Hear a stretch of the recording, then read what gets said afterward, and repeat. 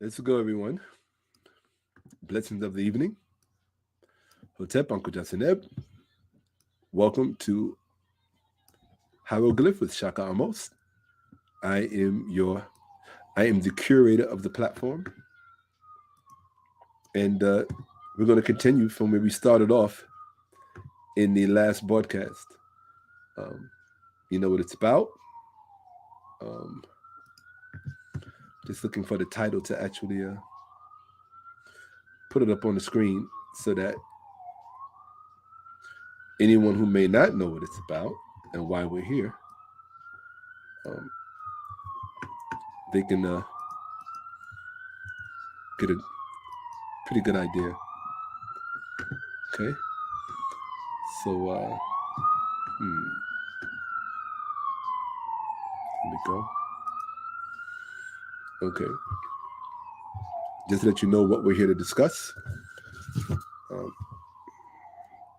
Now, if you don't know why we're discussing this, you might want to go check out some other platform. Okay. Let's see. Because you're really late then. All right. Okay. Okay.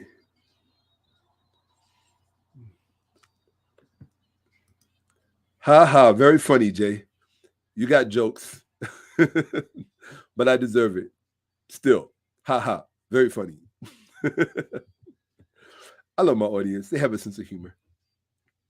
And they're funny. Of course. Absolutely, India. No question about it. Solo Priest, what's up? Hey. All right. Rolando, hey. What's going on, bud? Glad to have you here. Wonderful. Hotep, Uncle Johnson. Hey, Brother Raymond. What's up? All right. I'm more at home when I know that my peoples are here. Yeah, absolutely. Hotep, Uncle Johnson, to you. Sinette where? I appreciate you always. All right. Okay. Okay. Ashanti, I see what you put up here about she wasn't a virgin, go to someone else's channel. I don't go to other people's channels. I go to books. I go to documentation. I go to references, right? I go to primary evidence. I don't go to other people's channels. So if you have some evidence or something that you'd like to put in the chat, feel free. I'll put it on the screen. But I don't, I'm not a frog where I leap from channel to channel. That's why so many of you are confused. You go from channel to channel to channel to channel instead of just looking at what the evidence and the reference says and then coming to a conclusion. So you stay stuck in a perpetual state of confusion. I don't have to go to anyone else's channel, right? That's, so, but I appreciate your participation, okay?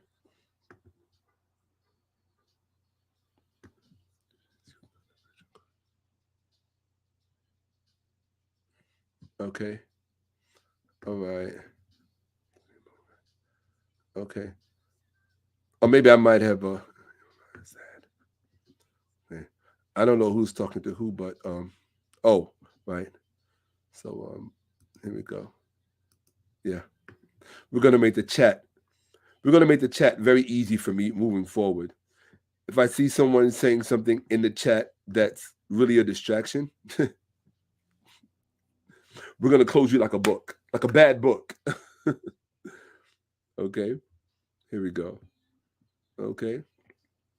So wonderful.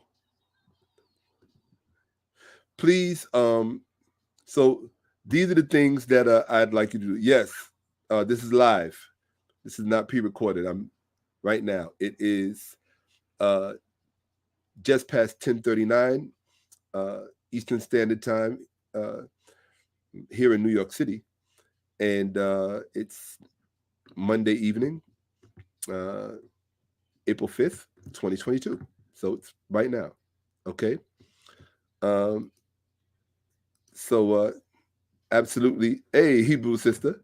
Wonderful. Come get educated. See, that's one of the reasons why a lot of Hebrew Israelite men, brothers, lose their mind because of me doing what I do. I just had to take a screenshot of that. They know that a lot of their women are watching and learning and actually educating themselves for the first time. And it's a threat to their power, to the control that they have on the minds of their women via miseducation. And so it's a wonderful, fortunate, privileged honor and opportunity to have women, sisters who subscribe to the Hebrew worldview and to the Christian worldview to come and actually get genuine, authentic, referential education so that they can educate themselves and not have to rely on what the ignorant throughout our community misinterpret as truth, facts, or data. Okay? So you're very welcome to be here, Hebrew sister. In fact, it's a privilege and an honor to have you here. Okay? So absolutely. Sanjay, appreciate you. Absolutely. QB, appreciate you. Absolutely. I will, well, you know something? That's the goal, to not stop teaching. But in order to not stop teaching, in order to continue to do this, right? In order to continue, I really appreciate that very much so. Vincent, that really means a lot to me, believe it or not. It does. It's just a confirmation and affirmation of Uncle Johnson, life, health, and prosperity. And I appreciate you. I very much so do. Okay. And that's genuine and authentic. So the goal is to continue teaching. And in order to continue teaching on a consistent and persistent basis, there's some things that I'm gonna need you guys to do. You know, some pretty important things, you know. So the first thing I'm gonna need you guys to do is here, let's talk about that. So in order to do that, let me prepare something. Here we go. So so the first thing we do, I've committed to take care of economics first, right? So as Dr. John Henry Clark taught us, let me share my screen so I can really get us prepared, right? Here we go. So this is the ceremonial sharing of the screen, right? Okay. So we are here. We are sharing the screen. Okay. So there's some things that I'd like you guys to do. They're going to be reflected on the new slides that I'll be putting together, just so that I can communicate more effectively. And the things that I need you guys to do so that I can keep teaching, as Tony Purify said, I think I'm saying that correctly. As our brother Tony said, is the first thing I need you guys to do is I need you to support, contribute, and invest into the platform. That's really important because that allows me to study.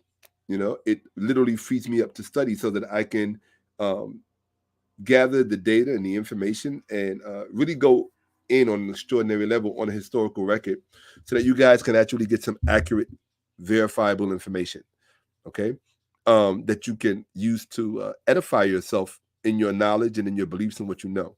And you don't have to say, oh, I heard it from Shakka-Ahmose. You can say, no, I have the text here in front of me, okay? And so whoever wants to argue with you, let them argue with the text, not with you. And if they don't bring anything to refute it, then ignore it. It has no value, right? I always tell people, deriding a position is not refuting a premise, a fact, or documentation. It's just talk, okay? So you ever see somebody get knocked out in the fight and then they wake up and they're still talking smack? That's what that is.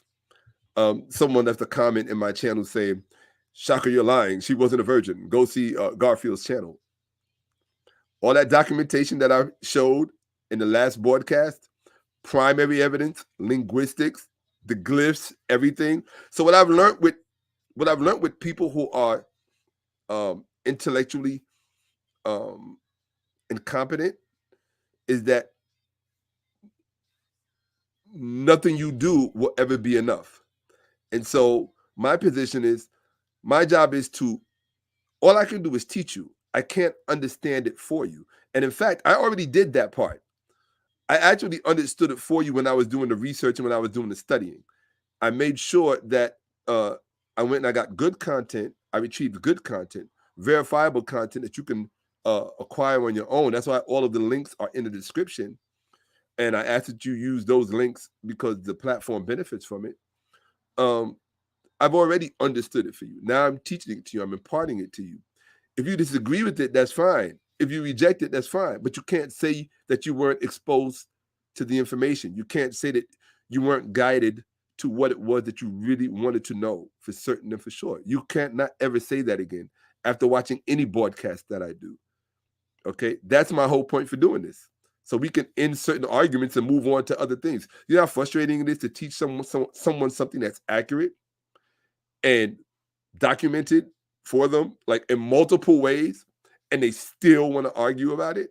People like that are a waste of time. Leave them in their confusion. They have issues that you're not here to solve. That's not my, that's not my purpose here. My purpose is to do the research, make sure it's responsible research first and foremost. Do responsible research and then impart it to my audience. That's it. That's literally it. Impart it to the community, to the audience, to the viewer. That's it. Right? It's like if I buy you food, then you want me to eat it, chew it up, and swallow it for you. No, birds do that. Right? They chew the food, they swallow it, and then they regurgitate it and put it in their children's mouth. I did that in a psychological way. That's why I said I consume it first and then I regurgitate it to you. But I make sure that, so what you're getting it at my standard, right? And if my standard doesn't cut your mustard, there's a billion other platforms and resources for you to go get your information from. And the only question I would have is, if my standards aren't good enough for you, why would you be here? If Garfield or someone else is giving you information, or anyone else is giving you information that you feel is more accurate, then that's where you should be. You shouldn't be here trying to create chaos, right? There's enough space for everyone. There's enough space for inaccurate information, so you can go to those channels, and there's enough space for accurate information, which, if you're smart enough and privileged enough and blessed enough, you'll find your way here. Okay, so in order to keep teaching, as Tony requested, he said, keep teaching, bro. And I'm with that. I'm absolutely with that. So let me just, let's see. Okay. So I have a few rules. The first rule is people in the chat, don't disrespect anyone else in the chat. If I see you disrespecting someone in the chat and speaking disrespectful, like totally disrespectful to them, I'm going to block you. Period. Okay. We just, we know what we're all here for. We're here to learn, to teach and learn. That's what we're here for. It's okay to disagree. No, I didn't play the intro yet. It's okay. Thanks for reminding me, because I would have got on with the show and forgot the intro. But I do want you to know that I genuinely appreciate you all here, and it matters. It really does. So as usually, we start out with about 45, 50, and by the time we're done, there's usually well over 100 people in here. So call your friends, call your Bible-believing family members, call your pastor if you have a pastor, call your rabbi, call your imam, get your spouse, get your Christian crucifix-wearing spouse, tell them to tune in right now. Get your Sunday school teacher, tell them to tune in right now. Get your neighborhood Christian apologist, get them to tune in right now. So that if you want to contact Pastor Eric Mason or Chris Broussard from ESPN, because he's part of that community, right? Get them on now. Somebody send them a text. Somebody hit them up on Twitter, on Instagram, and let them know that their lies are being addressed and dismissed this evening by someone who is capable of doing it. I think every teacher, every saber, every teacher has their own way of teaching. And I don't think you should want everyone's style, so to speak, to be exactly the same. If my style of teaching isn't for you, again, you are more than welcome to depart. Okay. Forgive me if I'm not going to. Yeah, absolutely. I have a fund. It's called Cash App. Just go to my Cash App and just say, "Hey, Shaka, this is this is how I want to contribute." And what I want to tell people that the information that I give, it's not free. The only thing that it's not free because the time when you're working, that I'm doing work. I'm doing 15, 20-hour days getting this information, and then 15, 20-hour days putting it together. So it's not free. It costs me time. It costs me resources. So it's not free for you. The only thing that I ask that you pay, but just pay what you want, whatever it's worth to you, right? That's all. And I think that that's fair and equitable, right? That way there's no theft involved. There's no one stealing my time, energy, and resources. And I'm not taking anything from anyone. It's a fahi irsunut value, fahi irsunut fahi, as they say in ancient Egypt. Fahi irsunut fahi, value in exchange for value. That's it. Okay. So with that, every I guess every 15 minutes, I'll probably be looking to see if we have an interloper in the chat, just so we can cool them out. Okay. And send them on their way.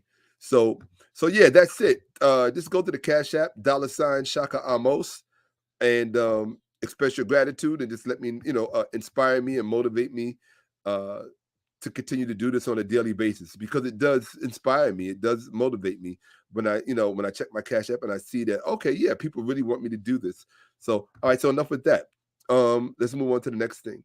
The other thing that I'm going to need you to do is please like the broadcast. Hit that like button, right? That is your hotep to me. That is your ashe. That is your peace shaka. That's your vote of confidence.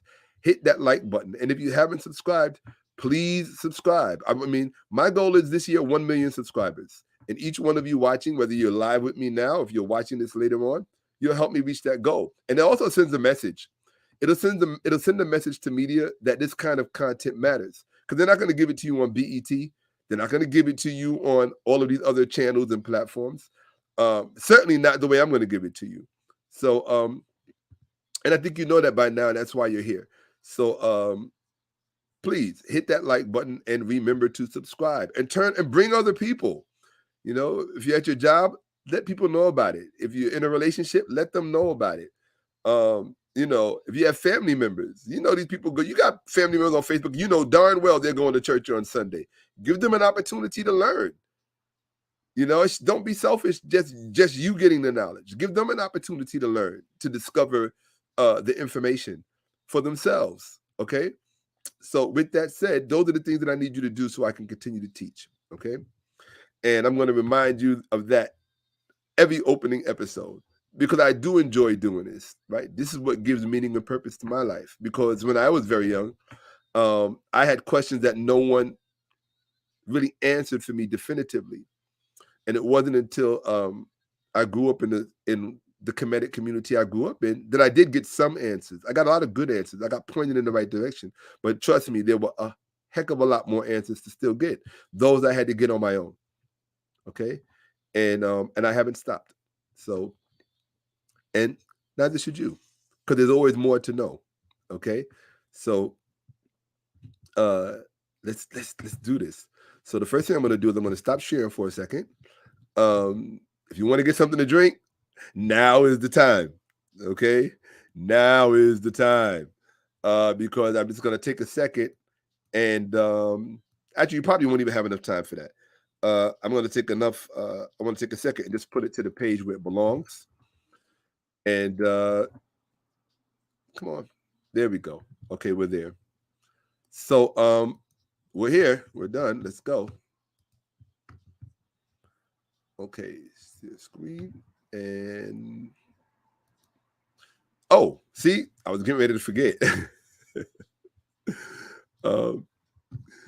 Yeah. Before I do that, wait, that's fine. That's fine. Okay, cool. So I did forget to do one important thing. Here we go. Yeah.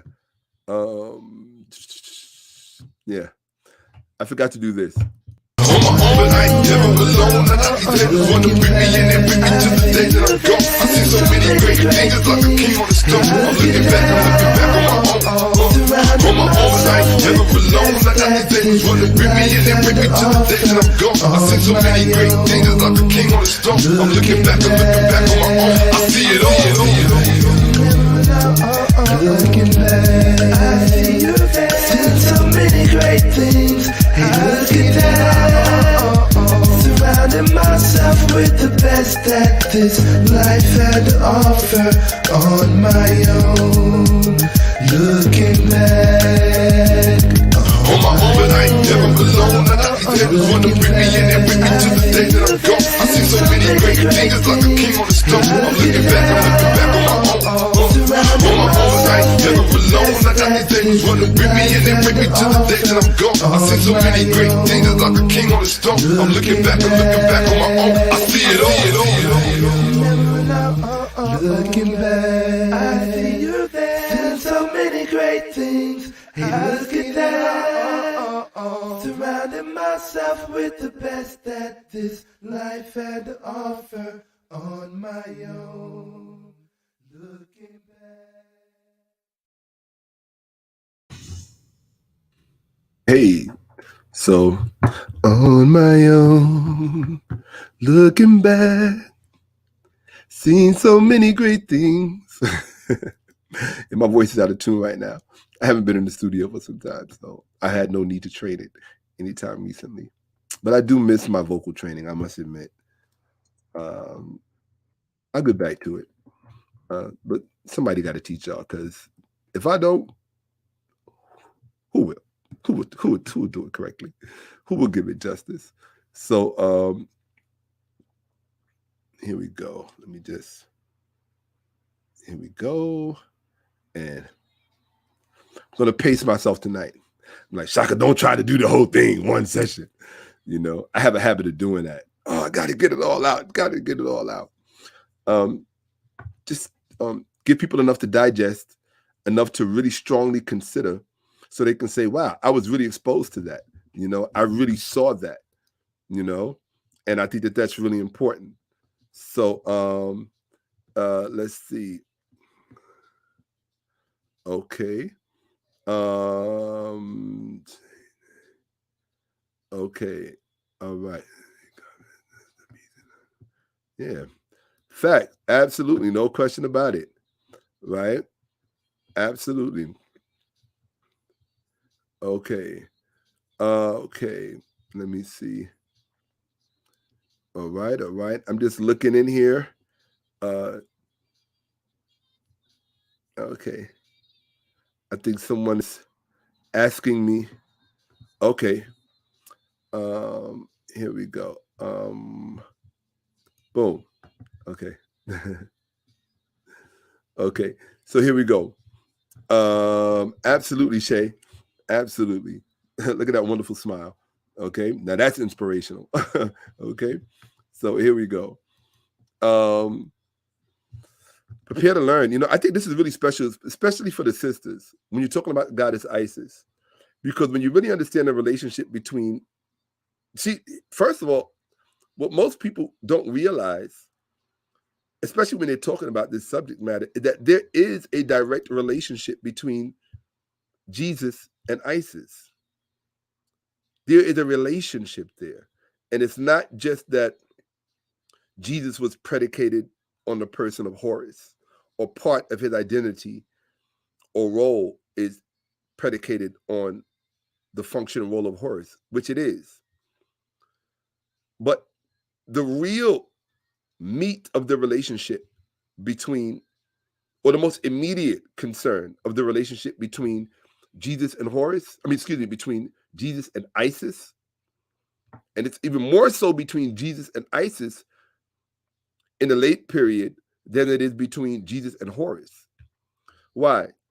Because when Christianity first came about, the major religion on planet Earth, the Catholic religion on planet Earth at that time in the 1st century CE, was the worship of Isis, particularly the Herculean worship of Isis, meaning Italy, Rome, Pompeii, all of that. Isis was being worshipped in those centers of power. And it was those centers of power that were ruling the world at that time. So what they keep out of the news, what they constantly don't tell you about the Jesus story, was that the number one religion that Christianity had to beat and had to dethrone was the worship of Isis. They just skip over that part when they're telling you about all of this. That's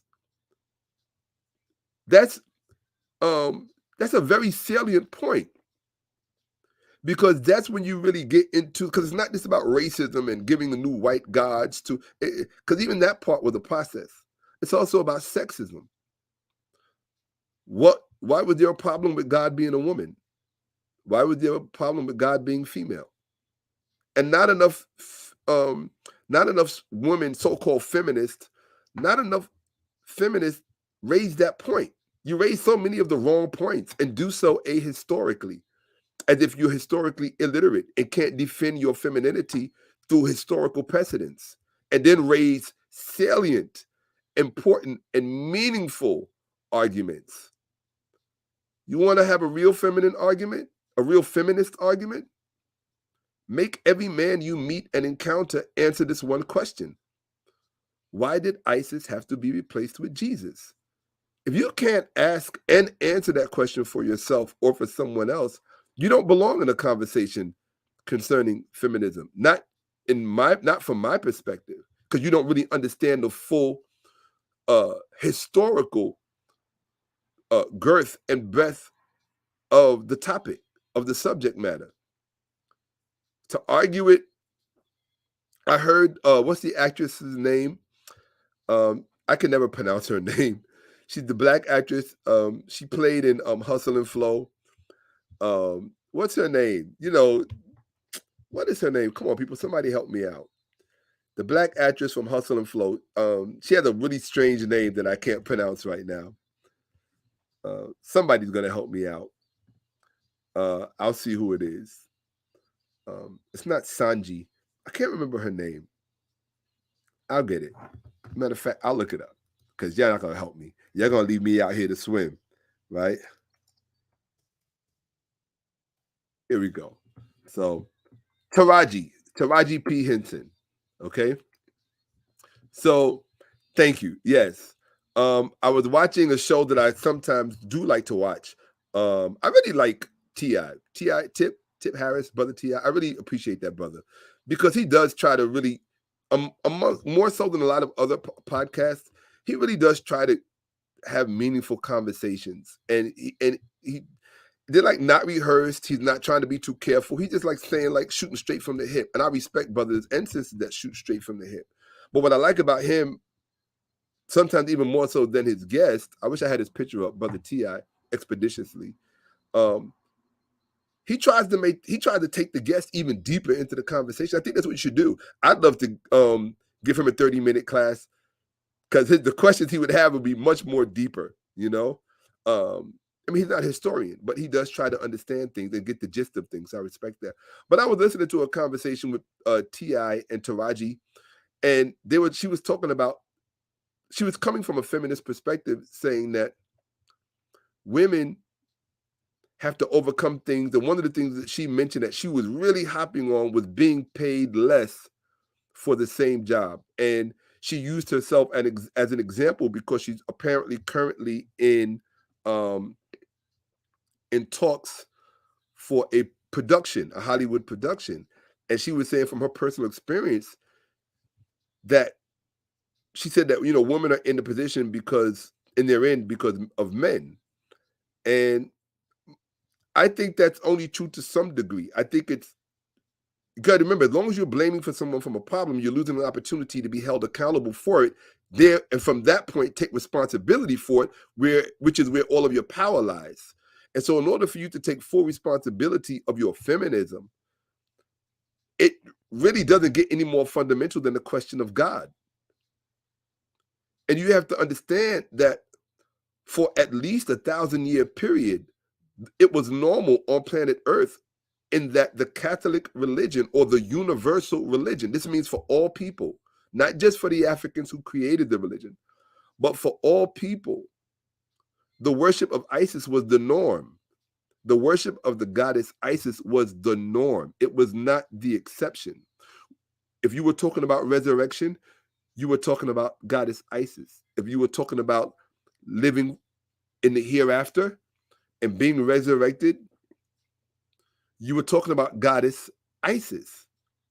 You have to remember, it was the goddess Isis who resurrected Osiris.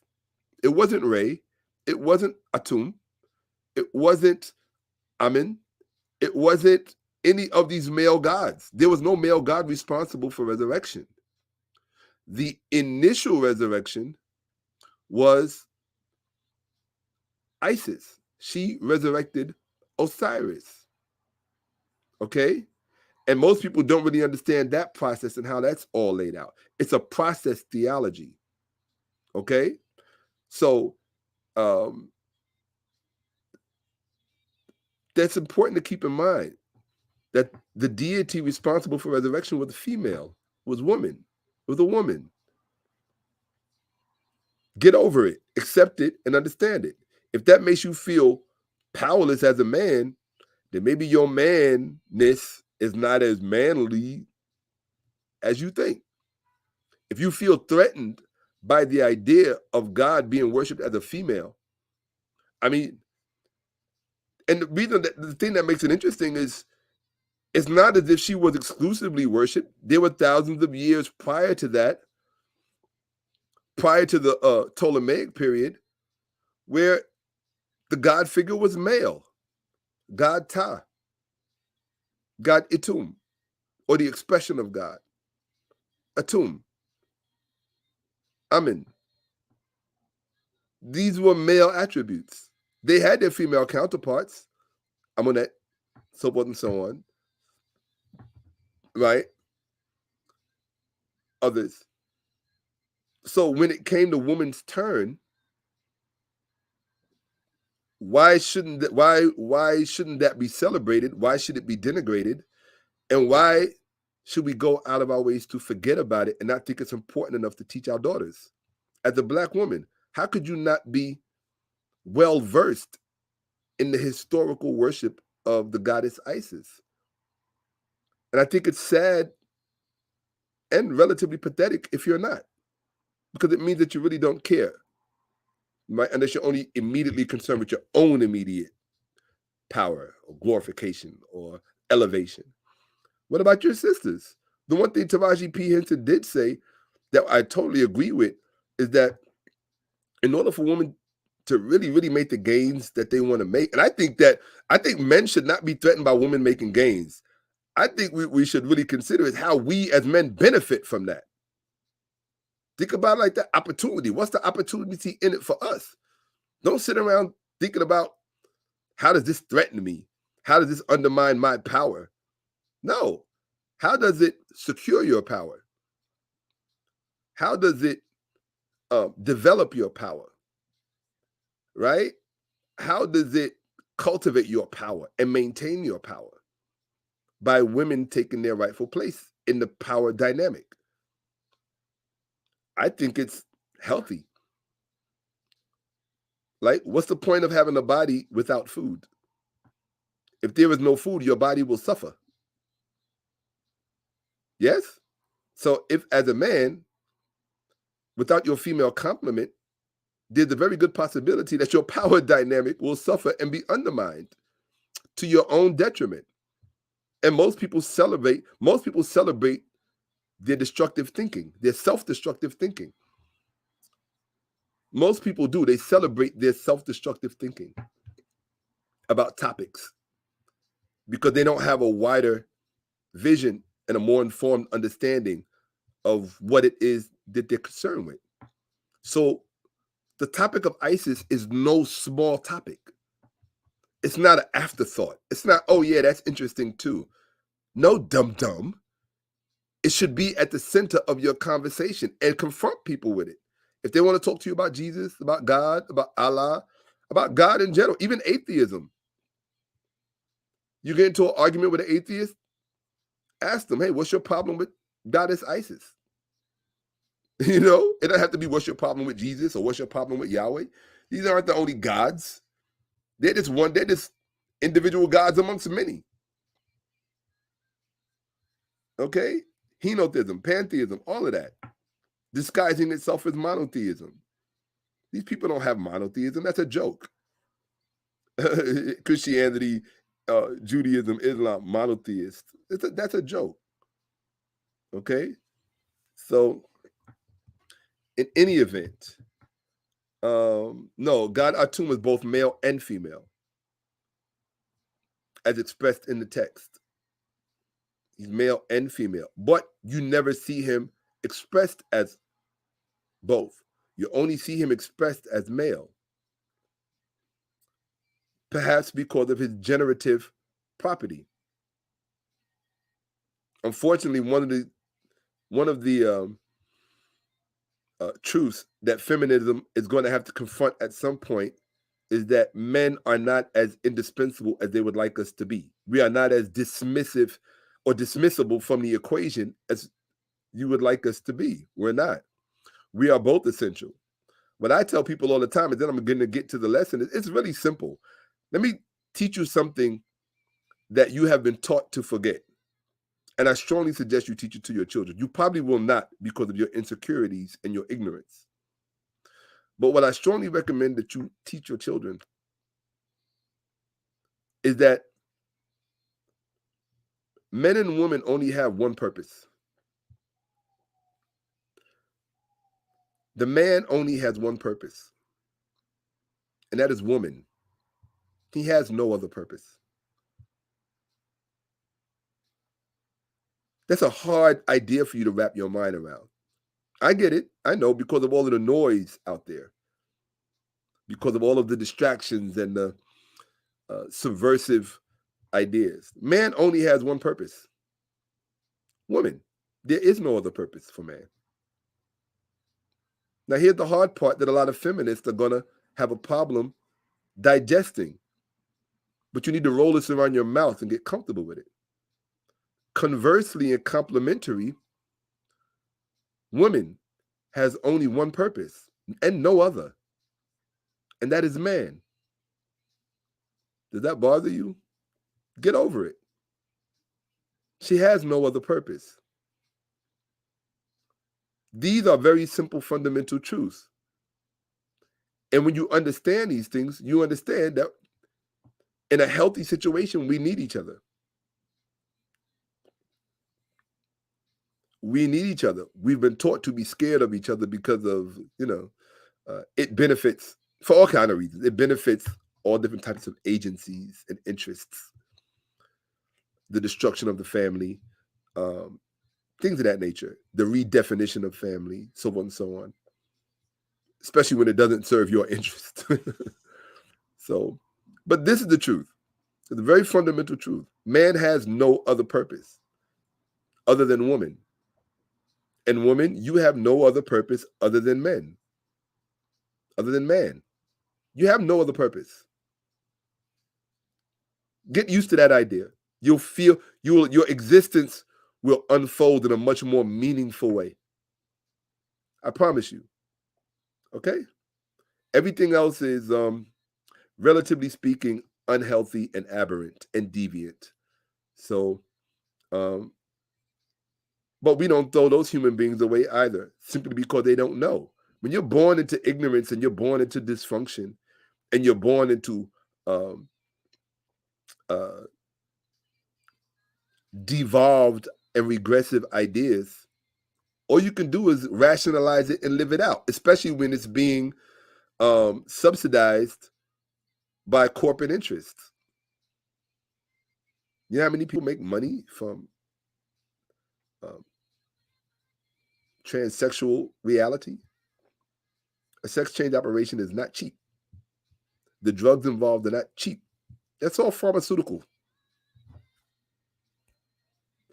Most of you don't understand where these impetuses really come from and what drives it. You should be smart enough to know what drives it by now.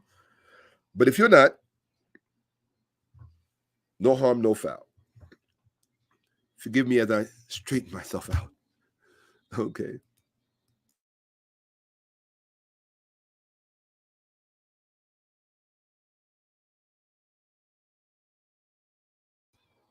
Okay.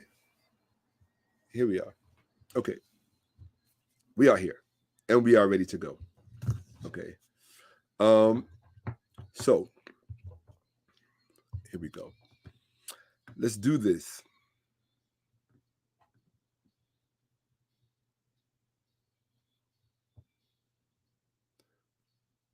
Oh, Stephen Nunes. I can't say that I'm a big fan of Eric Hornen, but I respect the fact that you are reading his work. I respect that. I very much. Oh, absolutely. That's a dangerous truth. Yes. I mean, there's a very dangerous truth that man has no other purpose. Man has no other purpose than woman, and woman has no other purpose than man. That is a very dangerous truth. You better believe it. You know, but it's the truth. They're attempting to make that obsolete. There's been a war on that relationship for a very long time. And from different directions, multiple directions, even from the participants themselves. That's why there's a hostile element in feminism.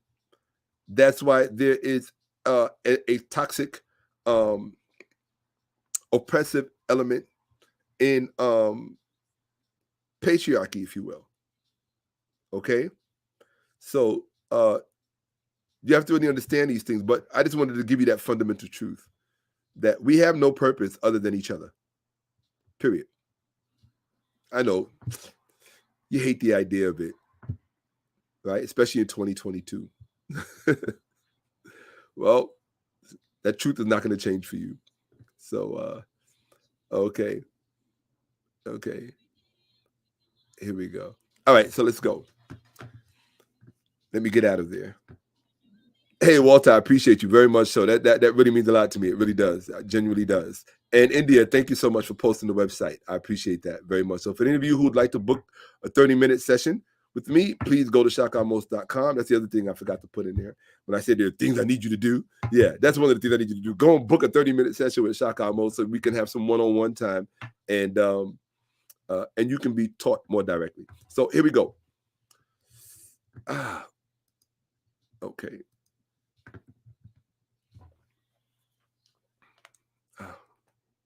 Okay. Share and share screen. And I wish it was a faster, more seamless, smooth way to do this, but there's not. Got to work with the technology, right? So here we go. All right, folks. So for those of you who were here the last time, you will know that initially I was addressing statements that I documented made by Pastor Eric Mason of Epiphany Fellowship Church in Philadelphia. People have been contacting me, telling me that they live right in that neighborhood and that they are going to confront him and ask him why he is lying to the community, why he's miseducating the community. And I applaud that. I don't think there's anything wrong with that, as long as it's done respectfully and in a healthy way. I don't think there's anything wrong with that. I don't think that if he loves his people, he shouldn't feel threatened by people confronting him and asking him to be accountable for his statements when his statements have been documented and proven to be deceitful, misleading, and just straight up lies. You know, I haven't lied on the brother. I think that would be inappropriate to do that. You know, it would be disrespectful and inappropriate to do that. So I played for everyone what he said. There's no documentation for Isis being a virgin, and we completely destroyed that in the last broadcast, and that's just what that is. So let's see here. So now we're going to move on, and that's the reason why I awarded the Miseducated Negro of the Year award to Pastor Eric Mason. Because Carter G. Woodson explained what a miseducated Negro is. And Pastor Eric Mason fits that criteria to a T.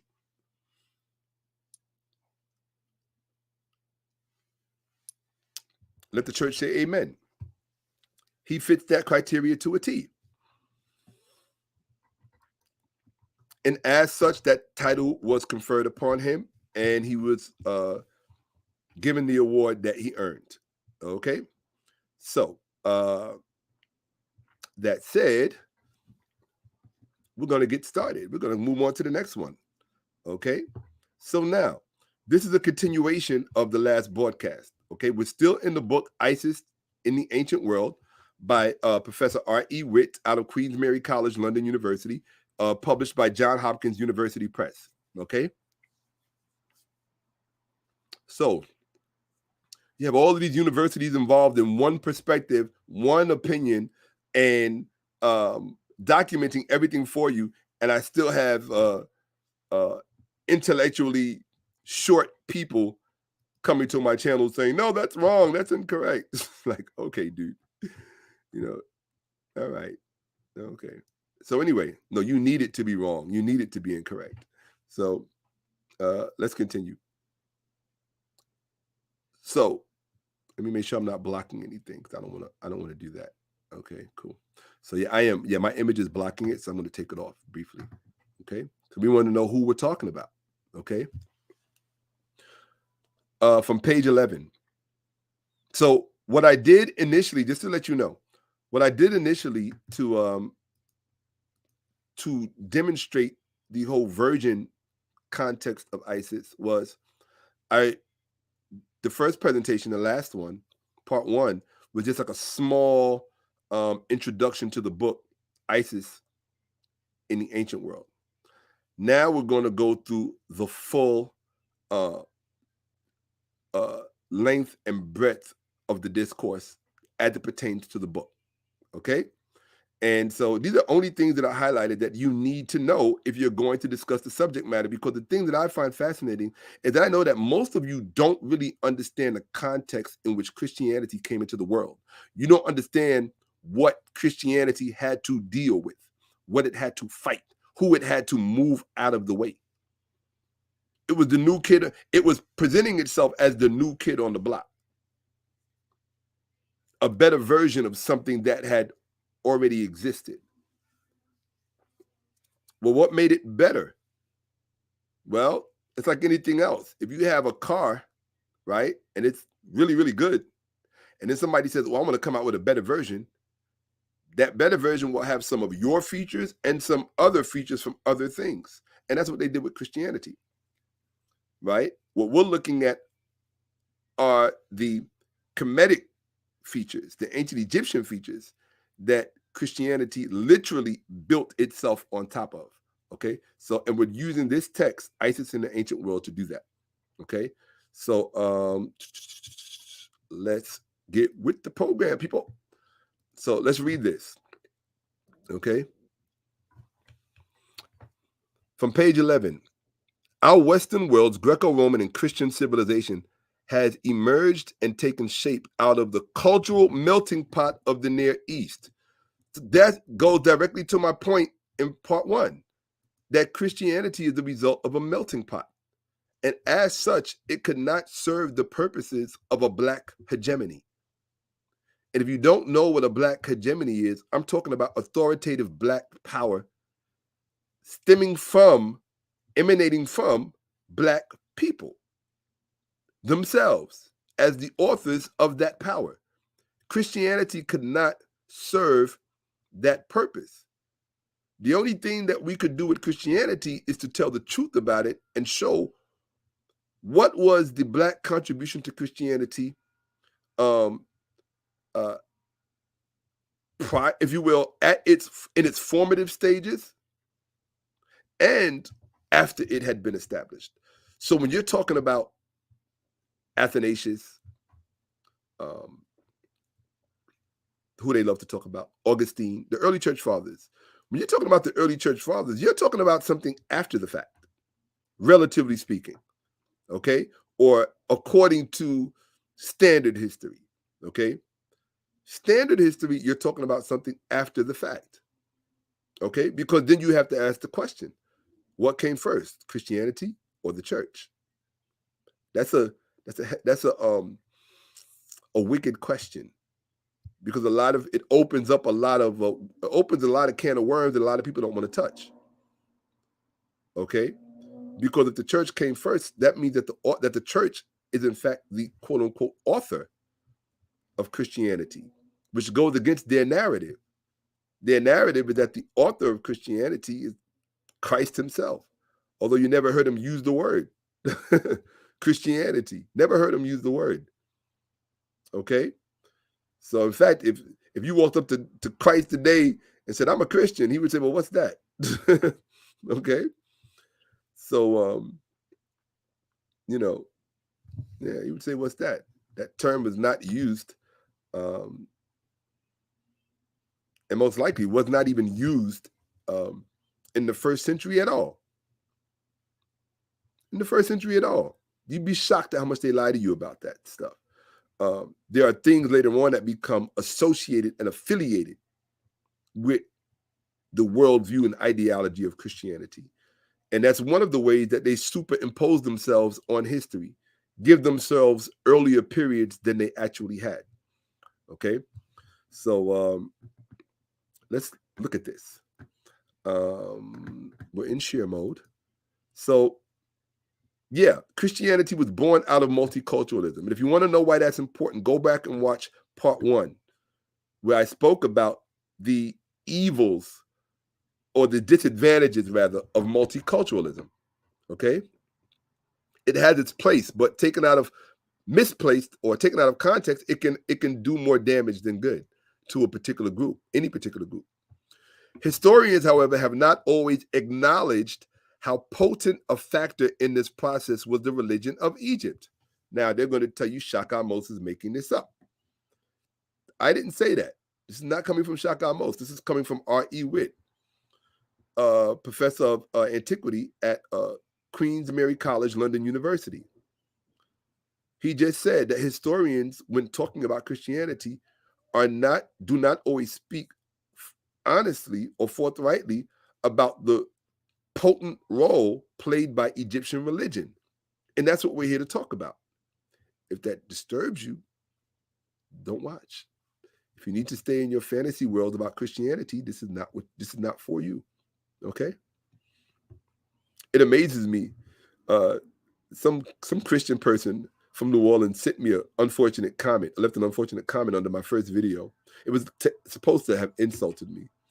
And I just said, wow, that was your best comeback? Like, to call me a name? If you're a Jesus thumper and you believe in Jesus, why are you watching me? If that's what you need to believe, then go listen to T.D. Jakes or Creflo Dollar or whoever you listen to, Benny Hinn. I don't know who these people are, or Pastor Eric Mason.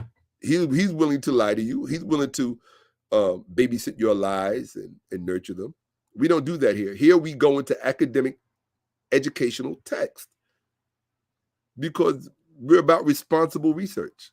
If that makes you uncomfortable, this is not where you want to be. Okay? So historians, however, have not always acknowledged how potent a factor in this process was the religion of Egypt. From Memphis and Alexandria, the cult of Isis and her temple associates shed an incalculable... Well, first of all, how do we know that this is true?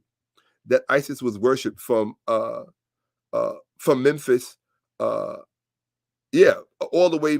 It says here that from Memphis and Alexandria, the cult of Isis and her temple associate shed an incalculable influence on other rival faiths, including even Christianity. That's page 11.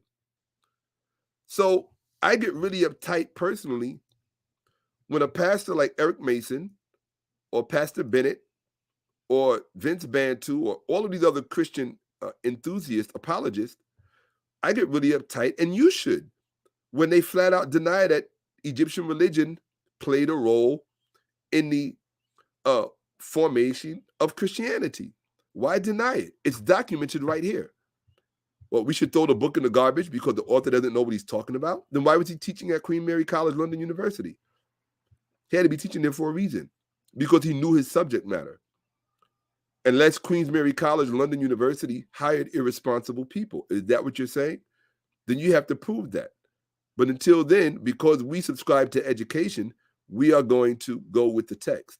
And the text just now said, let's read it again. Okay? It says, historians, however, have not always acknowledged how potent a factor in this process was the religion of Egypt. From Memphis and Alexandria, the cult of Isis and her temple associates shed an incalculable influence on other rival faiths, including even Christianity. Get over it. That's done. That's a done deal. Okay?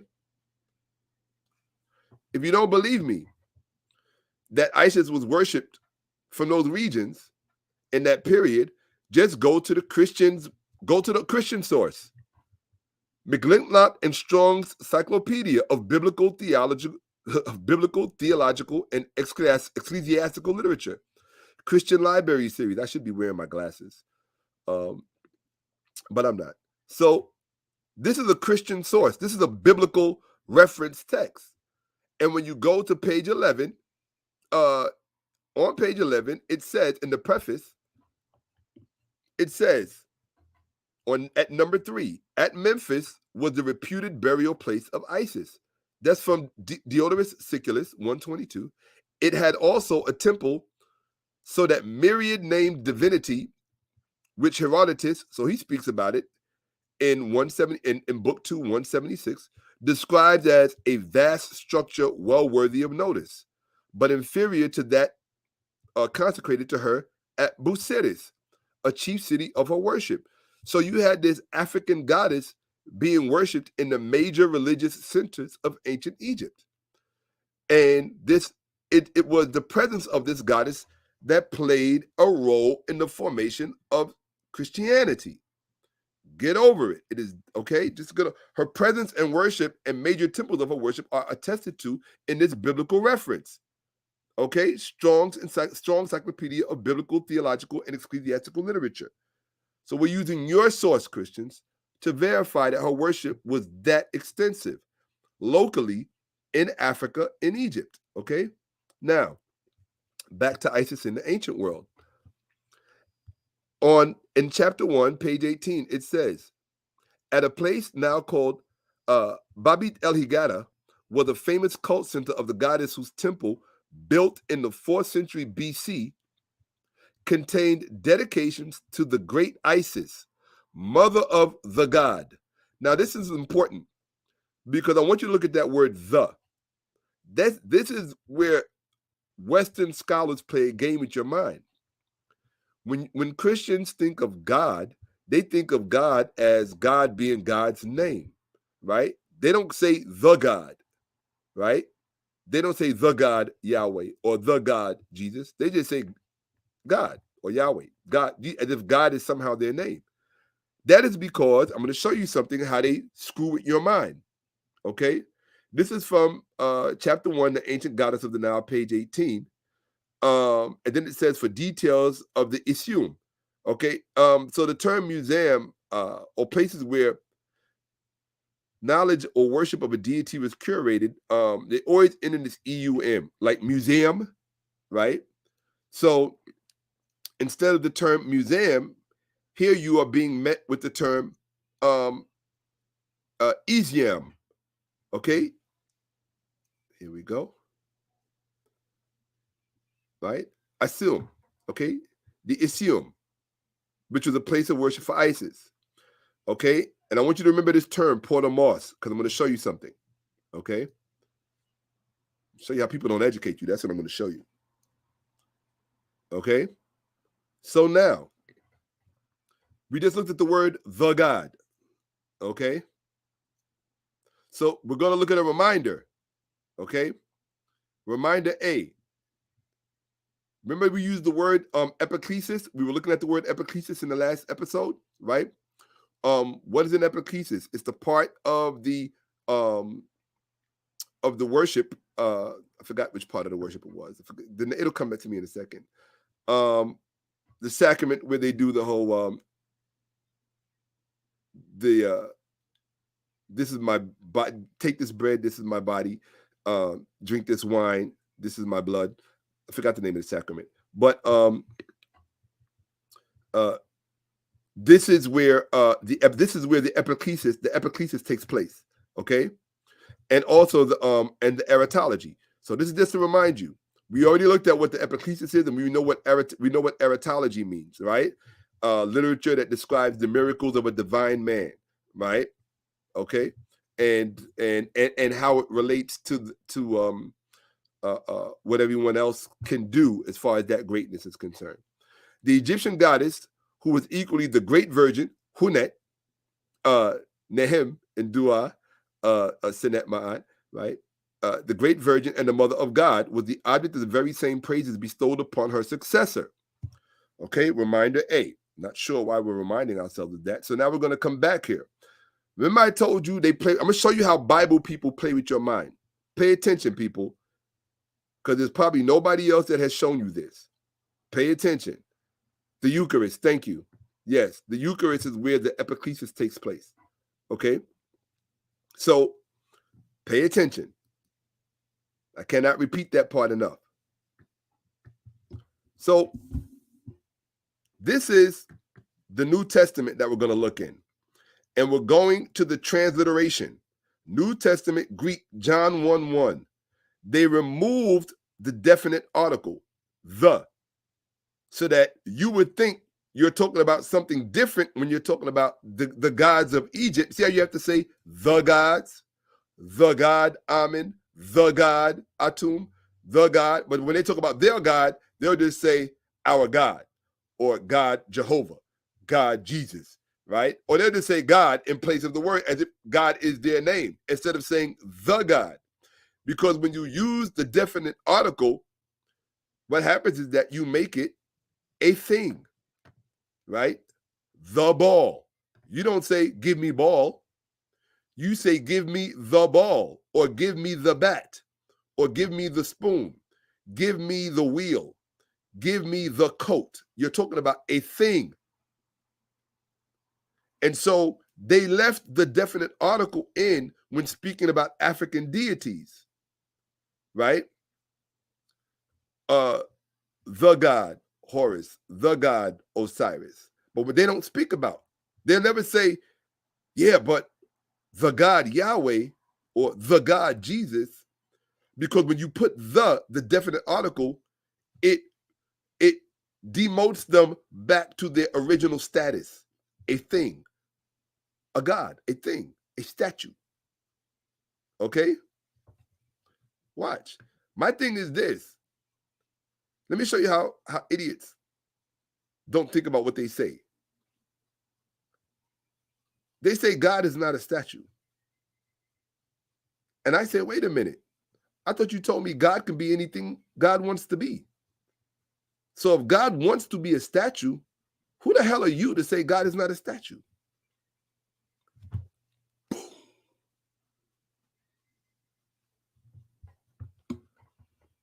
As you sit there and try to pontificate who is what, you don't even make any sense.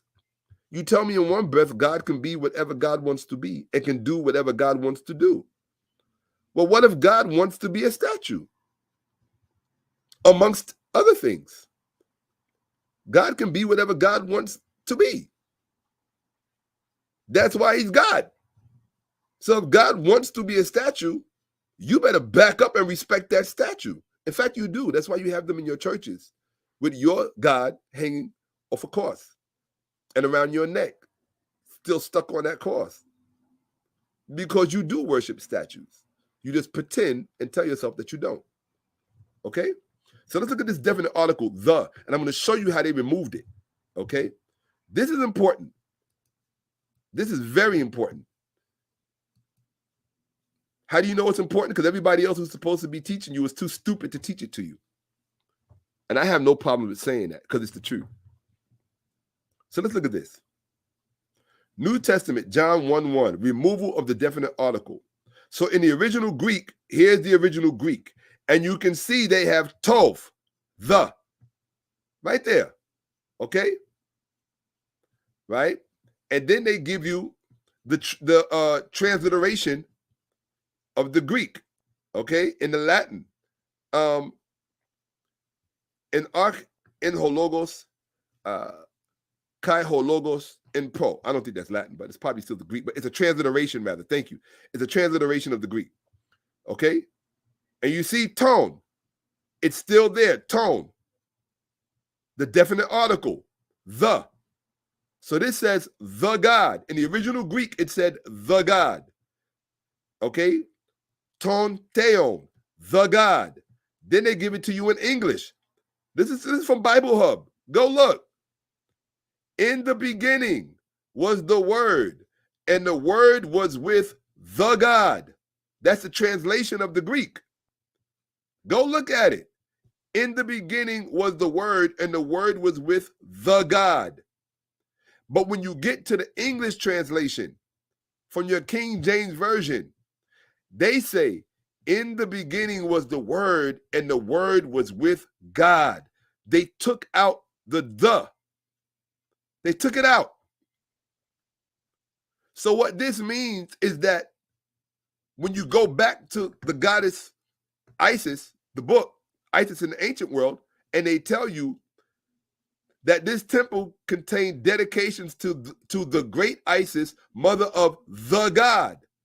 Well, your Jesus and your God in your Bible was referred to as the same way, the God. The God for Horus, the God for Jesus. Why did you take it out and just make it God? Because you needed to make Jesus equivalent with the idea of God, when in fact he was not. Because if he was, you would have left in the. Why did you take it out? If it was not important, ask them. Why did they take out the? Go look it up. Go to any Bible website. Go to the translation section and look at the original Greek. It's always going to say the God. The same way Horus was referred to, or Tahuti was referred to. The God, the goddess. That was, they took it out to claim the position of God, complete God, for themselves. God, big G. That's what they did. And you don't question them on it. Okay? Let's look and see if I'm correct. Oh, I can't do it. You're lucky. I would have went right. Actually, I could do it, but in fact, let's have some fun for a second and do it. Because people will say, oh, Shaka's making that up. He just put that in his PowerPoint. Well, let's see. We want John 1:1. So I'm going to let you see me do. We're going to stop sharing for a minute, right? I'm going to share my screen. We're going to go look at it together, okay? I love doing it. Yeah, no, I love doing that. So let me get it up on the screen first. Okay, in fact, no, I will do it together, like all the way through. So people can't say Shaka's lying, because this is important. All right. Share screen. And what is that? New tab. Here we go. Okay. Okay, so we're looking at my screen. We are on my computer. Okay. We are on my computer. Here we go. Okay. Here we go. We are on my computer. So now you can watch, do this, right? Here we go. John 1:1. Okay. Let's get rid of Hustle and Flow. I was trying to find Taraji P. Henson's name. One of my favorite movies too, right? Especially when I was still in the music business, right? So we're going to go to Bible Gateway. Okay. We're in the New International Version. You see this? In the beginning was the Word, and the Word was with God, and the Word was God. Why did they take out the? Huh? You geniuses? The next time you see a pastor, ask them. Ask them, do you worship the God? He's going to say, which God? Well, wait a minute. I thought you told me there was only one. Why would you be asking me which God? If there's only one, it's either yes or no. Do you worship the God? Because when you put the word the in it, you make it a statue. You make it a thing. The definite article. Right? That's what you do. You say pass me. You say pass me. You don't say pass me ring. You say pass me the ring. Or give me the phone. Right? So let's look at it. And then you have the indefinite article, okay, a. So let's look at this. Okay, let's get back to it. So now I don't use the NIV. Okay, I use a scholarly Bible. So I'm going to use the NRSV. Okay, here we go. We're in the NRSV, people. That's the Bible I showed you on the screen in my last one, right? In the beginning was the Word, and the Word was with God, and the Word was God. Even the NRSV was not faithful to the translation. Do you see this? So now we're going to do this. Watch this. We're going to use the same one. Hold on. We're going to go back here, and now we're going to go to here. We're going to take John 1:1. Now watch this, people. This is going to be fun. John 1:1. Let's see. Can you get Bible Hub? We want Bible Hub. Here we go. John 1:1 Bible Hub. Okay. Here we go. Now we're going to go to the Greek. Okay. John 1:1 Greek. Here we go, people. We are in. Now, this is Bible Hub. This is a regular Bible website if you want to study the Bible. There's nothing special about this. Okay. We're going to look at the English. In the beginning was the Word, and the Word was with, notice a blank space, the Word was with God, okay? And God was the Word, okay? Why is there a blank space here? Because in the Greek, there's no blank space.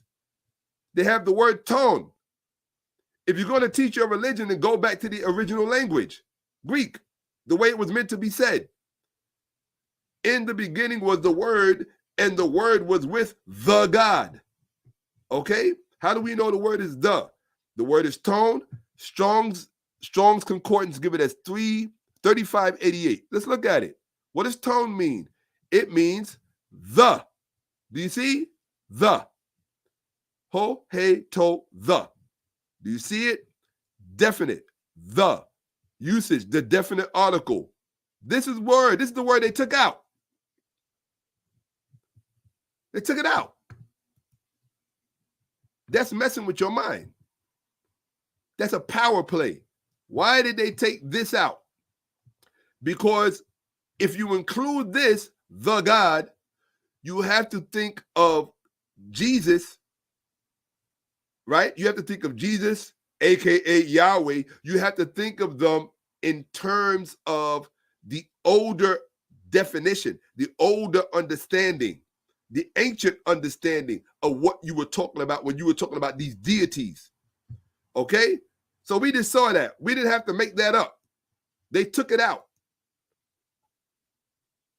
They took it out. Why did they do that? They took it out. Nehim, I appreciate the salute. That term, scribe, it's one I respect. Yes, they took it out. Go to any Bible website and look at the original Greek in the New Testament, and then look at what they have you in your American and English Bibles. In the beginning was the Word, and the Word was God, and the Word was with God. No, it doesn't say that. It never said that. Why didn't your pastor tell you that? Why didn't Eric Mason tell you that? That the original way that, and they're going to tell you, oh, well, in English, in English, we don't use the definite article. When we're talking about an inanimate object, we say the. Pass me the skillet, right? Give me the pencil, right? Turn off. Do you say turn off TV? Or do you say turn off the TV? Now, if you're talking about a person a personality, right? Or you're reducing it to a function. Okay? The cop. Call the cop. The cop's name is not cop, but you're using the definite article because it's denoting his function. You're only a function. When I say the cop, you're like a faucet on a sink. You just have a function. That's it. You could be officer so-and-so, officer so-and-so, but if I say the cop and I use the definite article, you just been reduced to a thing, a cop. That's it. So when they say the God, you're just the thing. Like Buddha, like Allah, and all the rest of them. The God. Okay? They took it out. That matters. Because now you have to put Jesus and Yahweh back on the same level with Horus, the God, with the God, Horus. And I'll tell you why.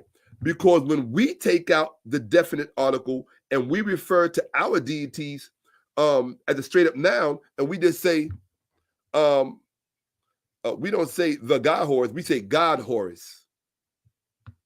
So when I'm talking to them, right, and I'm talking to people about my gods, I'll say, yes, God Osiris. When God Osiris met his demise, I know that my promise of my resurrection is invested in God Osiris. And that through him, I will be reborn. Through God Osiris. Not through the God. What if I take out the? If I take out the, it's a mind game. They play with the grammar to make you think otherwise, to make you stupid. Yes, that's how power works. You don't have to drop a bomb on somebody, just make them stupid. Okay? Absolutely. Okay. Absolutely. All right, India. So, Hotep, Uncle Johnson, or get in the fair. So let's see. I wanted to hide that. Here we go. Okay, yes, but I wanted you to see that they took it out. So now we're going to get back to what we are here for, the book. Yep. Share screen. And we go here. Here we go. And here we are. Okay? So let's be clear on that. Mind games for everyone. Come on in, everybody. Mind games for you, because that's what they do. Okay? From now on, when you talk about Jesus to them, always say the God. Oh, you mean the God, Jesus? Always say the, and watch it piss them off. I'm serious. From now on, when you talk about Jesus to Christians, say the God. And then ask them, when they ask you why you keep saying the God, they say, because they took it out of your Bible, stupid. Oh, I'm sorry, not stupid. They took it out of your Bible, uninformed person. The original appellation when referring to God is you have to put the definite article in front of it, the God, because that's what they did. Okay? Have people editing your brain. Okay? We restore the brain. That's what the hieroglyph is all about. And that's why so many people get pissed off. Okay? So here we go. All right. So both Horus, son of Isis, in the 4th century BCE, and Yahweh, God of the Old and New Testament, are referred to as the God. Okay? Here we go. Okay? There it is. We showed it to you. Okay? The word was with God. They took it out. They took out this right here. Let them know they took out 3588E. That's what they took out, 3588E. They took it out. And we put it back. Okay? Strong's Concordance. Oh, I just showed you this. Okay? But if I had it only in my PowerPoint, you would think I was making it up. So I took you to the website. But we just looked at this. We don't have to look at it again. Okay? So now we are on, we're going to skip. and go all the way to page 273 and 274. Because the last page we were on was what? Let's look at what the last page was. I want you to see how far we're skipping. So the last page was page 18, right? So now we are skipping, and we're going to skip all the way to 273 and 274. And read what it says. Mary, Virgin Mother of Jesus, could gradually and silently replace the Greco-Roman Isis Sophia, okay? Or rather, the Greco-Roman Isis. Sophia, the veneration hyperdulia of the Blessed Virgin Mary, was certainly introduced at about the same time as Theodosius ordered the destruction of the pagan temples, including the Serapeum and other shrines of the Egyptian gods. Here we think, I read this in the last one. This is reminder B. Here we may think lies a reason for the absorption of elements, ideas, and usages from the old religion into the new. And the takeover in Egypt would have been very easy. This is why the god Horus and the god of the Bible are referred to in the same way as the god, because you are basically talking about the same level of hierarchy, if you will. Right? So let's keep it moving. Okay, Portamos. Now here it tells you. Now this is an aside. I want to show you something. The reference that was used for these temples to establish whether or not that they existed was referenced by the Portamos. Now, what is the Portamos? I call it the real Egyptological internet. So this is a resource for those of you who have never heard of it. All right, it's called the Portamos, or the Topographical Bibliography of Ancient Egyptian Hieroglyphic Texts, Statues, Reliefs, and Paintings. This is a monstrous reference to use. I mean, it is vast, huge. They basically cataloged every single ancient Egyptian artifact that has ever been discovered in history, that has gone out to all of these private collections, so that many of us don't even know what of our history exists, because they're in white castles in Europe. They're in collectors' collections all throughout Europe and Asia. Japanese emperors and Chinese emperors owning these artifacts of our history. And you wonder why you don't know anything about the greatness of your past? Because it's in everybody else's home except yours. In your home, you have a picture of Jesus on the wall at the Last Supper. You fool.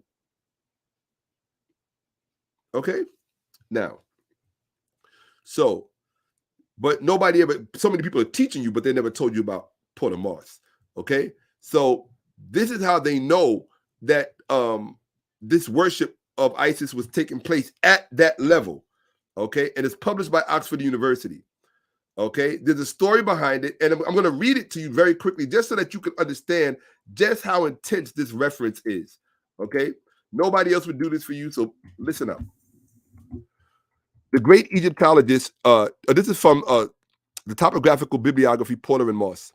The great Egyptologist, Jaromir Cerny, referred to the Topographical Bibliography as the Scotland Yard of Egyptology, where the skills of detective work were used to track down monuments and publications. The Griffith Institute is housed in the Griffith wing of the Sackler Library and is part of the Faculty of Oriental Studies, University of Oxford. The Institute's unique combination of projects contributes to research and teaching at the highest level. Did you hear that part? Let me just read that part for you again, because that's what we're dealing with. Teaching at the highest level. Hieroglyph doesn't, this platform is not here to play games with you. I had an idiot jumping in my chat talking about, oh no, Shaka, that's not correct. You're an idiot. If I was to ask you about Portamos and this topographical reference, you wouldn't even know it exists. But you want to think that you could teach me something? Are you serious? The only thing you can teach me is how to be stupid and how not to know anything, and then speak like an expert about what I don't know. That's all you can teach me. So before you jump in my chat saying what is and what is not, have your shit together first. Because if not, I will, the old me would have embarrassed you. Okay? So, but this is the type of stuff that black eyes very rarely get to see, and that most black brains don't even know exist. And that's just the truth. People don't like to hear the truth. The truth hurts. Okay? But this is the truth. Okay? So the problem with too many black minds, they think they already know shit. And the fact is, no, you don't know shit. All right? We come from a group of people that were on a plantation for 200 and some odd years, and the rest of the world has a reading head start on us. And you think you could just play catch up overnight with the crumbs that you know about things? I wouldn't respect you because you have no respect for knowledge or the loss of knowledge we suffered as a people picking cotton in this country. So when you respect that loss of time and do your catch-up research, then you and I can have a conversation because I know you live in the real world of scholarship. But if you don't do that, we can't. You and me can't talk. Okay? I know you're under the delusion that you think you know something. Okay? You can't help me because you can't help yourself. Okay? So let's be honest about that. Here we go. All right? The Institute's unique combination of projects contributes to research and teaching at the highest level. Okay?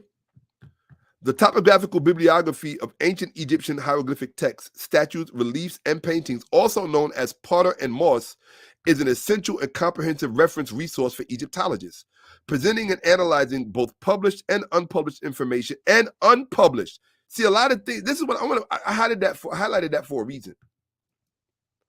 This is for the idiots out there. Because for some reason they like to show up too. We started off with 45, now we're almost at 100 people tuning in right now. The problem, the reason why most people can't handle me is because most of you only know published work. You don't look at the unpublished work. You don't know how to access it. So what makes you think that you know what you're talking about? Your mind is truncated. It's segregated off from the rest of the knowledge. And then there are those of us, persons like myself, persons like Brother Reggie, and even Garfield. I'm pretty sure Garfield. I know he deals with published work. I don't know if he deals with unpublished work, but certainly Brother Reggie, for a fact. Brother Reggie deals with unpublished work. Okay? Infodici deals with unpublished work. Raketi Amen, unpublished work. Theophilo Benga, Mario Beatty, unpublished work. I'm sure even Ujawu and Owens, Brother Smash, Jonathan Owens, who I respect greatly. I respect all of these brothers. Oh, and certainly Netcha Neb. Right? Thought I was going to leave you out? No. You got people that are really doing the work. Right? They're in that metal nature, they're in those hieroglyphs, and they are looking at things that are not published. So I respect people who deal with unpublished work. I deal with unpublished work in my own lane. Okay? And a lot of that is metal nature and hieroglyph as well. But also with things of this nature, because there's a lot of material out there that we don't even know exist. That's the stuff that I look for, so that I can be informed and come and give you something of value. You understand what I'm saying to you? To give you something of value. And I'm just showing you this to understand that when I come to you, I'm not coming to you with lightheartedly and bringing you some BS. Teaching at the highest level. That's what I'm interested in. And I think you should be too. Okay? Where are we? So, I wanted to show that because I thought that was very important. Yes, I thought that was very important.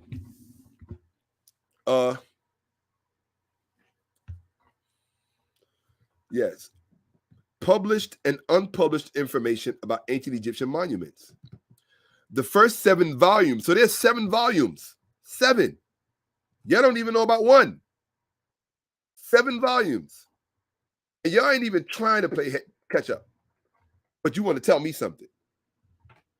The first 7 volumes are arranged topographically and cover the whole of Egypt and areas beyond, including Nubia, southernmost modern Egypt, and northern Sudan. Volume 8 addresses the significant body of material in museums and private collections. This is what I was telling you, geniuses. Most of the things about your history that you will never be able to celebrate, you will never be able to celebrate them because they are in private collections that you don't even know exist. Yes. But you know something about Black history. You don't know shit about Black history because most of your history is in private collections. I can guarantee you Elon Musk owns something. Bill Gates owns something. All of these, the Chinese premier, the premier of Canada and France, and all of these legal heads of state, these wealthy people, they have private collections. Certainly the Buckingham Palace family, I don't refer to them as the royals because they're not royalty. They certainly have private collection. The Vatican has private collections. People who you've never heard of have private collections with your history in it as an African person, as a Nile Valley African. They have your history in their private collections. But you want to run around YouTube and social media and tell somebody what something is or is not. I think it's pathetic. And you expect to be respected? Are you serious? By someone like myself? Are you serious? You are doing all kind of drugs, ecstasy, acid, and everything mixed. If you think you have my respect, no, not as a scholar, because you're not doing serious research. Okay. Private collections. Volume 8 addresses the significant body of material in museums and private collections, which has no provenance, no provenance. A digitized version of this data is under development and will follow shortly. The concept of a bibliography of Egyptian monuments arranged topographically was first proposed by the scholar and lexicographer Adolf Erman in the late 1890s as a part of the scheme for the Berlin Wörterbuch. It's a dictionary, a German dictionary. It was Francis Ewan Griffith, the first professor of Egyptology at Oxford, who made the idea a reality by providing financial support and the resources of his private library. See, y'all don't understand white intelligentsia, which is why I laugh at a lot of, I really do. I laugh at a lot of these Black people who think, oh, because the person is white, they're stupid. Oh, they're white, they don't know anything. Oh, they're white. You're stupid. Who do you think has all the knowledge? Who do you think confiscated all of the knowledge? Who do you think appropriated all of the knowledge? And you guys want to, oh, I speak Medu Neter, therefore I'm going to tell you what. So fucking what? There wasn't nobody Black cracked the Medu Neter, cracked that code. That was a Frenchman. Jean-Francois Champollion. We don't have to steal their credit because they steal ours. We're not thieves. Give that white boy his just due. They have the knowledge. And if you don't have the balls to go get it and get it back, then that's on you. If you don't have the breasts as a female to go get that knowledge back, then that's on you. But don't look sideways at those of us who invest our time in doing that and then come to you to teach you. Just say thank you by going to the Cash App. That's it. It's in my description. Okay? That's it. Support the platform. Support the efforts of people who respect your mind, who do the hard work of finding this stuff. Back-breaking. Finding this stuff is back-breaking, believe it or not. Who wants to be stuck in one chair for 18 hours every day? You think I don't want to go take a walk in the park? You think I don't want to go get some fresh? I haven't seen the sun in 8 days, other than from my residence. Well, I don't know what it's like to even step outside sometimes because I'm studying that hard so that when I come, I can give you something of value. Fahi. Fahi irzunu fahi. Value in exchange for value. As you say in Kemet, the language of Kemet. Okay? So, let's get it. Nehem. So, in addition to the published volumes, a vast amount of material collected for incorporation in future revisions is available for consultation by scholars. Do you see that? Some stuff everybody don't have access to. Just to read certain volumes, you have to be a scholar. Brother Reggie will tell you about that. So will Dr. Salim Faraji, who I failed to mention before, of people who deal with unpublished work. Forgive me, Dr. Faraji, one of my heroes. Yes, no question about it. Jahi Issa, another one of my heroes. Absolutely. Our point of contention notwithstanding. Still one of my heroes. I can disagree with my heroes, which I often do anyway. You know, my goal and my job is to see well beyond my heroes, way beyond my heroes. Sometimes I'm successful and sometimes perhaps I'm not. I don't know. I don't know until I have a confrontation with them, which I really enjoy. Right? So, but those are usually private. Okay? We're not trying to show each other up. It's respect. So, so here we go.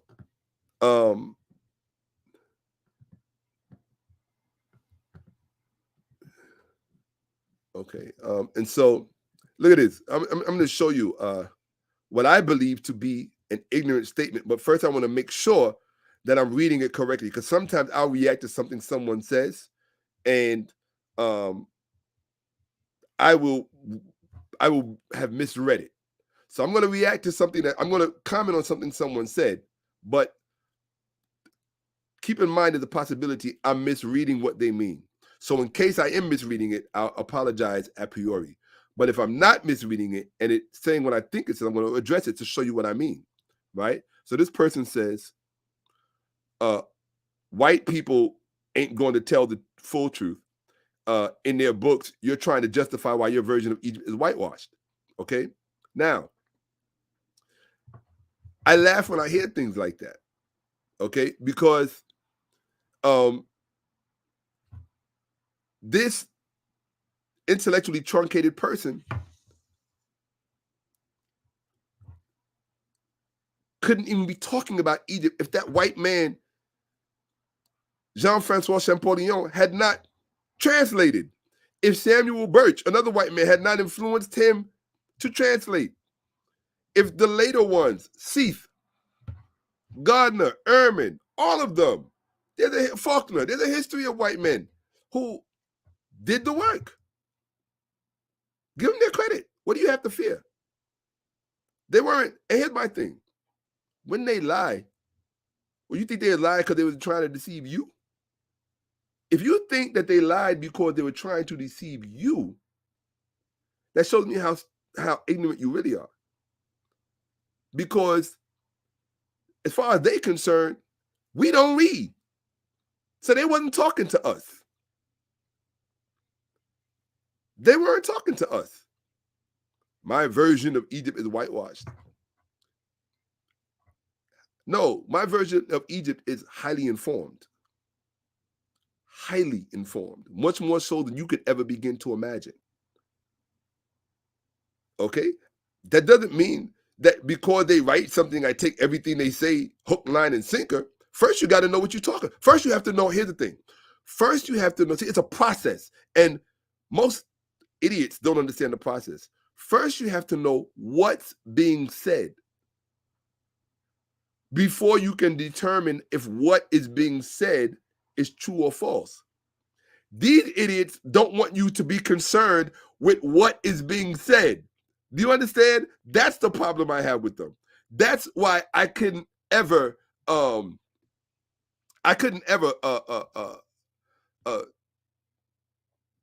subject myself to someone. Yes, many are. Oh, look, I have no disagreement with that. Many are mistranslations. So what? You have black people that mistranslate. You think every black translation is an accurate translation? Then you're an idiot. Then you're stupid. Either a translation is correct or it's not.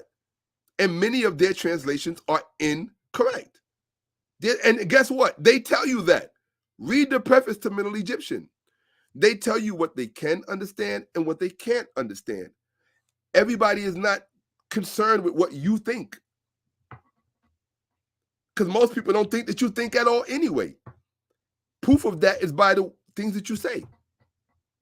You're not a real thinker. How are you going to criticize something unless you first know what's being said? Or first you know it exists? That's the point of a reference like this. Or like this. Let me point correctly. That's the point of a reference like this. Portamos. First you have to know what exists. There are too many things that exist that we don't know about our own history and culture. Statues we don't know about. Bas-reliefs we don't know exist. Cenotaphs we don't know exist. Sarcophagi we don't know exist. Text we don't know exist. You're more concerned with somebody lying to you about something than you are with the existence of the thing itself.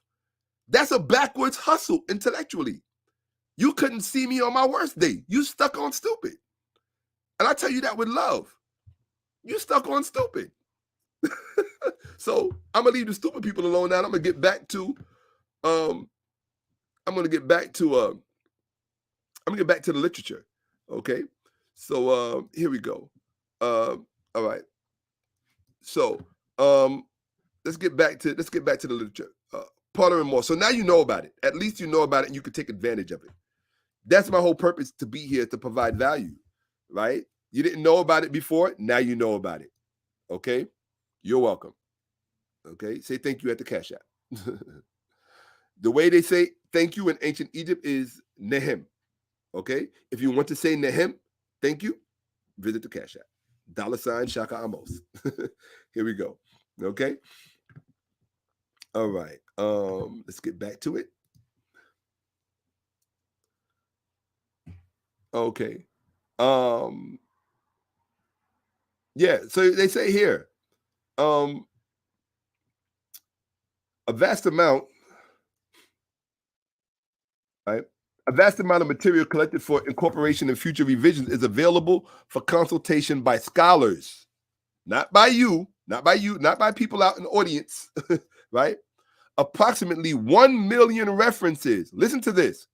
Approximately 1 million references are stored on handwritten appendix slips, waiting to be digitized and edited for the new version of the project. The Griffith Institute, University of Oxford. This is what I'm telling you when I tell you that when it comes to knowledge, there's a lot of ground to cover. And I have no problem with people doing the original work.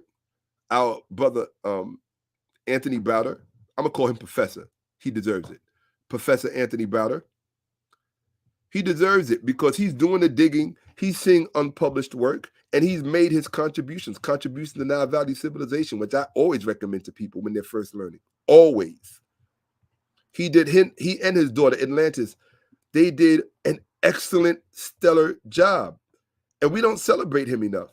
We don't celebrate the works of those people who really care about our community, who have sacrificed their lives and chose their direction so that we could be restored to a comprehensive version of ourselves. We don't celebrate them enough. We celebrate everybody else. Everybody else is on the tip of our tongue. Everybody else is coming out of our mouth. Every other subject matter except those people that actually matter. Anthony Browder matters. Atlantis matters. Raketi Amen, Saber, Raketi Amen, Saber Weir, Raketi Amen matters. Saber Weir, Theophilo Benga matters.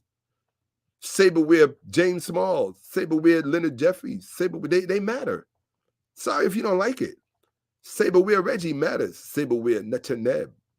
Ujawu matters, and I disagree with the stuff he says, but he matters. I disagree with most of what he says, including his pronunciations of things, but he still matters. Sanjeti matters.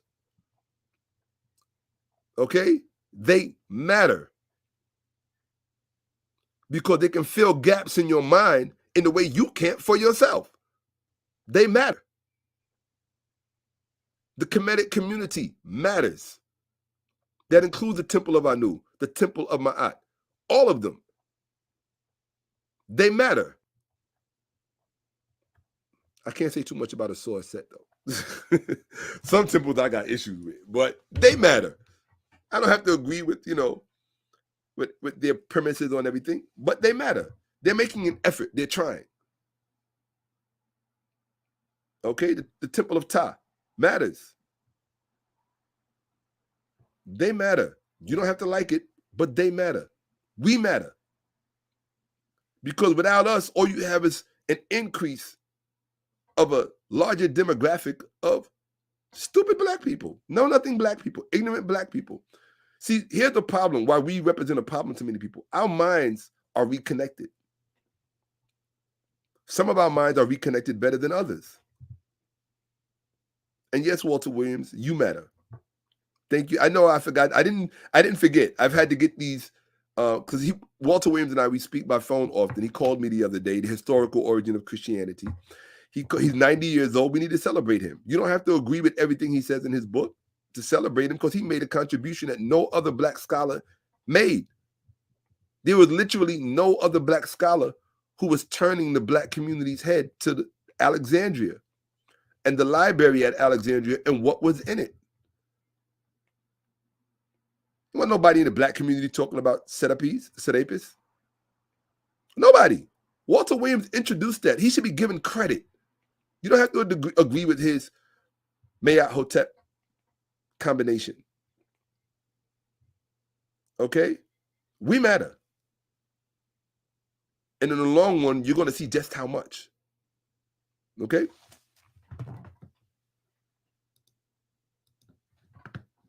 And I'll tell you another secret. You matter. Let's get going. So we're done with Pt.2. Okay? These are the people that put it together. Okay?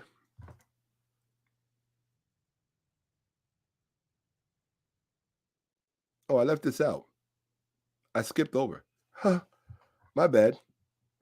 I don't know how I did that. 1 second. So now they're going to talk about why it's called Pt.2 and the people who put it together. Okay? Miss Bertha Porter, a professional bibliographer, was employed by Griffith to analyze publications. After 20 years of collecting references, an additional editor was sought, Miss Rosalind Moss. So it's named after these two white women. Okay? Bertha Moss and Rosalind Moss. Bertha Porter and Rosalind Moss, who was a student of Griffith at Oxford. She gave the bibliography the structure that we are familiar with today. Okay? The later editorial partnership of Dr. Moss and Miss Burney has passed into Egyptological folklore.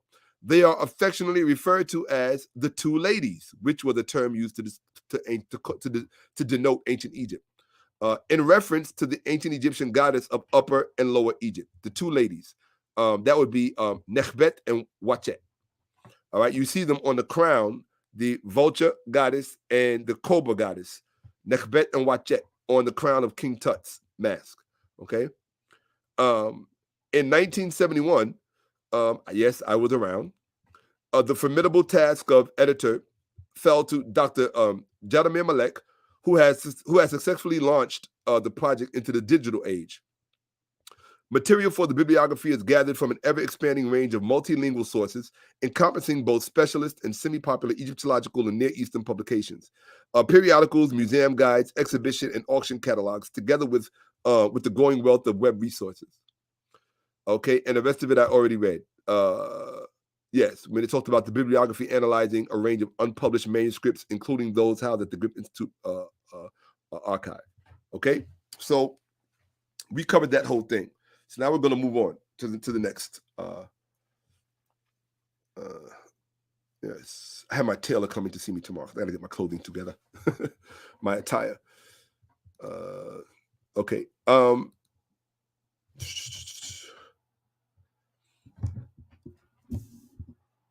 Okay.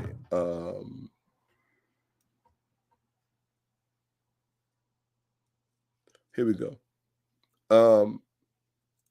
Okay, so we're done with Pt.2. Now you know about it. Now we're going to read from page 21 and 22. In the 4th century BC, 2 theological experts had been called upon by Ptolemy I to systematize the religious ideas of his kingdom. One was Manetho, himself an Egyptian priest, and the other Timotheus, a Greek. Timotheus. Even for their subtle minds, the welter of discrepancies between legends stemming from the sundry tribal sources in which the country abounded was a great stumbling block. So let me explain to you what that means. What they're saying is that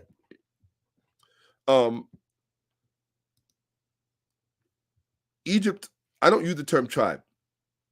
That's a European term. Germany has tribes. Europe has tribes. Africa had different ethnic groups. And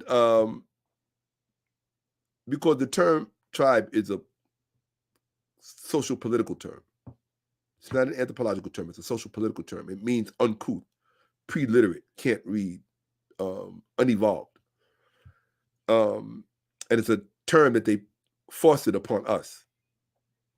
But different groups, different lineages, different communities in ancient Egypt were under the influence, tutelage, and agency of different colleges and different schools of philosophies, different schools of thought, literally different schools of thought, different schools of Tehuti, the god of wisdom, of knowledge. They were the patron of wisdom and knowledge. They were under different institutions that competed against one another, intellectual competition against one another, for who could explain the nature of reality best. They were institutions of definition. That's the best way to define them. They were institutions that defined for their people and for the country, and mostly for the king. They defined truth, reality. And so along with that came a lot of power and prestige. And so these different schools, political power particularly, these different schools would compete against each other and one another. And so when Manetho had to give a distilled version of religion in ancient Egypt to the Ptolemies, to the Greeks, he had to gather different sources from these different competing schools. And so he had to make them aligned and make it comprehensible and understandable, or simplify it even, if you will, for the Greeks who were not intellectually as evolved in these subject matters as were the Egyptians themselves. And so they performed what we're going to look at as a word called interpretatio. And we're going to look at that so you can understand why people are incorrect about many of the things that they believe about ancient Egypt and its religion, its worldview, and its philosophy. And sciences, it's worldview and approach to the world. Okay? So let's look at that. Okay? It says here that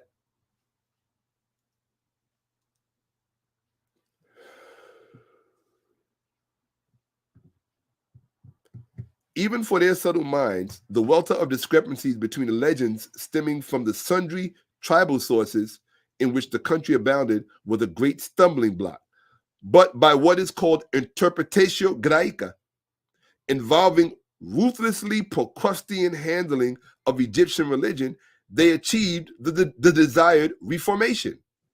So what do those two words mean? Since I got so many geniuses out there. What is interpretatio graeca and what is Procrustean? So we'll look at the first one first, interpretatio graeca. Okay? Definitions matter. So we're going to quote from the Oxford Classical Dictionary. I've done this. I treated this in one of my other exposés. So we're going to revisit it. One thing I learned from Dr. Ben, may he live forever. One of the things that I learned from Dr. Ben is that when it comes to teaching people, particularly as an African style, I didn't realize I hadn't. I'll go back to show you. You have to repeat things often and revisit things so they finally sink in to people. Okay? So we're going to do that right now. First, I'm going to reread that so you can see it. And then I'm going to deal with what it is that we're looking at. Okay? So it says right here, even for their subtle minds, the welter of discrepancies between legends stemming from the sundry tribal sources in which the country abounded was a great stumbling block. By what is called interpretational gaeka, involving ruthlessly Procrustean handling of Egyptian religion, they achieved the desired information. Now, somebody who's not really interested in teaching you is just going to go on to the next thing. They don't care, know if you know what the word interpretatio graeca means. They don't know if you know what the word Procrustean means. Very few of you are going to look it up, which means you just move forward with me with no understanding. Is that what we're here to achieve? Lack of understanding? Or are we here to achieve understanding? It can't be both. It's got to be one or the other. So if it's going to be understanding that we're here to ascertain, then let's discover what those two were, rediscover what these two terms mean. Interpretatio graeca and Procrustean. Okay? So let's do that.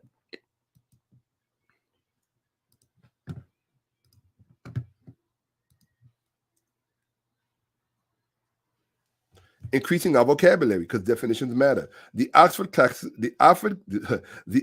Classical Dictionary defines interpretatio graeca or romana, the tendency to identify foreign gods with known Greek or Roman ones. See interpretatio romana or tradition. So interpretatio graeca was thus the spontaneous reconstructing of indigenous religious systems, or the spontaneous restructuring of indigenous religious systems. That means, so that's important now, because now when you're listening to, and this is where the person who was speaking before, this is where what they said was relevant. Because of the phenomena of interpretatio graeca, you have to be very careful when you're trying to understand ancient Egyptian religion through early Greek writers like Diodorus Siculus and always these two always Plutarch. Diodorus Siculus and later Plutarch. It was by their writings that Europe received their information about ancient Egyptian religion, ancient African religion. You remember, these are purely African faiths, as we documented in the last broadcast. Okay? Purely African faith, not multicultural endeavors like Christianity. Okay? However, we do have to be honest and say that the Greco version of Isis that these people were given to worship, that Roman Greco expression of her, there was some multiculturalism involved because the triad with which she was associated came out of Hellenism. This is why you have the Grecified version of Osiris, which is Serapis, as her consort. Okay? But even that's what I call a malevolent contribution from the indigenous priesthood of ancient Egypt, because it was they who created Serapis for the Greeks. So all three gods were still African in that trinity: Isis, Serapis, and Horus, Heru. Okay? All three, this was still an African trinity because it was created by Africans. However, the Serapis aspect of it, that is a Hellenized, that was, let's just say it was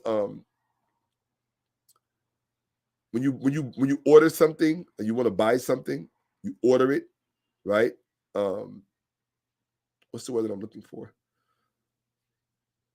It was mandated, if you will. That's what makes it foreign. It's not who created Shakka-Ahmose that makes it foreign, because it was created by Africans, but it's who it was created for. All right? Just because Africans create something doesn't mean it's African in nature. So if you look at Shakka-Ahmose, some people say Shakka-Ahmose. If you look at Shakka-Ahmose was created by the African priests of Egypt, but not for the native population. It was created for the Greeks. So even if you claim an African origin of Christianity, Christianity was not created for Africans. They had no need of it. They already had a religion of resurrection. They were already promised the resurrection. That was already a part of the culture. It's part of the history. They had no need of it. So therefore, we know that Christianity had to be created for who? Someone else, not the Africans. May have been created by the Africans, but it was not created for. So look up in the dictionary, look up the difference between those two words, by and for. Who's it for? Christianity was not for the Africans. If it was, it would not have had to have been fostered upon them the way it was. And it was, okay? So, let's look. Interpretatio Graeca. Okay, what does it mean? It's spontaneous restructuring of indigenous religious systems. Okay? So now we're going to get a better idea of what Interpretatio Graeca does and why this is important. Because remember, the priest Manetho was conscripted to write a history of Egypt for the Greeks. And what he did was a form of Interpretatio Graeca.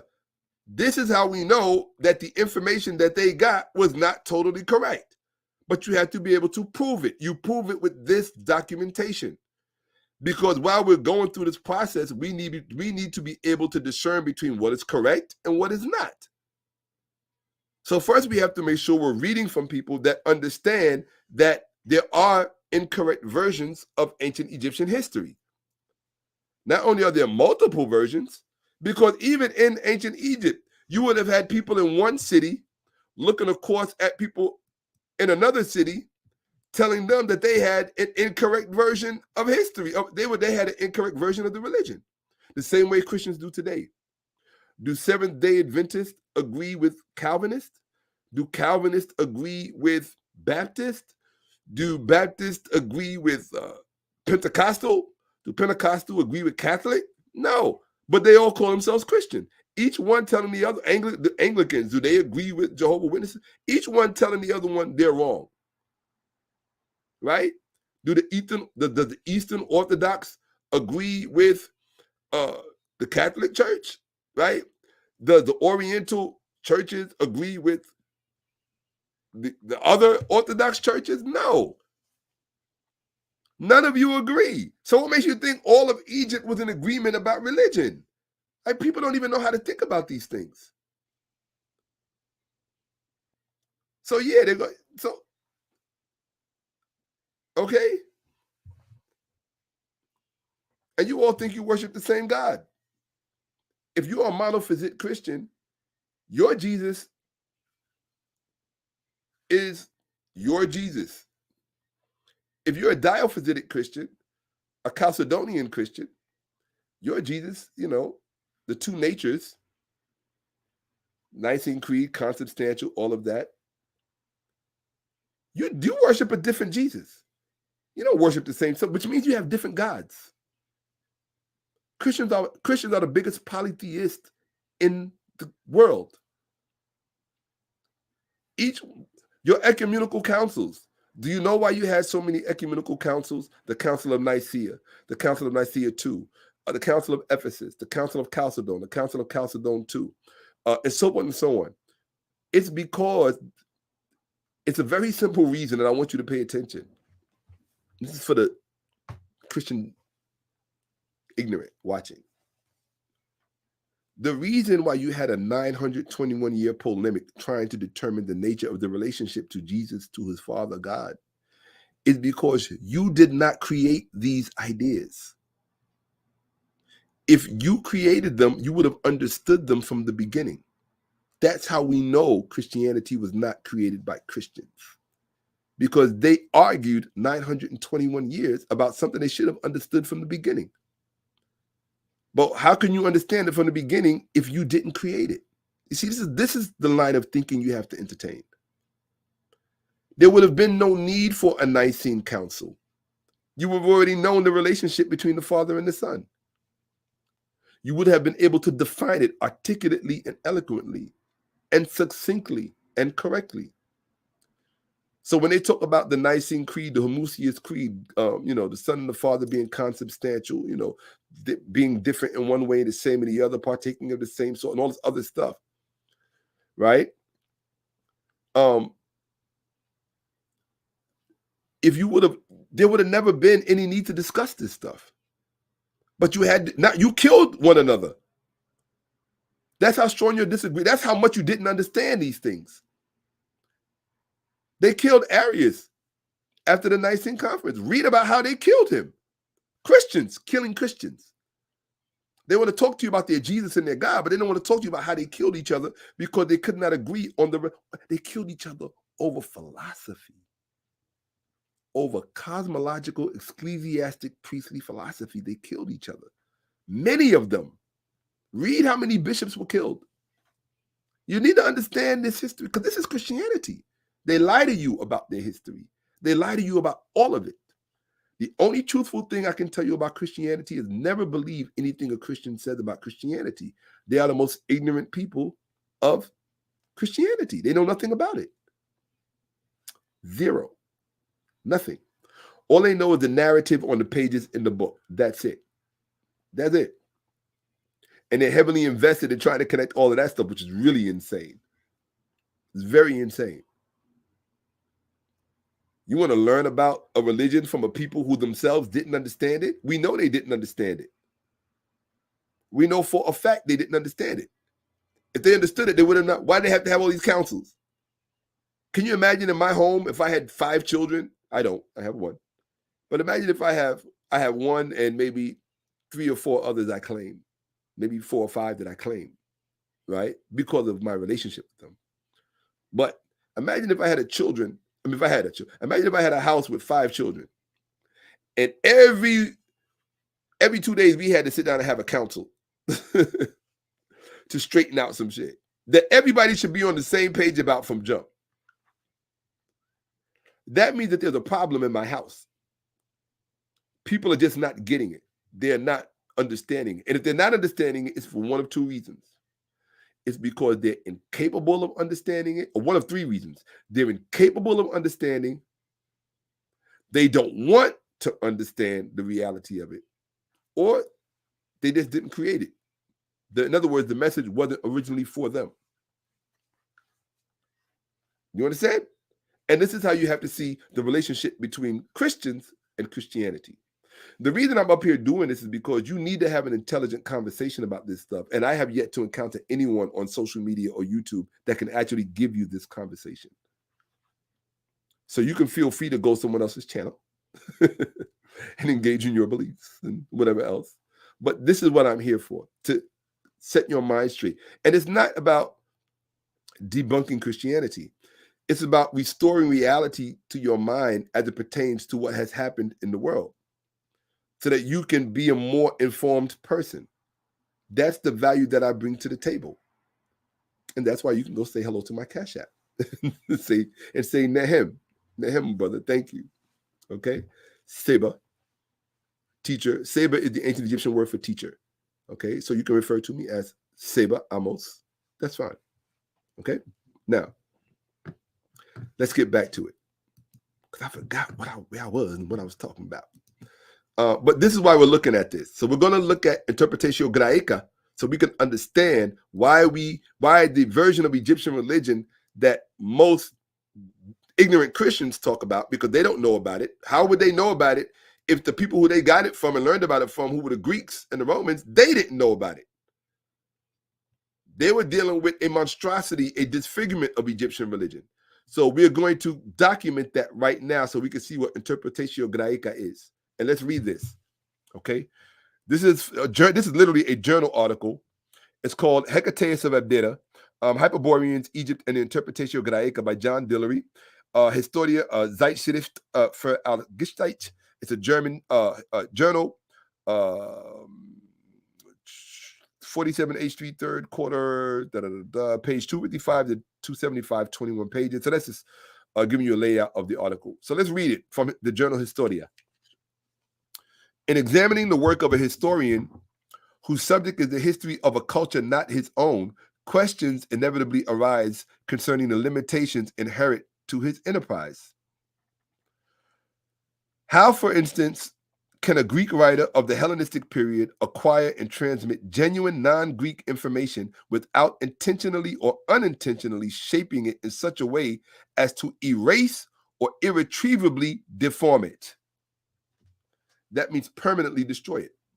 You have to ask yourself that question. Most scholars seem to employ a model of interaction between Greek and non-Greek that is essentially unidirectional.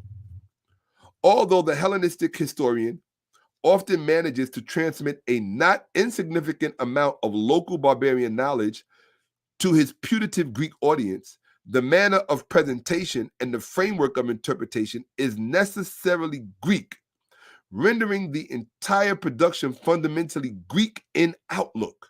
This is, if you don't understand this, get out of the conversation, okay?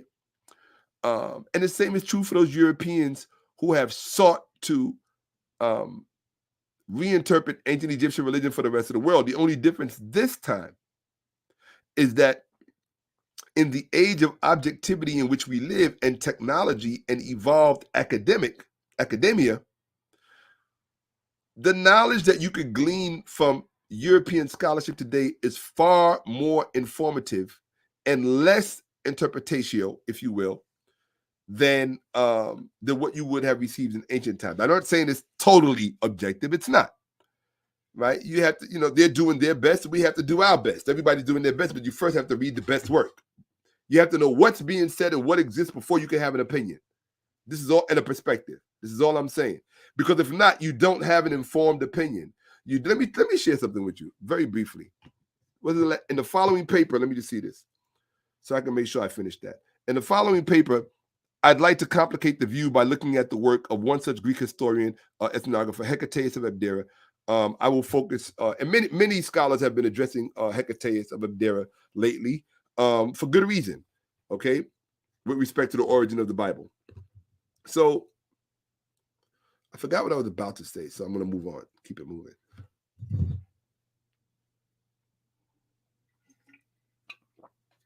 So we're continuing to look at Interpretatio. Oh, so just like you have Interpretatio Graeca, where they committed that crime of trying to tell the rest of the world about someone else's religion, well, Christianity did the same thing, and it's called Interpretatio Christiana. All right, and this is from Heresy and Identity in Late Antiquity, edited by Edward Idishkinsky, Helga M. Zelentin. Okay, it's a man and a woman. So this is Interpretatio Christiana, and this is why you can never believe what Christians say about religions that are not their own. Okay, never believe what a Christian person says about the religion of ancient Egypt. Why? Because this is what they engage in, Interpretatio Christiana. Okay, The Violence of Orthodoxy, page 105. Okay. In tracing the development of what Boyarin calls the discursive institution of the orthodoxy, the study of labeling and naming is enormously fruitful. I would want to stress the important role of lists and classification in the process of developing a Christian knowledge, which would indeed be all-embracing. That is, one way in which the other is defined as unacceptable is by imposing a name on it. I'll give you an example. Pagan. What's the other word they use? Heathen. Demonic, right? So they put this is how you control knowledge and how other people perceive things, by imposing a name on it. That's what they're telling you. and by defining it as unacceptable. This is what Pastor Mason and people like him, Pastor Eric Mason, engage in, okay? Interpretatio Christiana. This process is brought about extremely well by Herb Engelbert in his book, Interpretation Christiana. He traces the many different ways in which Christians in late antiquity developed an all-embracing scheme of knowledge, which could subsume every branch of intellectual activity. This is just a nice way of saying colonizing knowledge. And at the heart of which was the redefinition or renaming. Writing was a central technique. This is why this is what the early church fathers engaged in. This is why you had early church fathers. This was their whole mission. Interpretatio Christiana. To redefine and subsume all spheres of intellectual activity. It was a form of colonizing. What cancer does to the body, what cancer cells do to the body when it colonizes the rest of your body. This is why I say Christianity is a cancer. Because it performed the same function. It's historically documented. I just documented it for you. This is what they did. Hey, I'll read it again for the slow people in the back. Okay? Because a lot of times people are very slow with their understanding. Okay? This process, let's read it from here. I want to stress the important role of list and classification in the process of developing a Christian knowledge, which would indeed be what? All embracing. That means complete control for you dummies out there. That is one way in which the other, that means people who don't agree with them or people who existed before them, is in which, right? One way in which the other is defined as unacceptable is by imposing a name on it. I gave you examples. Heathen, demonic, pagan, all of these names that they came up with, okay? Or that they appropriated. They even stole the names from other people, which is crazy. They couldn't even come up with their own names to demonize people. They had to steal other people's terminology to do it. This process is brought about extremely well by Herb Engelbert in his book, Interpretation Christiana. He traces the many different ways in which Christians in late antiquity developed an all-embracing scheme of knowledge, which could subsume every branch of intellectual activity, at the heart of which was redefinition or renaming. Writing was a central technique, vis-a-vis Augustine, Tertullian, even Origen, all of them, okay? Even St. Anthony, the Desert Fathers, all of them, the school at Antioch, the school at Alexandria, all of that was dedicated to basically taking control of all knowledge, okay? So if you don't understand, so this is one of my favorite pieces here. I included this, and the references for these books are in the description for those of you who really want to know what you're talking about. People are always saying, Shaka, teach me, Shaka, teach me. Here I am teaching you. Hopefully you will show your gratitude and appreciation by visiting $ Shakka-Ahmose in my Cash App. But I want you to see this and understand it. You understand what I'm saying? I want you to see this and understand it.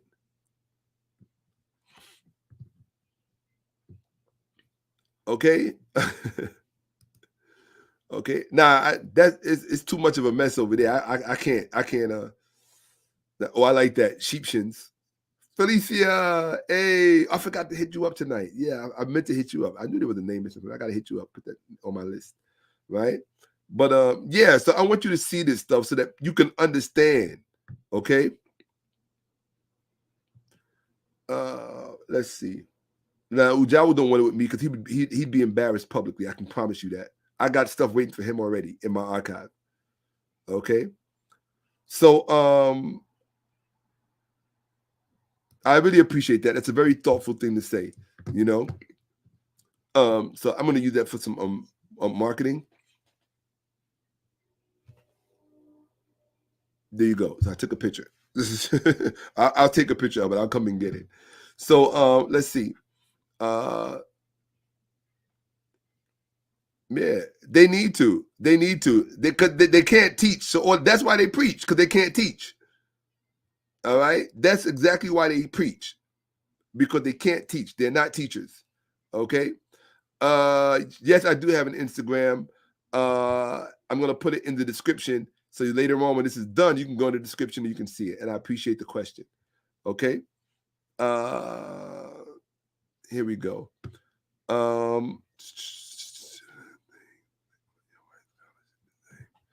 Okay. Here we go. All right. So, okay, great. Anyway,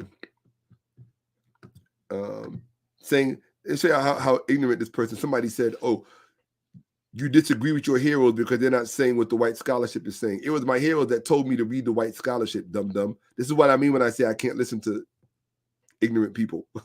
They literally trip over their tongue as they're coming out of their mouth. The best thing to do is zip your lip, be quiet, because there's someone speaking who actually knows what he's talking about. Okay, okay. So now here we go. Okay.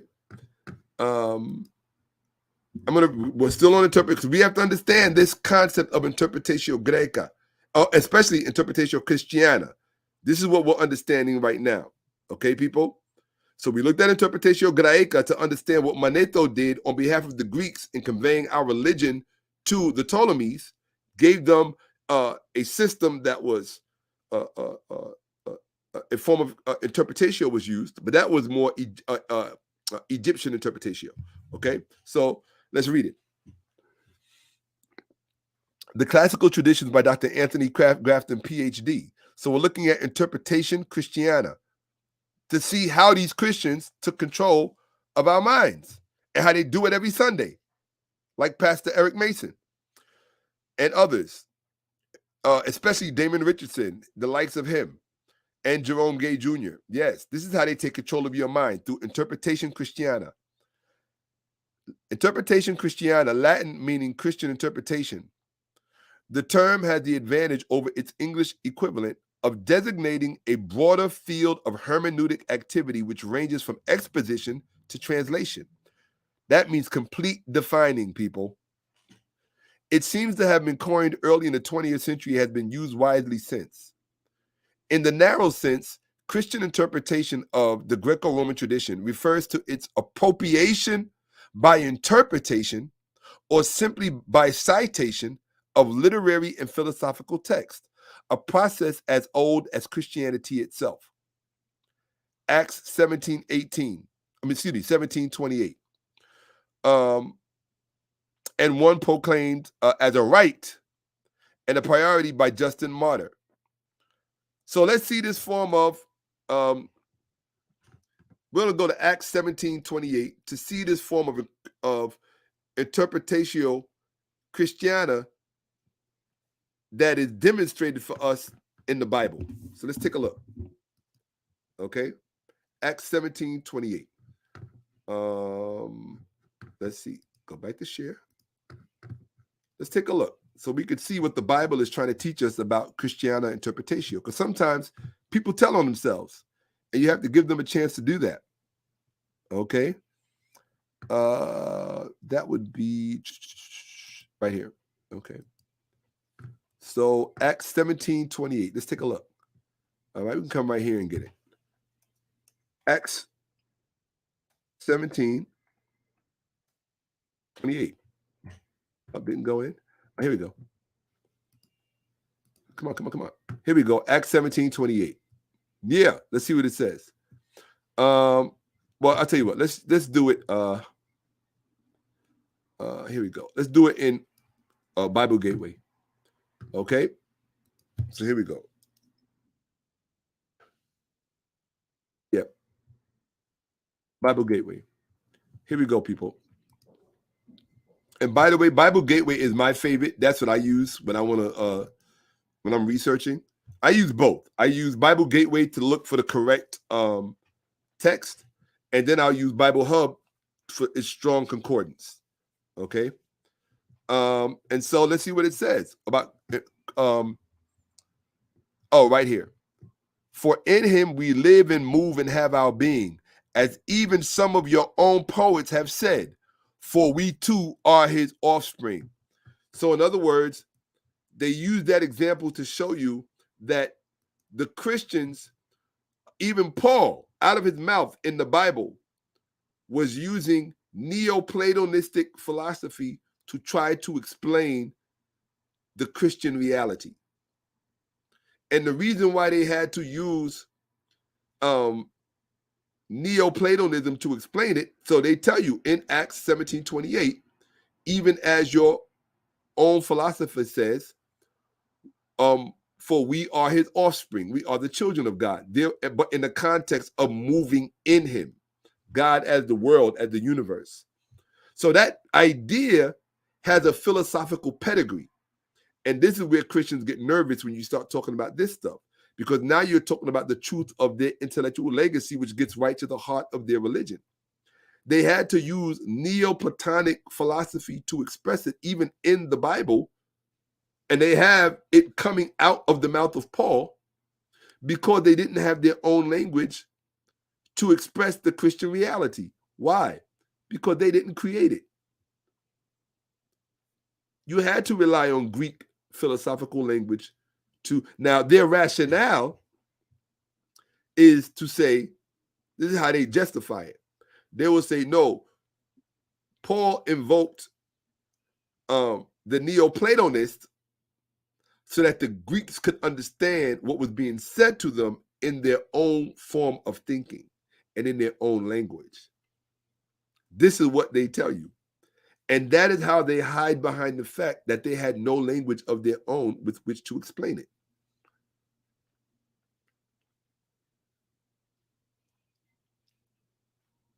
Okay? They had no language of their own with which to explain it. What is the Christian language? Has no language. That's why you know something's wrong with this. It has no language. There's no language called Christianity. Duh. Egyptian religion is in Egyptian language. Greek religion is in Greek language. Hebrew, Jewish, Israelite religion is in its own Hebrew, right? What language do we call Christianity? Or what? Christianity has no language. They had to speak in Greek. Greek does not mean Christian. So if you had to speak in Greek, automatically you are expressing Greek ideas. You have no choice but to speak in Greek philosophical terms because you did not create your own religion. If you did, you would speak in your own language. That tells you that Christianity is a product, that it is a, almost a way to say it is an unnatural product. It did not stem from an indigenous people anywhere. Okay? They want you to think it came from Jews. If it came from Jews, then the language of Christianity should be Hebrew. It's not. They'll tell you it's Aramaic. It's not. Aramaic is not a Christian language. Not. Okay?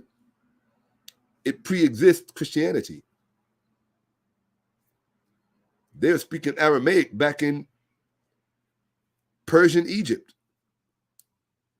They were speaking Aramaic. In fact, even before that,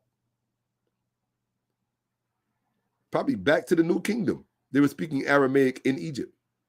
Very much so.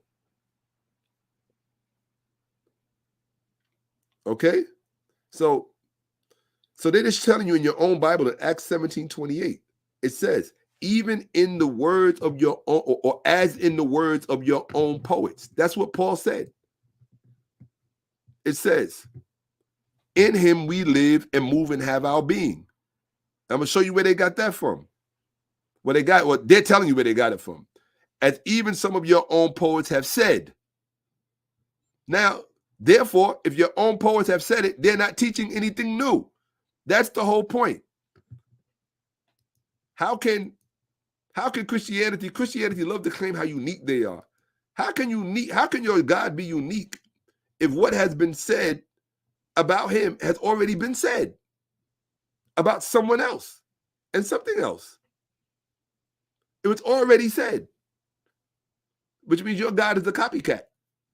Your God is junior, right? And you give somebody else appellation or you confer it onto somebody else. Your God got hand-me-down definitions. That's the best way to put it. Jesus received hand-me-down definitions because Christianity does not have a language of its own. Therefore, it had to use preceding languages and preceding philosophies. The language of preceding philosophies, put it like that. They had to use the language of preceding philosophies to express the Christian reality. That tells you it wasn't theirs. They were just trying to take control of it, of these things, of these ideas.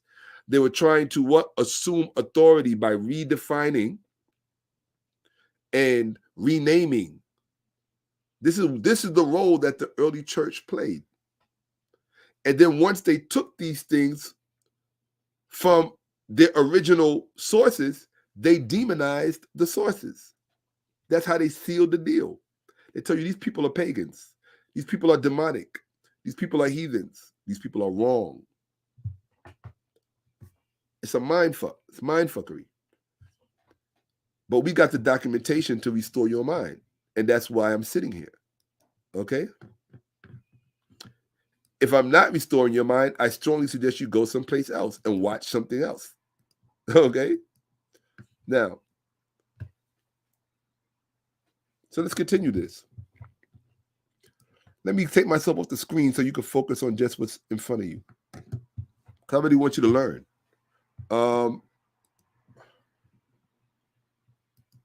Here we go. And share. I wish they had a more seamless way to get back to it. Okay. So here we go. All right. I want you to look at this so that you can see it for yourself. Okay. You don't have to say, oh, Shakka-Ahmose said. You can say, no, I actually saw the text. All right. So, okay. Yes. So it says right here. In the narrow sense, Christian interpretation of the Greco-Roman tradition refers to its appropriation. What does appropriation mean? Refers to its appropriation by interpretation. So that's how they would steal ideas, by reinterpreting them. They would take the idea, appropriation by interpretation, or simply by citation. They would quote it, like Paul did in 1728, Acts 17:28. He had to quote the Neoplatonism, the Greek philosophy, to describe the Christian reality, right? If what you had was so unique and so different, it should not be able to be described in any other language. Poor Christians, you were so poor you didn't have your own language. It's an impoverished religion. It's a poor religion because it's all stolen. Only poor people steal, but that's not true. That's a myth. Rich people steal too, but in fact, they're the biggest thieves. That's how they got rich. Most of the time, not all the time. All right? But this is how they stole. Appropriation by interpretation, or simply by citation of literary and philosophical text, a process as old as Christianity itself. Acts 17:28. They put that in the book. And one proclaimed as a right and a priority by Justin Martyr. So this was an important activity amongst the early church fathers.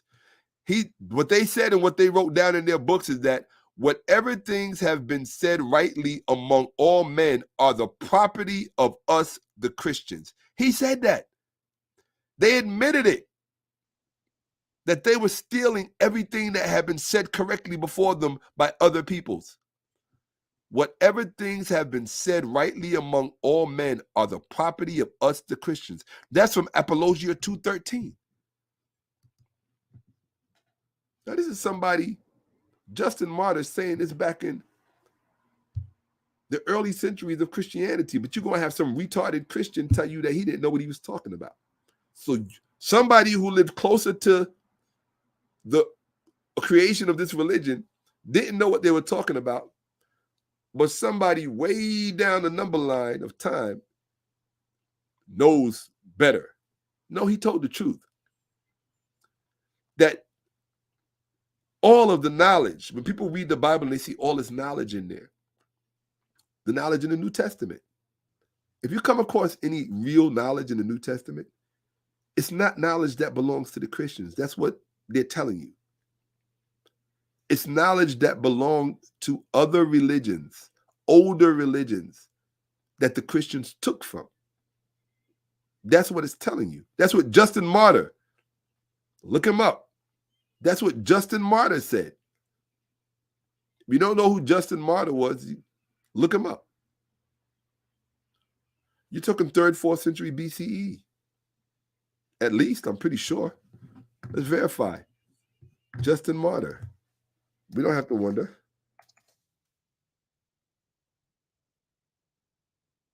Justin Martyr, he was an early Christian apologist and a philosopher. That's what he was. We want a year for him. Right? Yeah, 2nd century CE. He's earlier than the 3rd, 4th century. So he's 2nd century CE. He's right at the beginning of Christianity. Because that's the real beginning of Christianity, the 2nd century. He's right at the beginning of Christianity, saying to you, whatever all men have said that is correct is the property of the Christians. Told you, it's a multicultural enterprise. They were stealing from everybody, primarily from Egypt, but from others as well. Sorry. That's what the experts say. Okay? Let's see. Can we qualify this author as an expert? What's his name? Dr. Anthony Grafton, PhD. Glenn W. Mose, PhD. So we got 2 PhDs on this one book, in this one text, telling you, here it is. Right? Hold on. Somebody wants to jump around.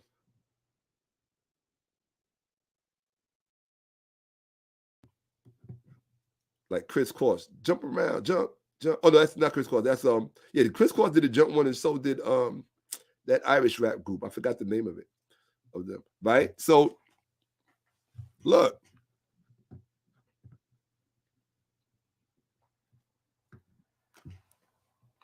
Appropriate. Here we go. So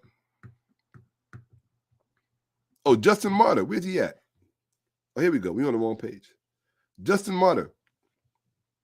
Whatever things have been said rightly among all men are the property of us, the Christians. Apologia 2:13. Justin's shrill, derisive, and confrontational tone is typical of the 2nd century apologist. But that tone was soon replaced by a more thoughtful and hermeneutically sophisticated discourse. Perhaps the most impressive example of which is to be found in Basil the Great's homily in the form of a letter to his siblings' children. So let's see who Basil the Great was. Hold on, make sure. We want to see who's telling on Christianity. Basil the Great. If you want to look him up, hurry up, look him up. Okay, he was a Byzantine bishop of Caesarea. Okay, Basil of Caesarea, also called Saint Basil the Great, was a Byzantine bishop. So this is a Christian bishop of the early church. Okay, 4th century. Okay, 4th century. He was an influential theologian who supported the Nicene Creed in the 4th century. Okay, and he opposed the heresies of the early Christian church, fighting against Arianism and so on and so on. So, okay, he's a 4th century Christian bishop. And let's see what this 4th century Christian bishop was doing. Okay, let's see what Basil, the 4th century theologian, an important Christian theologian, let's see what he was doing. Right? Basil the Great's homily in the form of a letter to his brothers and sisters' children, his nieces and nephews, bearing the traditional title, To the Young, How They Might Profit from Polytheist Literature. Oh, you're caught. You're busted. Right there, you're busted, Christians. That's the historical record. They got the letter. We have the letters. The early Christian bishops were writing to their nephews and nieces saying how you might learn from studying the polytheists, studying those who believe in more than one God, who have more than one God. Studying those who worship the gods, you may learn. This is what the important Christian bishops were saying in the 4th century. And then you have Justin Martyr in the 2nd century saying, everything that they say, these polytheists, these people who have more than one gods, everything right, everything correct that they say is the property of us, the Christians. Which means that in their minds, the polytheists were more educated and had a lot more accurate things to say about reality and truth. Those things that disagreed from a power perspective, which was the worship of their gods, those were the things that they disagreed with and edited out because it was about power and control. It wasn't about truth, knowledge, and facts. Those things they took for themselves from the older groups, the older religions, such as the religion of ancient Egypt. Okay? These are the facts. I'm documenting them for you so that you can understand the Christian relationship and animosity towards Isis, the worship of Isis in the 1st century CE. Okay? And this was at the time when the stealing process was going on. That's why it's important for you to pay attention and be front and center with your thinking caps on. That's what this is. This is a thinking cap, right? Well, this is a teaching cap, okay? So, but it's important for you to be front and center while I'm imparting this to you so that when you speak about it, you can speak about it in the know. You can see the documentation. You can say, wait a minute, Justin Martyr said that everything right that all of the other religions say is the property of the Christians. He was claiming it for Christianity.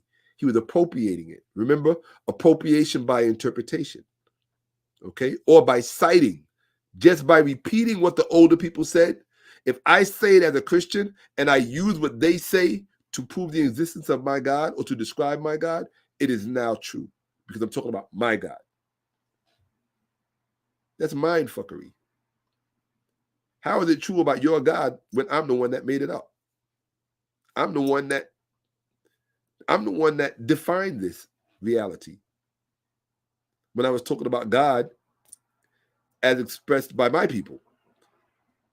You don't have a language to describe it, so you're going to take my description and apply it to your God and say, that's true, but my God is false. This is what Christianity, it's a very, very insidious psychology. It's very insidious. I think dangerous personally, but I really do. I think it's a dangerous psychology. I think stealing is dangerous, period. It works for a lot of people, though. Don't get me wrong. You know, it works. I was going to name some names right now about people who steal.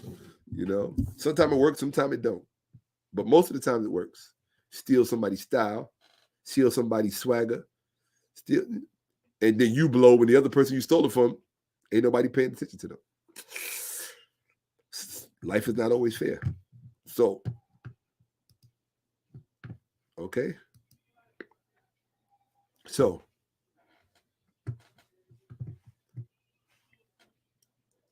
you got Basil the Great, the 4th century Christian theologian, telling his nieces and nephews that they should study the polytheists if they want to profit from education, if they want to learn. So he says right here, he wrote a treatise called To the Young, How They Might Profit from Polytheist Literature. Or it's called Ad Adolescentes. Okay, Ad Adolescentes. Let me pronounce that correctly. Ad Adolescentes. Okay, Adolescentes. Ad Adolescentes. To the Young.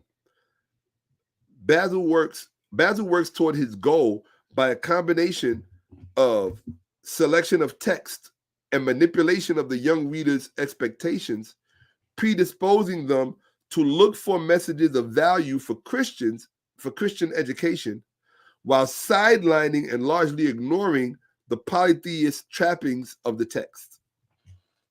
So you would read an ancient Egyptian text and you would take the poetry and the prose and the style of speech and the ethos, but where it named different deities, you would discard that part. That's what you did, Christians. You are liars and you are thieves. Why should I observe the religion of liars and thieves? Now you know why Jesus said he went to the liars and the thieves. Isn't that what it says in the New Testament? He said, I didn't come to call on the righteous. I came to call on the sinners. Because the people that put this shit together were sinning. They were lying about where they were getting their knowledge from and they were stealing it.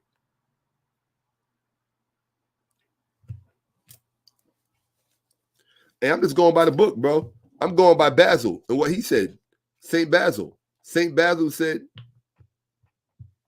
study the pagans, study the Africans, study. Let me put it in this language. Study what the Africans wrote so that you may profit from it spiritually and intellectually. Okay? Yes. I'm a coin a new phrase right now.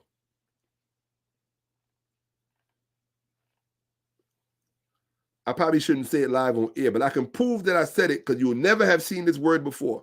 But I'm going to make it up right now. And it's copywritten because I published it first. Are you ready? Spiritually.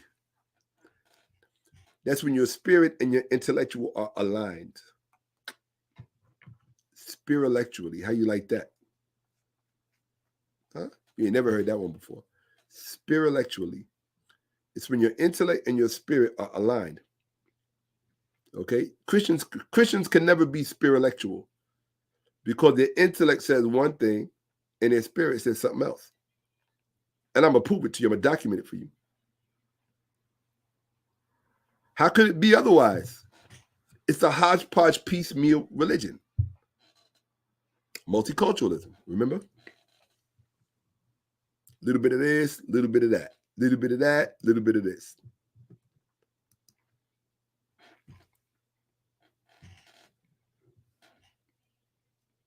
We see you. And what else they say about Basil? In Basil's essay, in all probability, written in response to Julian the Apostate's ineffectual prohibition in 362. So Julian the Apostate was recommending against reading the polytheists. They were like, nah, let's not read their work. Don't read that work. Put it down.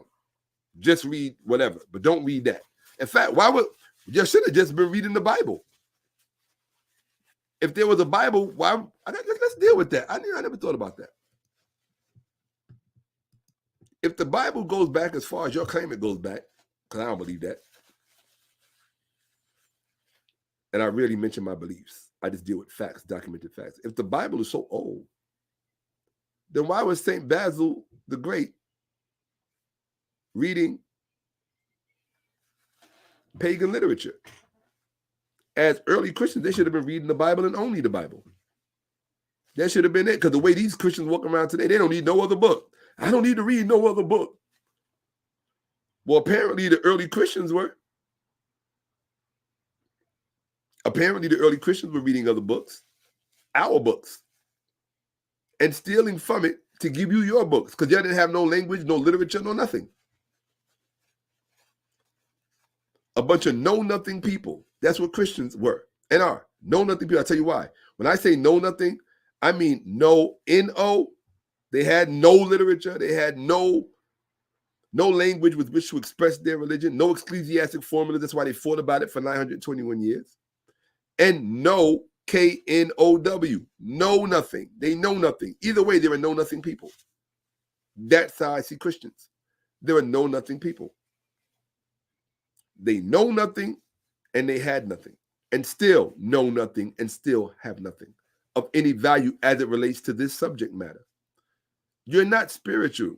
You're emotional. That's what you are. When you play your gospel music, you get emotional. When you think about Jesus and your stress and the therapeutic ease that it gives you, it's just emotional therapy. That's all it is. It has nothing to do with spirituality at all. It's your imagination. And wait until I show you that. The role of the imagination in all of this. Okay? Yes. Sorry, guys, but this is what we do. Okay? This is what it is. So, we leave no stone unturned on hieroglyph. In Basil's essay, in all probability, written in response to Julian the Apostate's ineffectual prohibition in 362 in the 4th century of reading of polytheist texts by Christians, we see the process of appropriation. There goes that word again. They keep using that word, appropriation. We see the process of appropriation already at an advanced stage. Yeah, they were doing some real appropriation. the polytheism of the literary text in question apparently no longer a threat. The process was far from uniform over time and space.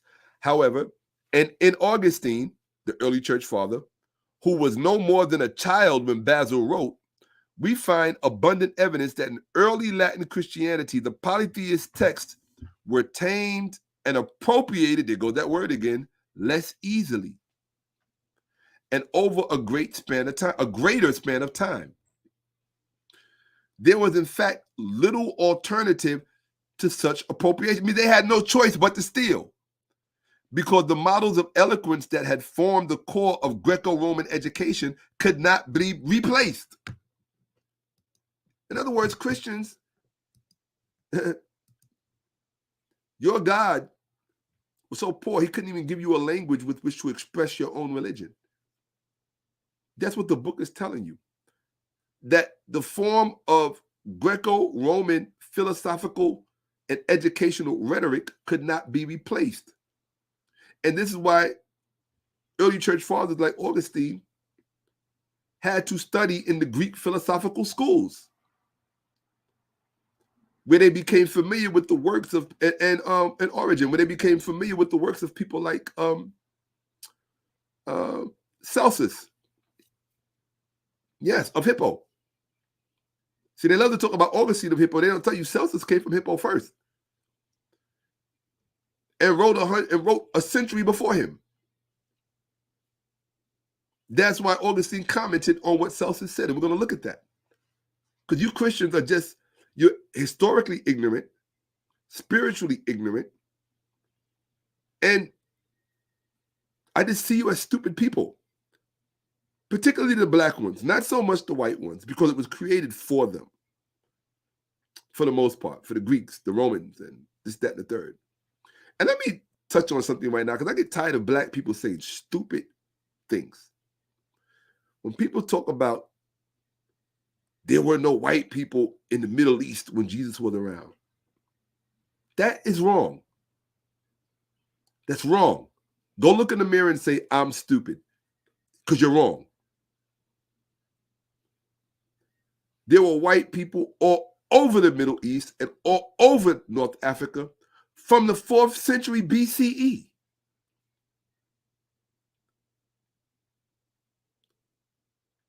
Before the Greeks got there. They came in with the Persians.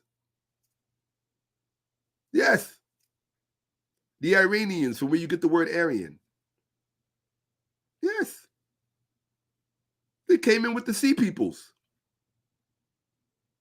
Yes. And that's going back to the New Kingdom. There were white people all over. I told you, ancient Egypt had white people as slaves. Shakka-Ahmose told you that.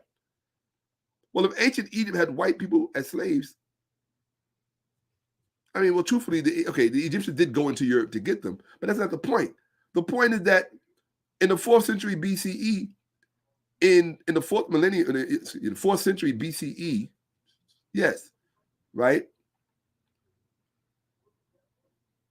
which would be 4th century BCE, which is the first millennium BCE. That's what I was looking for.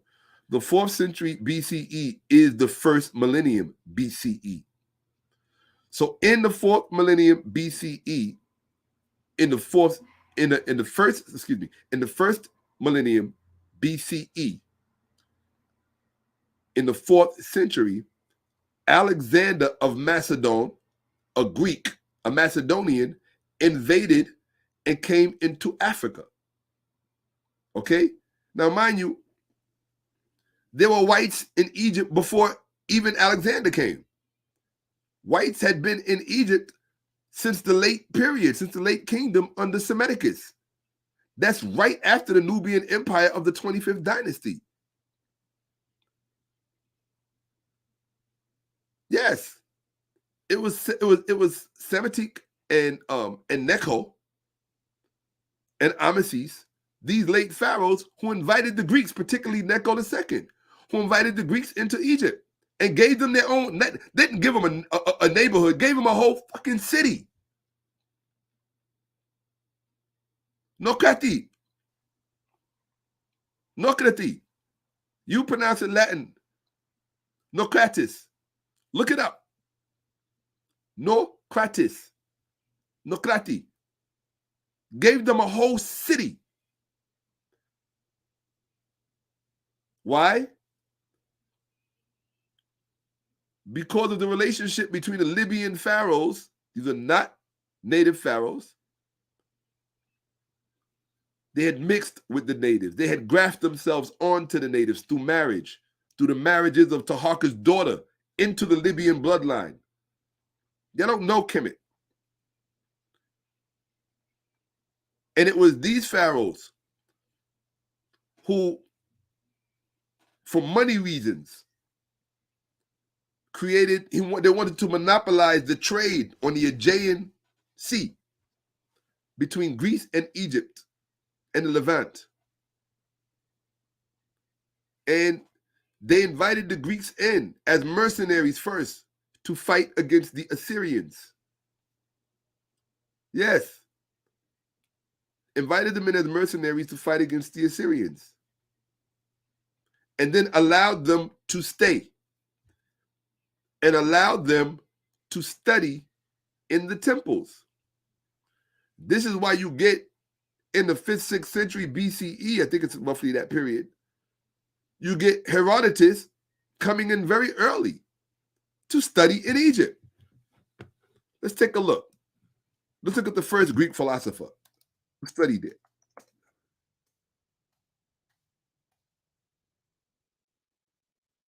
Thales of Miletus is what year?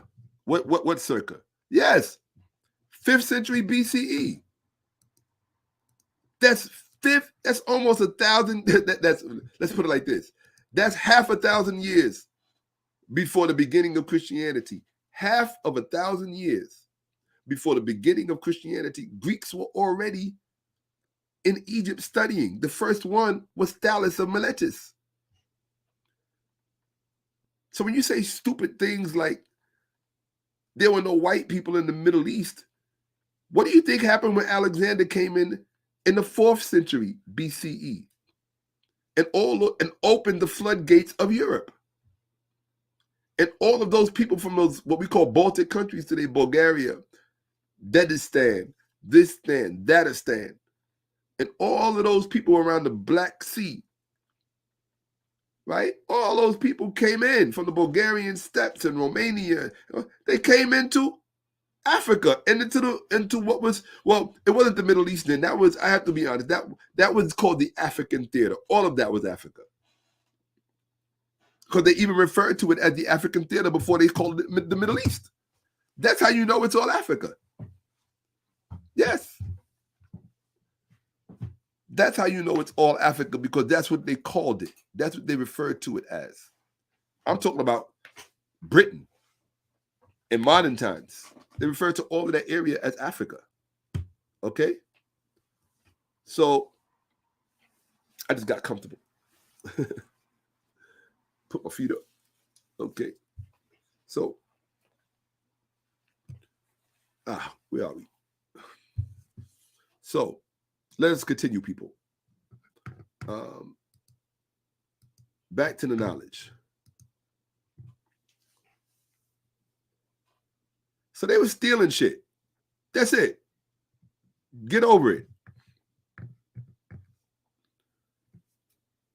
The process, let me see, where are we? Okay, right here. There was, in fact, little alternative to such appropriation, because the models of eloquence that had formed the core of Greco-Roman education could not be replaced. For those of you who don't know history, unless you're an expert and you can talk to us about the Greco-Roman education, if you could talk to us, if you cannot talk to us about the core of Greco-Roman education, what was the core of it? If you can't talk to us about the core of it, please don't talk on the subject matter, because you don't know what you're talking about, okay? Rather, those aspects of the ancient literature offensive to Christians had to be neutralized. So they edited out what they didn't want. Anything that went against the lie they was telling, they got rid of it. They took it out the literature. And anything, it says right here, read this. those aspects of the ancient literature offensive to Christians had to be neutralized, right? Not the literature, but certain aspects of the literature. And the polytheism of the text stripped of theological authority. I told you. That makes every Christian a liar. Every Christian that subscribes to that religion is a liar. History makes you a liar. And translated to the realm of the realistic, of the aesthetic. Yes. So the things that they didn't believe in, they would use for the backdrop and pictures, okay, imagery in your mind. So that's why when they say they don't worship animals and that humans and animals should never mix, but they give angels wings. Wings are animalistic appendices. They come from the animal kingdom. But you put them not only on your angels, you put them on your cherubims, your little baby angels, your cherubs, right? You even put them on the devil. But that part is understandable when it comes to these Christians. But you even have birds floating down on Jesus' head. The same way ISIS floated down on, the same way that ISIS floated down on Osiris's head, but in a different, but she floated down on a different head. Okay? She floated down on a different head. So let us continue. Yeah. We ain't with the dumb shit anymore. We don't have to play stupid anymore. Okay? Forgive me, sometimes I do drift in and out of profanity. But ignore it. Pay attention to the knowledge and see beyond my own indiscretions. So, it tells you right here. It says, rather, those aspects of ancient literature offensive to Christians had to be neutralized, and the polytheism of the text stripped of theological authority and translated to the realm of the aesthetic. So they didn't even get rid of. That's important. See, you don't skip over things. Skipping over things is how you stay stupid. What that's telling you is that they didn't even get rid of the polytheistic. They didn't even get rid of the polytheistic aspects of the text. They took the polytheistic aspects of the text and they rendered it visual so that you could see it, but it was not written about. So they included all of it because they couldn't even use their own imagination. That's why so many of these Christian statues, you see the original versions of them, like the Isis and Horus, and then Mary and Jesus. Everything that they did was literally right on top of the original religions. Literally. Like, you don't have to argue this or debate this. We have about 100 people watching right now, Pastor Mason. I really inverted my letters. That was funny, right? Master Payson, Eric Mason, right? Vince Bantu, I'm sure you'll see this. Eric Richardson, I know you'll see it because I already know your little minions. Valentin and Coleman will definitely see it. I don't care if Vocab Malone sees it or Pastor Bennett. These are intellectual midgets. Okay? They are. That's just the truth. And they're in denial about the truth of their religion. See, I will not respect you until you accept the truth about your religion. When you accept the truth about your religion, Christians, I will respect you. Okay? In a religious context.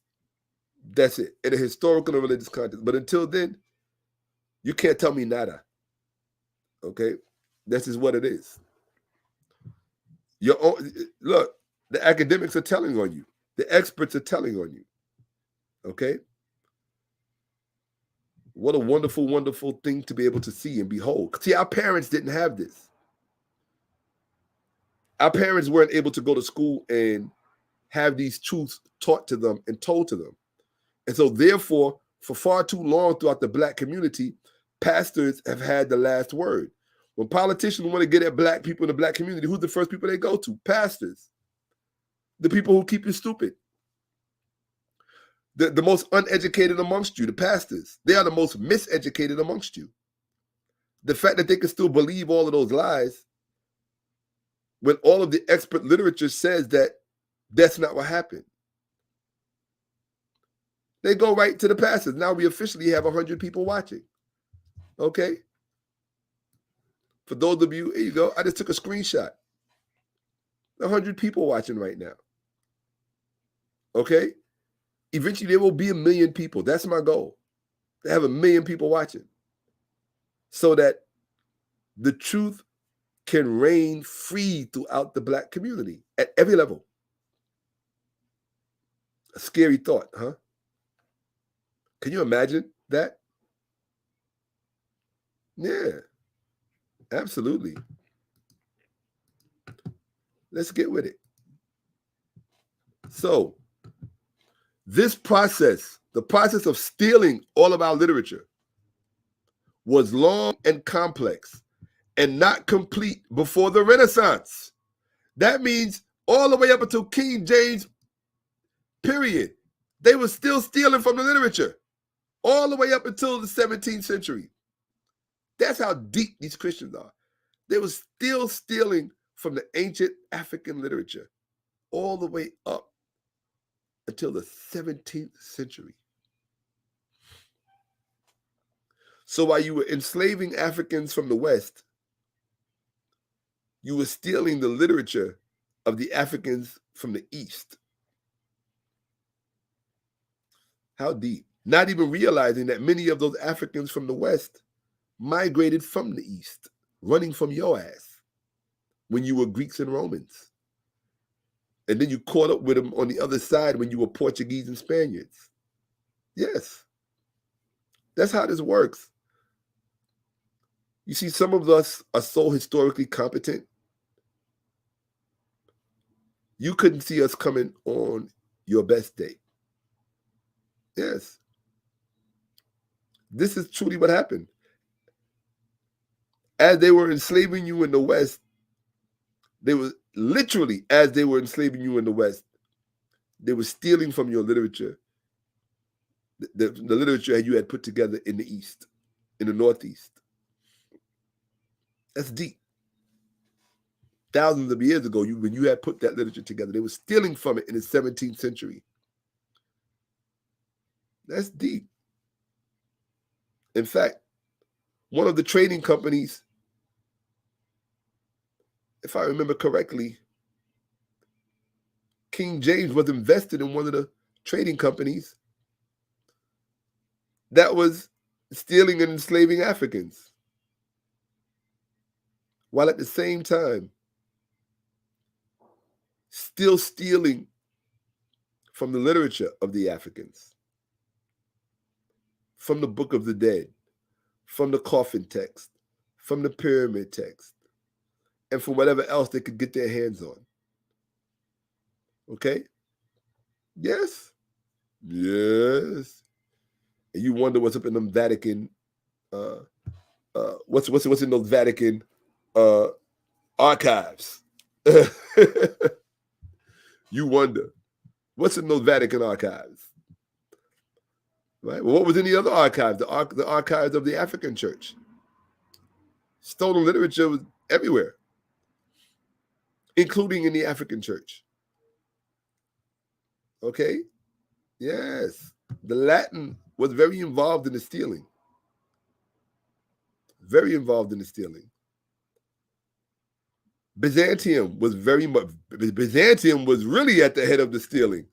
The Hagia Sophia, the Church of the Holy Wisdom, the Mother Christian Church, they were really at the source of the stealing. How do we know? Because they had taken many of the priests of Egypt and made them the faculty. Thank you, Walter Williams. That's a fact. You can't change that. Thieves. To my Alibaba and the 40 thieves. It shouldn't be Jesus and the 12 disciples. This should be Jesus and the 40 thieves. All right? Here we go. Don't you just hate it, people? Historically illiterate Black people setting the record straight. Ooh, I know you Christians must be burning away. Here you go. Yeah, the documentation is against you. It puts things in light that our parents and grandparents were not allowed to know. So y'all got to remember that. Don't forget that. Our grandparents and our parents were not allowed to know any of this stuff. Y'all think it's a joke. It's not a joke.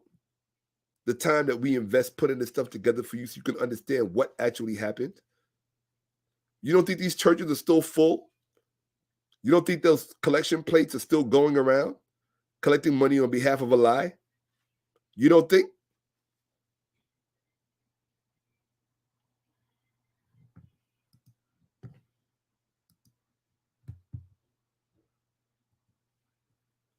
What does the word appropriate mean? Why do we ask that?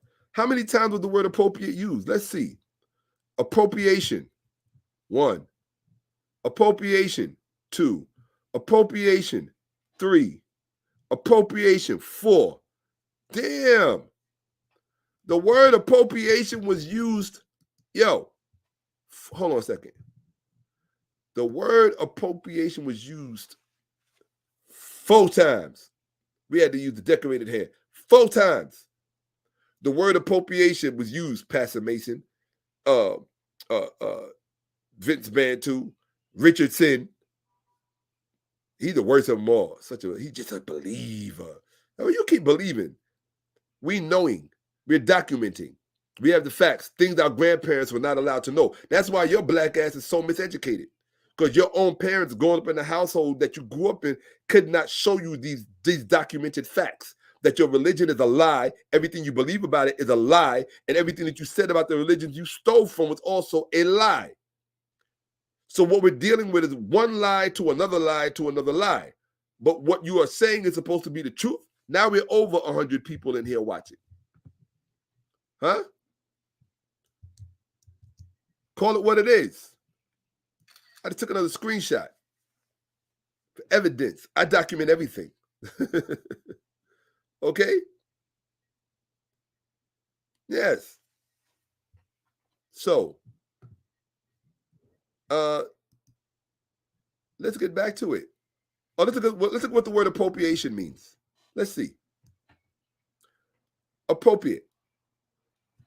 Appropriate. The adjective. Right? Oh, we don't want that. It means suitable or whatever. We don't want that. Let's see what it means. Hold on. Here we go. See synonyms for appropriate. We want the transitive verb with the object. Right? It means to take something for one's own use, typically without the owner's permission. This is why we say that the Bible is plagiarized. Because the knowledge you took without their permission.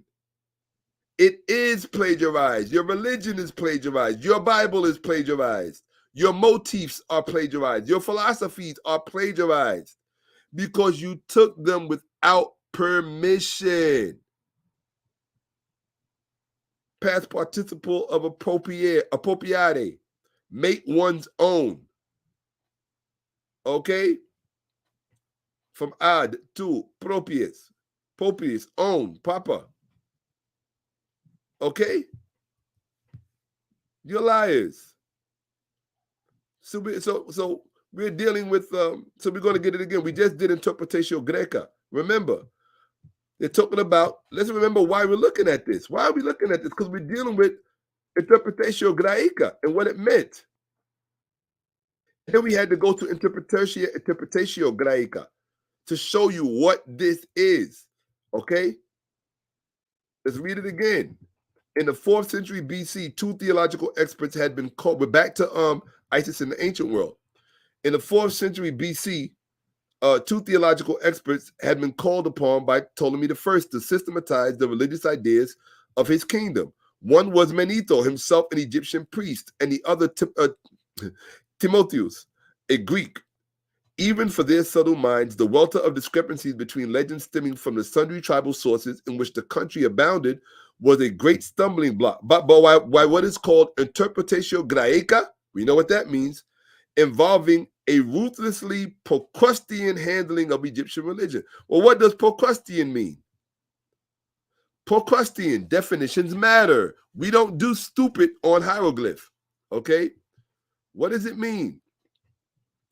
Enforcing uniformity or conformity without regard to natural variation or individuality.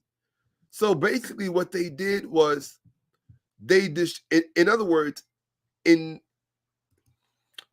the mixed population of ancient of what I call late Egypt, not ancient Egypt, but in the mixed population of Ptolemaic Egypt, one of the native priests, because they weren't really natives, one of the mixed priests, Manito, in his effort to provide literature, an encyclopedic type of literature, because remember the Greeks were appropriating knowledge. That's where you think the Christians learned it from the Greeks. The Christians weren't the first to do it. The Greeks did it first, and that includes the Ptolemies. And in order to steal it, they compelled one of the priests to write this big text called the Egyptica. And when he wrote it, he did it in a way that the Greeks could make it their own, that the Greeks could understand it, that it could appeal to Greek sensibilities.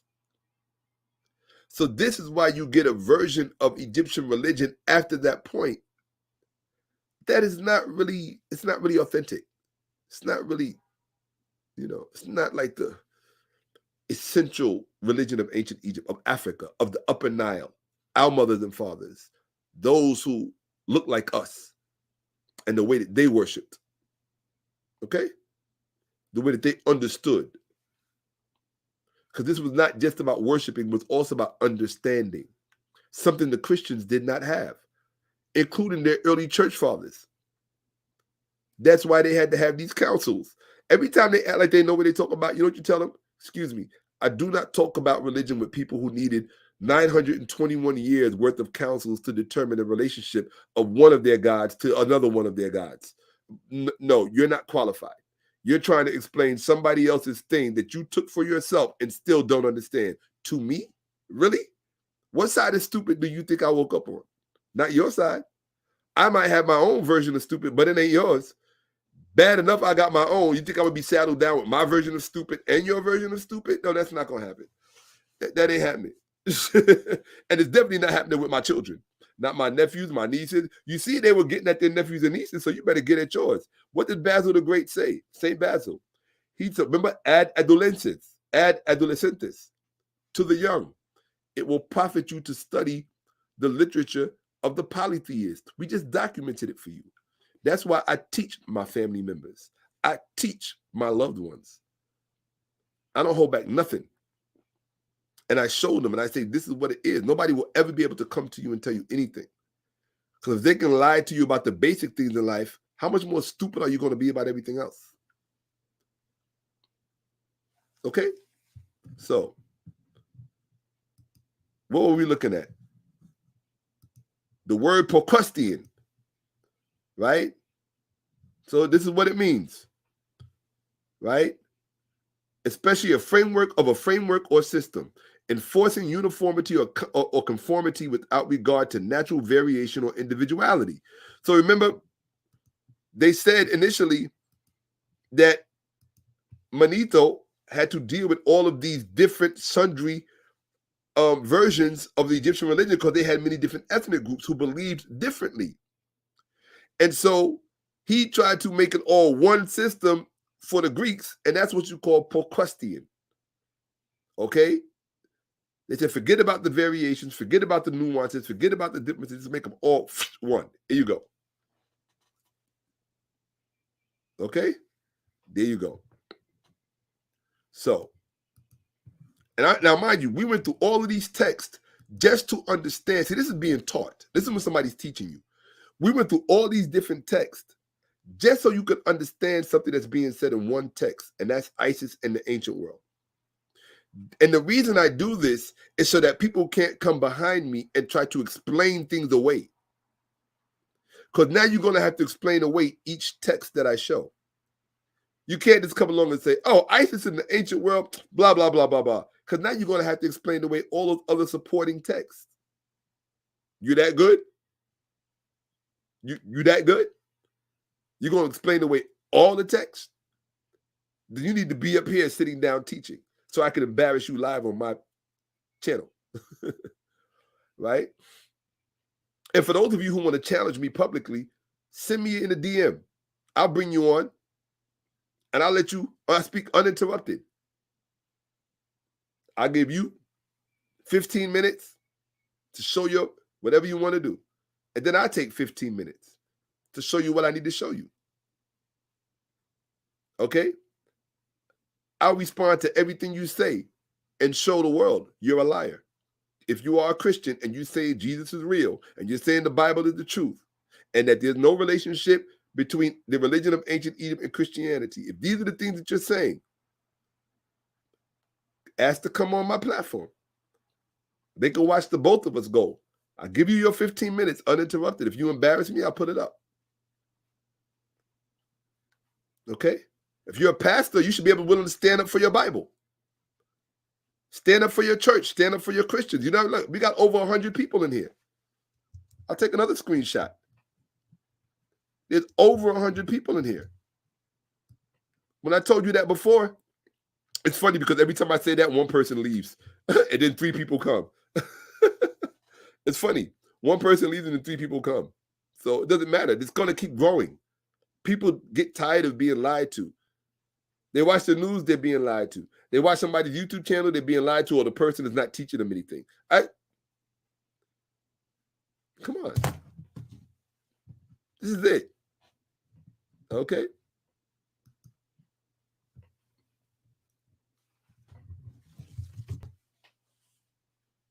Procrustean. So we're back to Isis in the ancient world. From time immemorial, Egyptian society had been ruled by a priestly caste whose duty was to tend the local god or gods. Okay? Let me take myself off the screen so you can focus on that.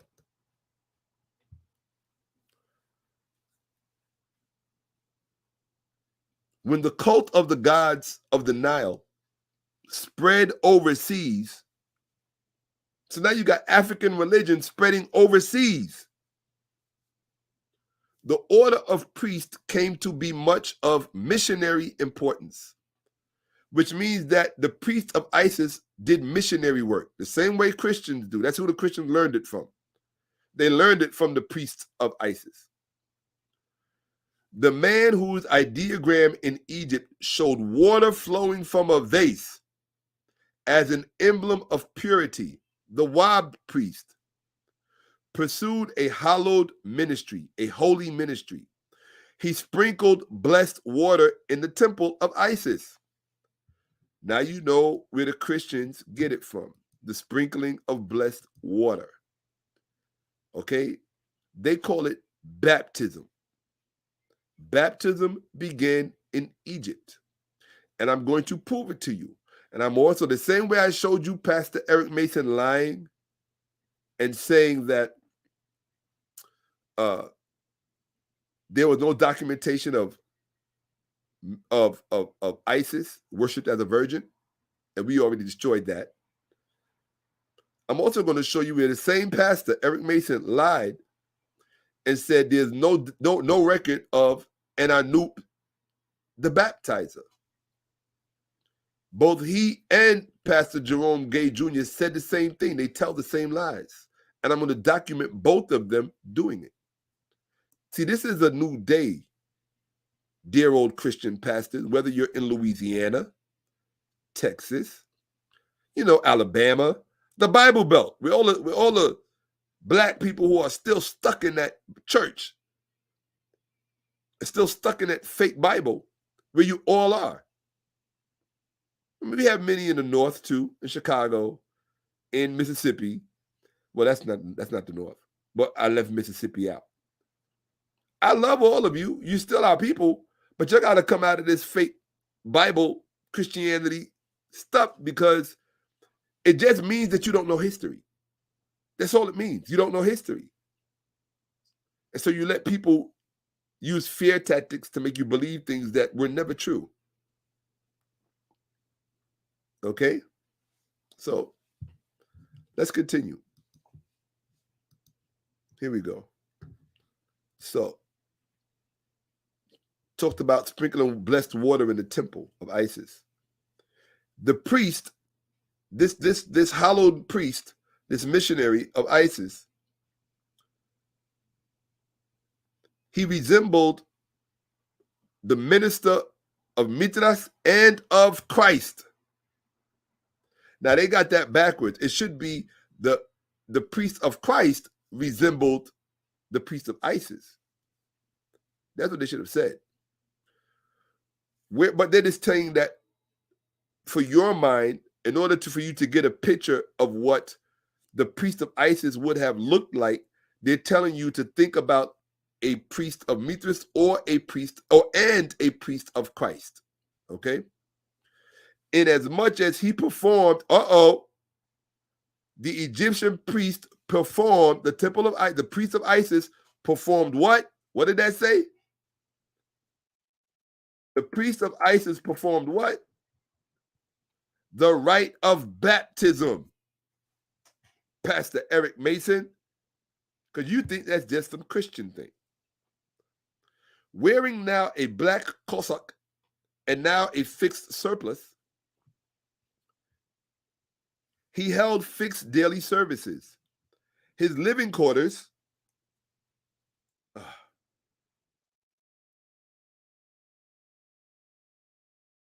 buying a new mouse tomorrow because this thing is too sensitive. His living quarters, pay attention, children, if you want to learn something. His living quarters were the Pastoforia near the temple. Now, the dictionary lies and tell you that the word pastor comes from pasture because of a flock and a shepherd. That's a lie. Okay? The word pastor comes from this word, Pastoforia. Okay? His living quarters were the Pastoforia near the temple. He was a man set apart as holy. Talking about the priest of Isis. He was a man set apart as holy. And this is in Europe. We're not even talking about Egypt. We're talking about in Europe. The priest of Isis was a man set apart as holy. He was a holy father. The existence of a priesthood much helped to win men to the faith of Isis. She was the lady who saved. She, here it is.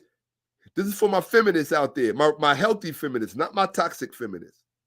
She resurrected. Uh-oh. Uh-oh. You heard that? Let's give our sister the round of applause. She resurrected. She resurrected. And you want to know about this issue between men and women in the West? It's because you don't understand this part. She resurrected. This is documented history. Even if we're talking about from a theological perspective, she resurrected. Shakka-Ahmose is not making this up. This is the PhD we're studying. R.E. Witt, professor at Queen's Mary College, London University, published by Johns Hopkins University. They're telling you the truth. Well, you're sitting there wondering what happened, and they're telling you. You don't be the same dumb person tomorrow wondering still what happened. You've already been told. She resurrected. This is before these people come with their story about Jesus. He was not the one resurrecting. She was. You know that pronoun she? S-H-E? She was. Deal with it.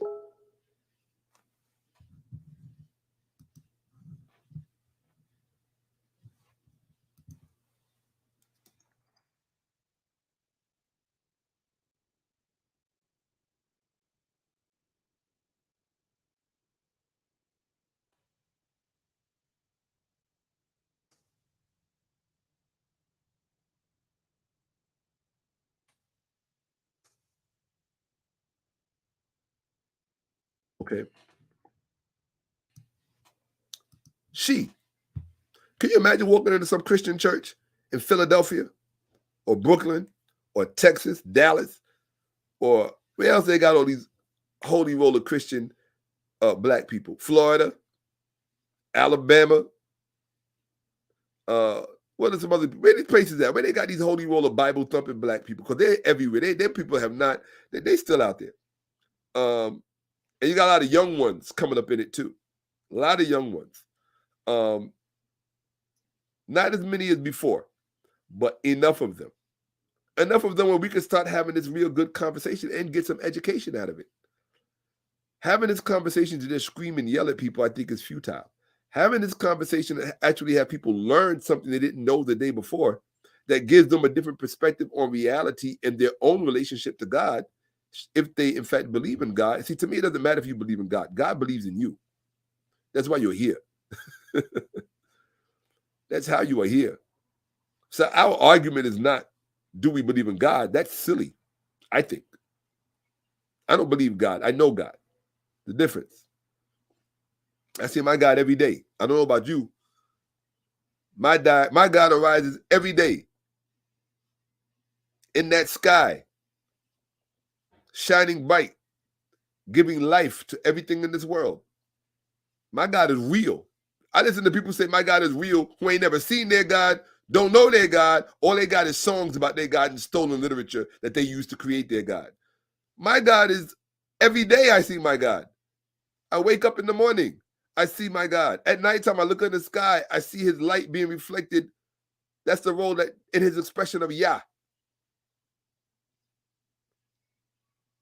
You know Yah, the last three words in the word Messiah, I-A-H, Yah, the God Yah, the Egyptian God Yah, you know. Look it up. Read the Elephantine Papyrus. So you can see the Egyptian God in these theophoric names that you call Hebrew names, all worshiping an Egyptian deity. You're all sad. You're historically sad.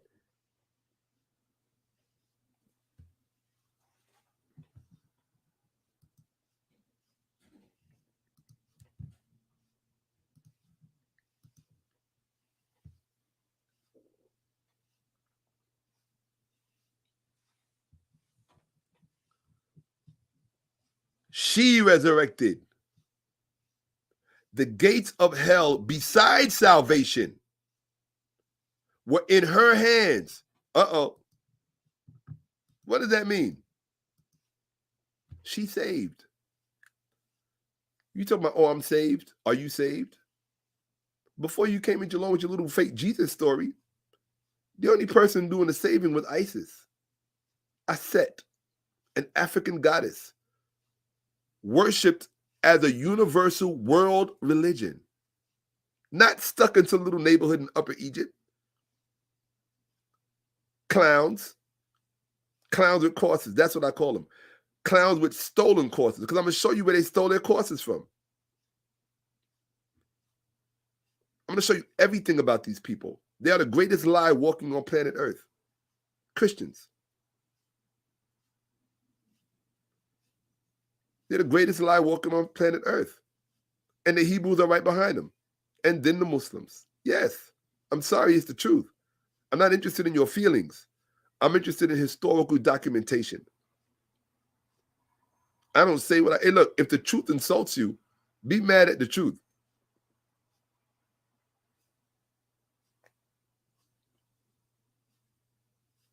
Okay? Be mad at the truth.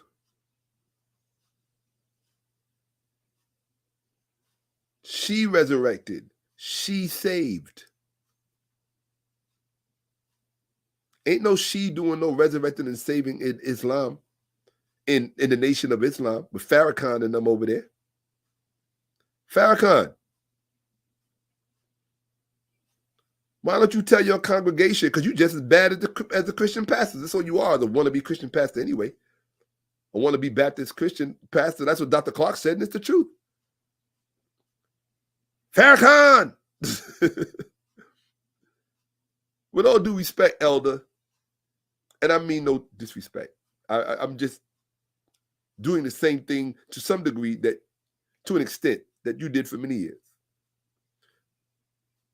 Speaking rhetorically in that moment, but now speaking literally.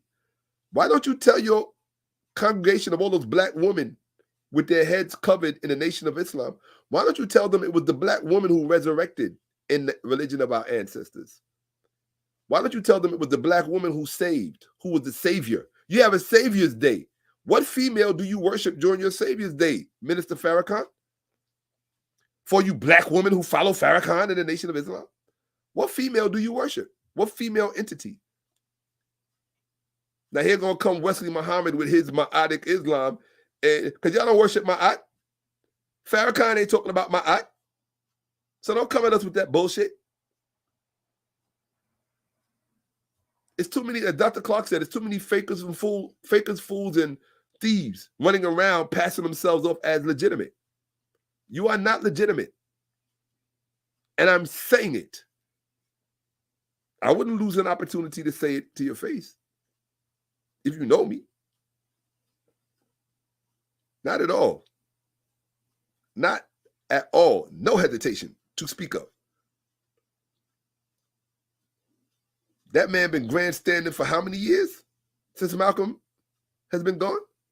Just grandstanding. All he does is grandstand. I told you this, and I told you that. You've been doing a lot of telling for a long time. We ain't seen no action. All we seeing is telling. And I got no problem with somebody telling, but don't do only telling while posturing like you're about action. That's gaslighting. And that's what the Nation of Islam does best. They gaslight. Still talking about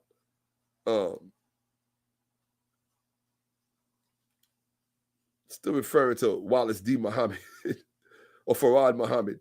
Still referring to Farad as the savior or as God in the... No, some traditions have to be let go.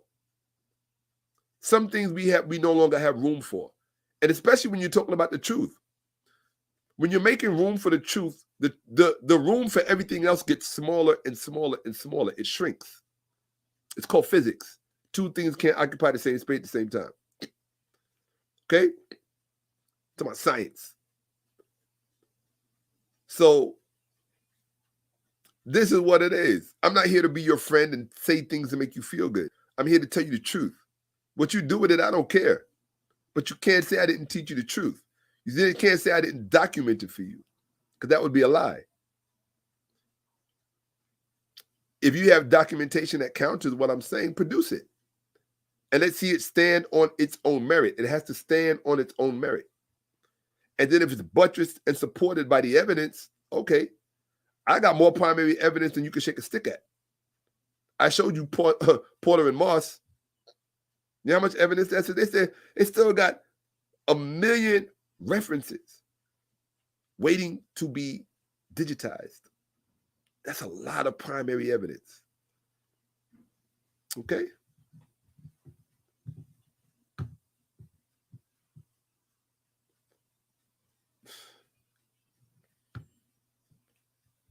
Here we go. Less commentary, more presentation, Shaka. I'm saying that to myself. Okay. She saved. Read that again. She was the lady who saved. She resurrected. The gates of hell, besides salvation, were in her hands. So next time a Christian asks you, are you saved? Yes, ISIS saved me. Good night. She did not allow room for any quarrel between science and religion, for any prudery about sex, for racial discrimination and segregation according to the color of one's skin. I told you, this was a universal religion. The worship of Isis, the Herculaneum worship of Isis, was a universal religion. It was the whole known world worshipped her. How are you going to get your power back as a female and ignore this part of history? That makes no sense to me. Every female channel on YouTube should open up with a salutation to goddess Isis. That's sending a message to the world that the goddess energy has truly returned. You want to send a message to the world? Do that. It doesn't matter what your YouTube channel is about. Open it with a salutation to the goddess Isis in her African form. But see, the thing about gods and goddesses is that they can take any form. That's why it's okay when you see a white Jesus. It's okay when you see a black Jesus. It's okay when you see an Asian. These are gods. The God with, small God, with small g. Okay? It's God with small g. You can represent them in any form. Why? Because God can take any form. God is not stuck in one form. So we have no problem with white representatives of God. We have no problem with that. We have the problem when you try to force them on us. That's a problem. That's a problem. Not only that, it's a problem because even your white God descends from our black God. Think about it. Because Isis in Greece was and in Italy, after a time, became worshipped in a more European-looking phenotype. But the ancestor of that goddess is the African Isis. So if you, as a white person, are worshiping and subscribing to a Kemetic worldview in an ancient Egyptian religion, you can worship the white Isis or the black Isis. You'll be just fine. We cannot worship the white Isis because ours is the original. This is proper protocol. It's not racism. It's not ethnic segregation. We cannot worship at the altar of a white Isis. That Isis is not in that form for us. She is in that form for you as a white person. And we do not begrudge you worshiping her. This is how it was designed. This is how Alexander and them put it together. If you know the history. Well, not Alexander, let me not blame him. How Ptolemy the First. Soter, Lagai, son of Lagai. This is how they designed it. They're the ones that did that. The natives of Egypt, their God was black, and they invited everybody to worship this black God. But the advisors of the king said, this is not cool. You got your own white people here worshiping these black gods. You need to give them something that looks like them to worship, that looks like you, in fact. It's a serapis. Come on, people. It is what it is. The truth may hurt. Change your shoes. Right? See, the truth is not shoes. When your shoes hurt, you can change them. When the truth hurt, you can't change the truth. All you can do is be in denial about it. That's it. You can be in denial about it. Where are we? Yes. She did not allow room for any quarrel between science and religion, or for any prudery about sex or racial discrimination and segregation, according to the color of one's skin.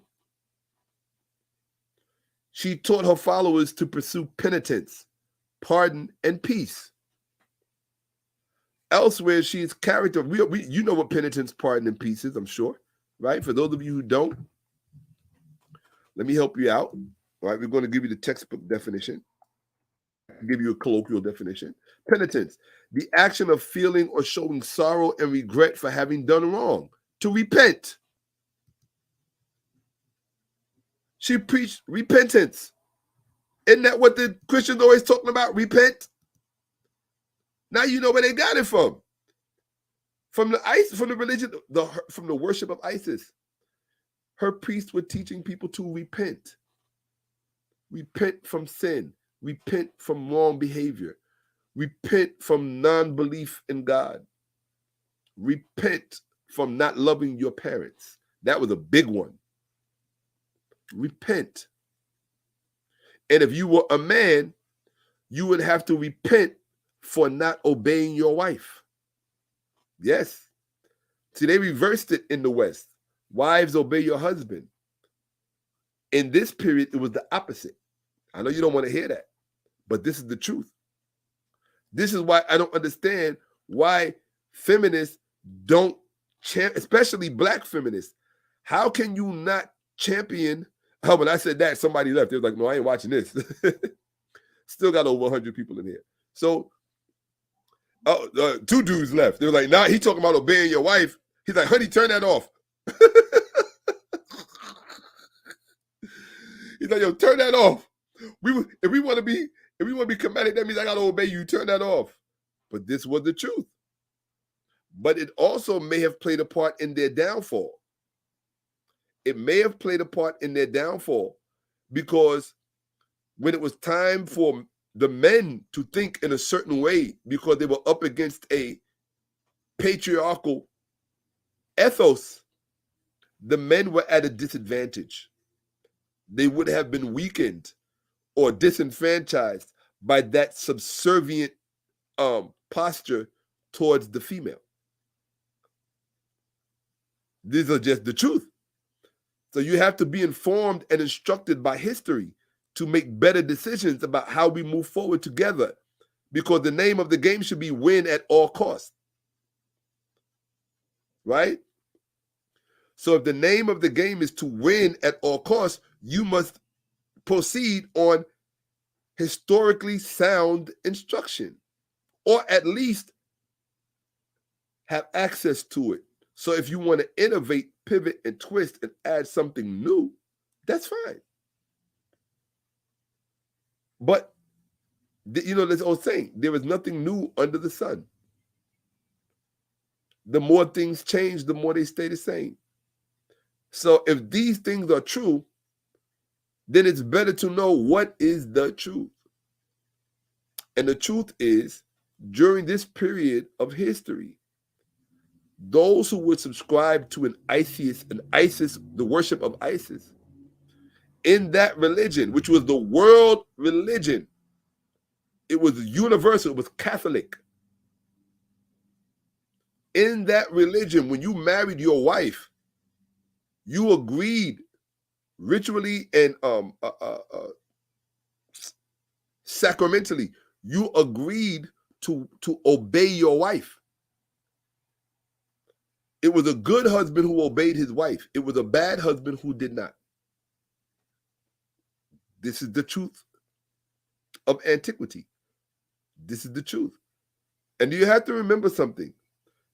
People in antiquity were not as stupid as people of today.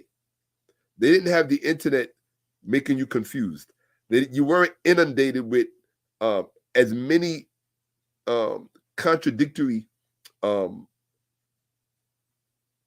premises and outlooks as you are today. Today, it's forget about it. I feel bad for. I really feel bad for people today, especially the unintelligent and the low IQ. They're really at a disadvantage. They believe every stupid thing they hear. Every stupid thing they hear. Oh, someone said that's not true. Go to his channel. When did that person become the arbiter of truth for me?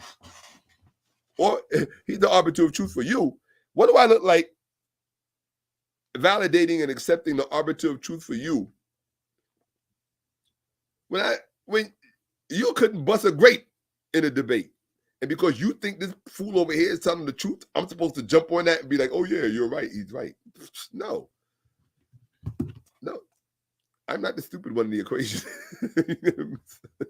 I'm not that word stupid, I use it often because, well, it's a real thing. There are some stupid people in the world, and they are far more outnumbered in intelligent people, or those who are known, those with insight. And so I just take it for granted, 9 times out of 10, yeah, this person's stupid. So, this is what it is. So I'm talking about in this lane, in this context, when it comes to being historically literate, all right? I'm not talking about anything else. You could be historically illiterate and be a genius at finance and have all the money in the world, but not know shit about history. Just dumb as the day is long, which is usually the case. Not always, but usually the case. So where are we at?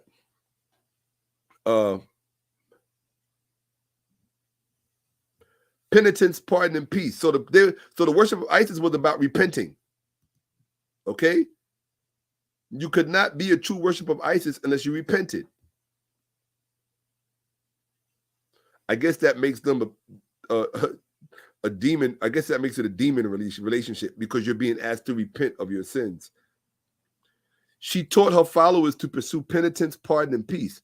However, she is characterized as being the inventress of all. That means God. As having divided earth from heaven. As making the universe spin. And as being triumphant over fate. She was God. Fortune and the stars. As she sat.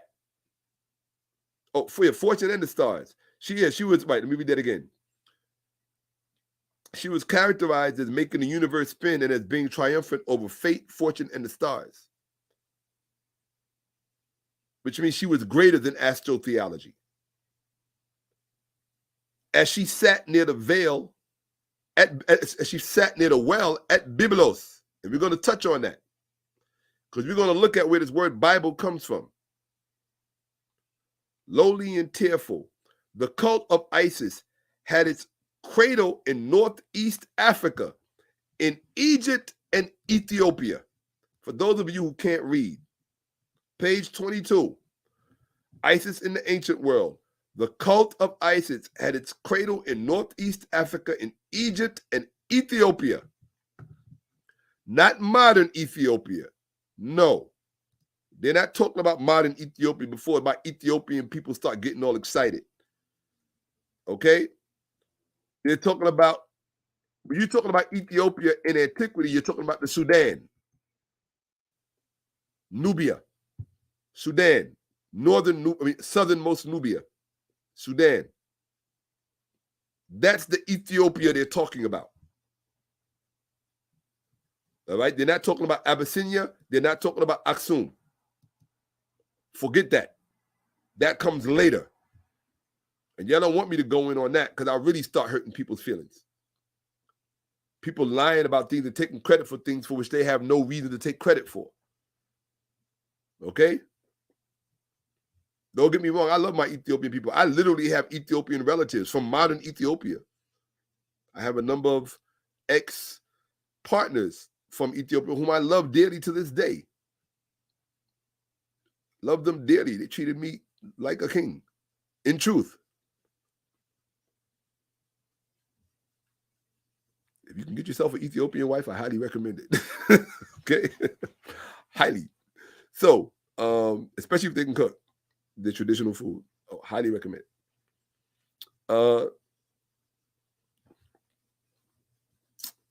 Lest I digress. Okay. Where am I?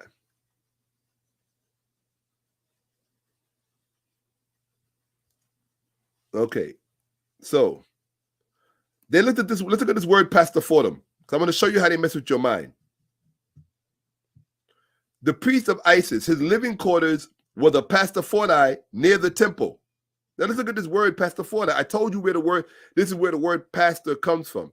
If you look it up in the dictionary, they're going to give you another source. They're going to tell you it comes from pasture, like sheep out to pasture. That's wrong. It is incorrect. Watch. Look at the word pastofortum. Pastofortium. Pastofortium. Either of the two apartments at the sides of the bema that are found in contemporary Greek churches as well as in early Christian churches. Okay? I'll read it again. Either of the two apartments at the sides of the Bena that are found in contemporary Greek churches as well as in early Christian churches. Okay? History and etymology for pastophorium. Late Latin, apartment of the bearer of the shrine. From Greek, pastophorion. From pastophoros, bearer of the shrine. From pastos, shrine, for. Meaning,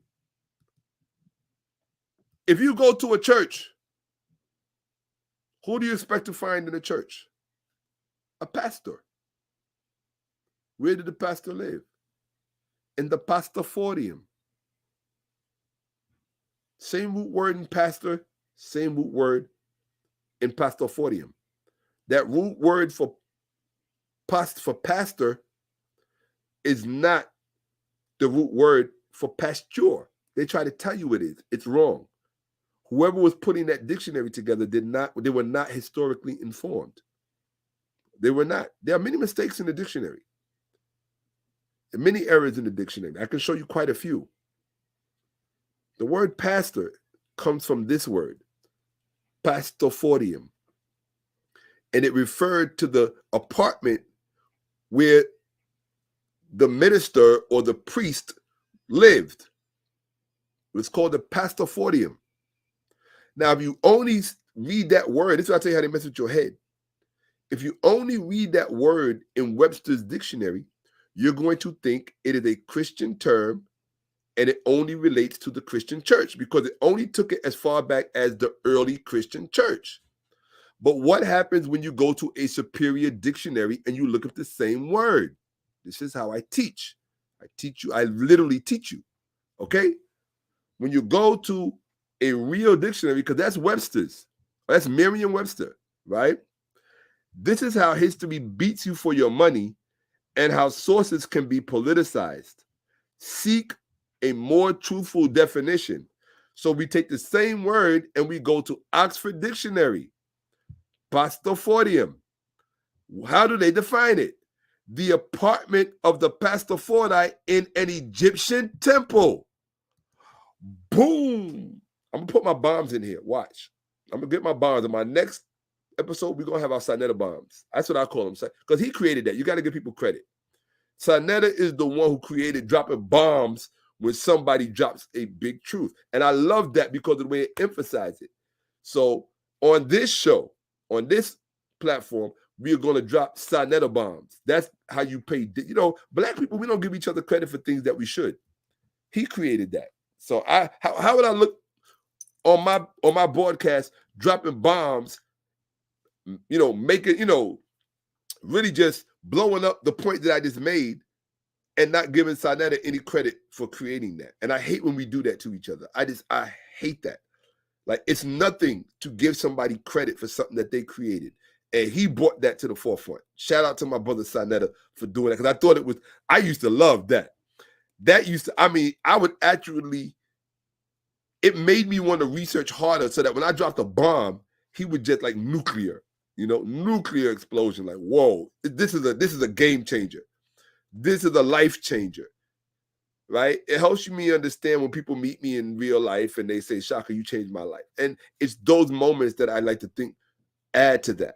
And so this was a Sinetta bomb moment. I just showed you. If you go to Merriam-Webster's dictionary, an inferior dictionary, you're going to see the term pastophoria, which is affiliated with the word pastor. You're going to see it only takes it back to early Christianity. But when you go to the Oxford Dictionary, the very first definition tells you an apartment of an Egyptian temple. The apartment of the pastophori in an Egyptian temple. Now you know where the Christians got it from. So when you call a Christian priest, that's all he is. When you call a Christian priest a pastor, you are referring to him by a term that was initially in reference to an Egyptian priest of Isis. So when you see Jabari, he is a legitimate pastor. Yes. because he's a priest. I'm not a priest. I don't see myself as a priest. I don't define myself as a priest. I'm a teacher. Okay? Now, in ancient Egypt, there was no difference between the two. So, yes, in some respects, I am a priest. Okay? I just don't like to confine myself to that term. Because then you got to behave a certain way and do all that. No. Okay? I like my freedom. Okay? But Jabari is a legitimate priest because the term itself was in reference to an Egyptian priest who lived. It was in reference to the residence where he lived that was attached to the temple of Isis. It was called a pastophorium.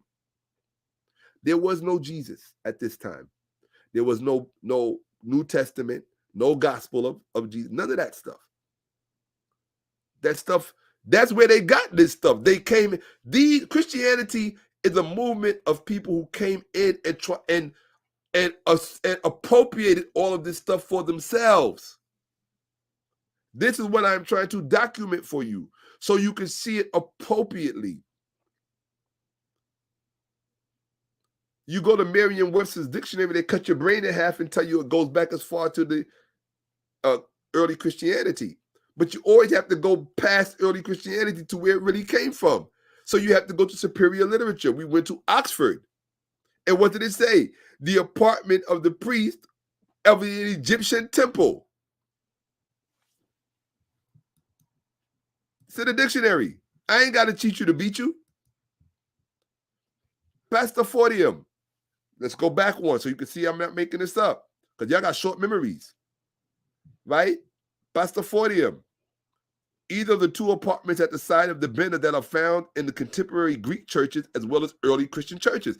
They didn't mention anything about Egypt. When you go to Oxford, right, as well as right here, I'm going to read that again. Either of the two apartments, pastophorium, either of the two apartments at the sides of the Bertha that are found in contemporary Greek churches as well as the early Christian churches, right? And when we go to Oxford, what do they give you? Pastophorium, same word. History. What do they say? History. In history. They don't even give you that here. They only give you history here for the pronunciation. In Oxford, they give you the history of the definition. The apartment of the pastophori in an Egyptian temple. Archaeology, Christian church. Each of a pair of rooms in some churches, especially Byzantine ones. Why the Byzantine ones? I told you, the Church of Hagia Sophia, the Holy Wisdom, Church of the Holy Mother, the faculty came out of Egypt, out of the religion of Isis and Osiris. That's the only reason you find it in the Christian church. Pastophorium. Check out the origin. Mid-18th century, earliest use found in Chambers' Cyclopedia, right?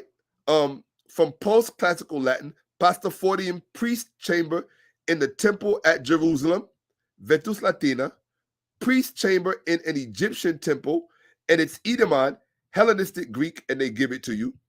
Priest chamber in the temple at Jerusalem, Septuagint, right? They give you the Bible verse, rendering Hebrew. They would pronounce it Liska, right? Priest chamber in an Egyptian temple from.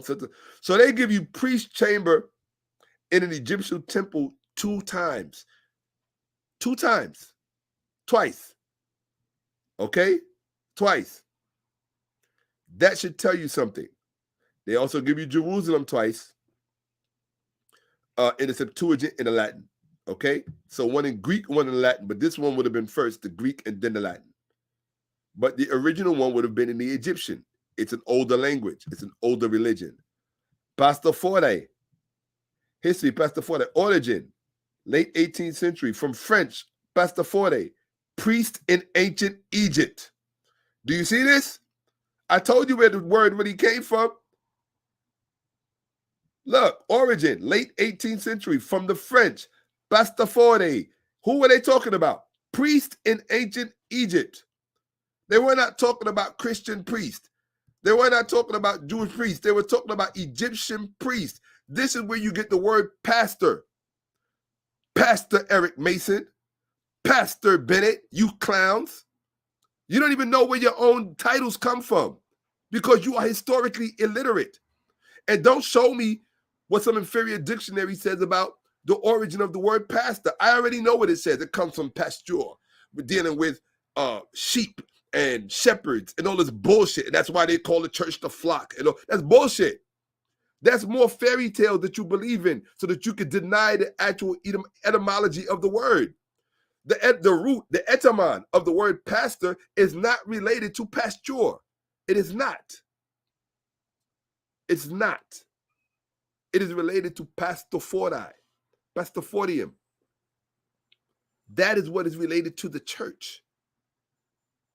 And when the French first used it, they were talking about Egyptian priests. You remember the French, the people who translated and cracked the code of the ancient Egyptian language? The people, part of Isis, Paris, the place of Isis, the Herculaneum worship at Pompeii in Rome of Isis, the African goddess Isis, responsible for resurrection, responsible for making the planet spin, responsible for making the wind blow and air in your lungs. She, who is eternity. She. Mut nature. Mut nature. Mother nature. Mut nature. Say, repeat after me. Mut nature. Nature. Mother nature. Aset. Isis. Black woman. African woman. Bother you? It's not my problem. It's not my problem. Just understand it. Just understand it. That's all. Okay? Just understand it.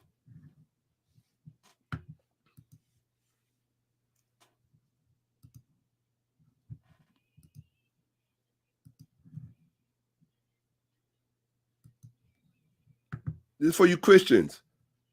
Pastafore. Pastafor. Pastaforus. Origin, late 18th century, from French pastafore, priest in ancient Egypt, or its etymon in Hellenistic Greek. Right? This is from where? Oxford Dictionary.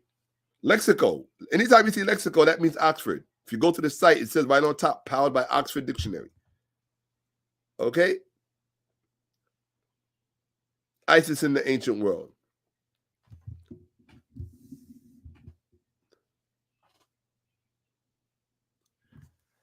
The existence of a priesthood. Did we read this already? Yes. The cult of Isis had its cradle in Northeast Africa, in Egypt and Ethiopia. Uh-oh. Look at this, somebody hanging on the cross here. In fact, it's an ankh. If you see the little hole on top, they kept the ankh. Look at that. This is not where the chain is going through. The chain, the rope is going through the top. That circle is part of the decoration. This is Jesus on an ankh. Okay? To follow the transformation of what began as a purely African faith into a what? World religion. As Isis became first Greek and then Greco-Roman. We read this in part in the last broadcast. We're just rereading it. And then Greco-Roman is a complicated and yet fascinating task. How the gospel of Isis, like that of Jesus, that's right, gospel.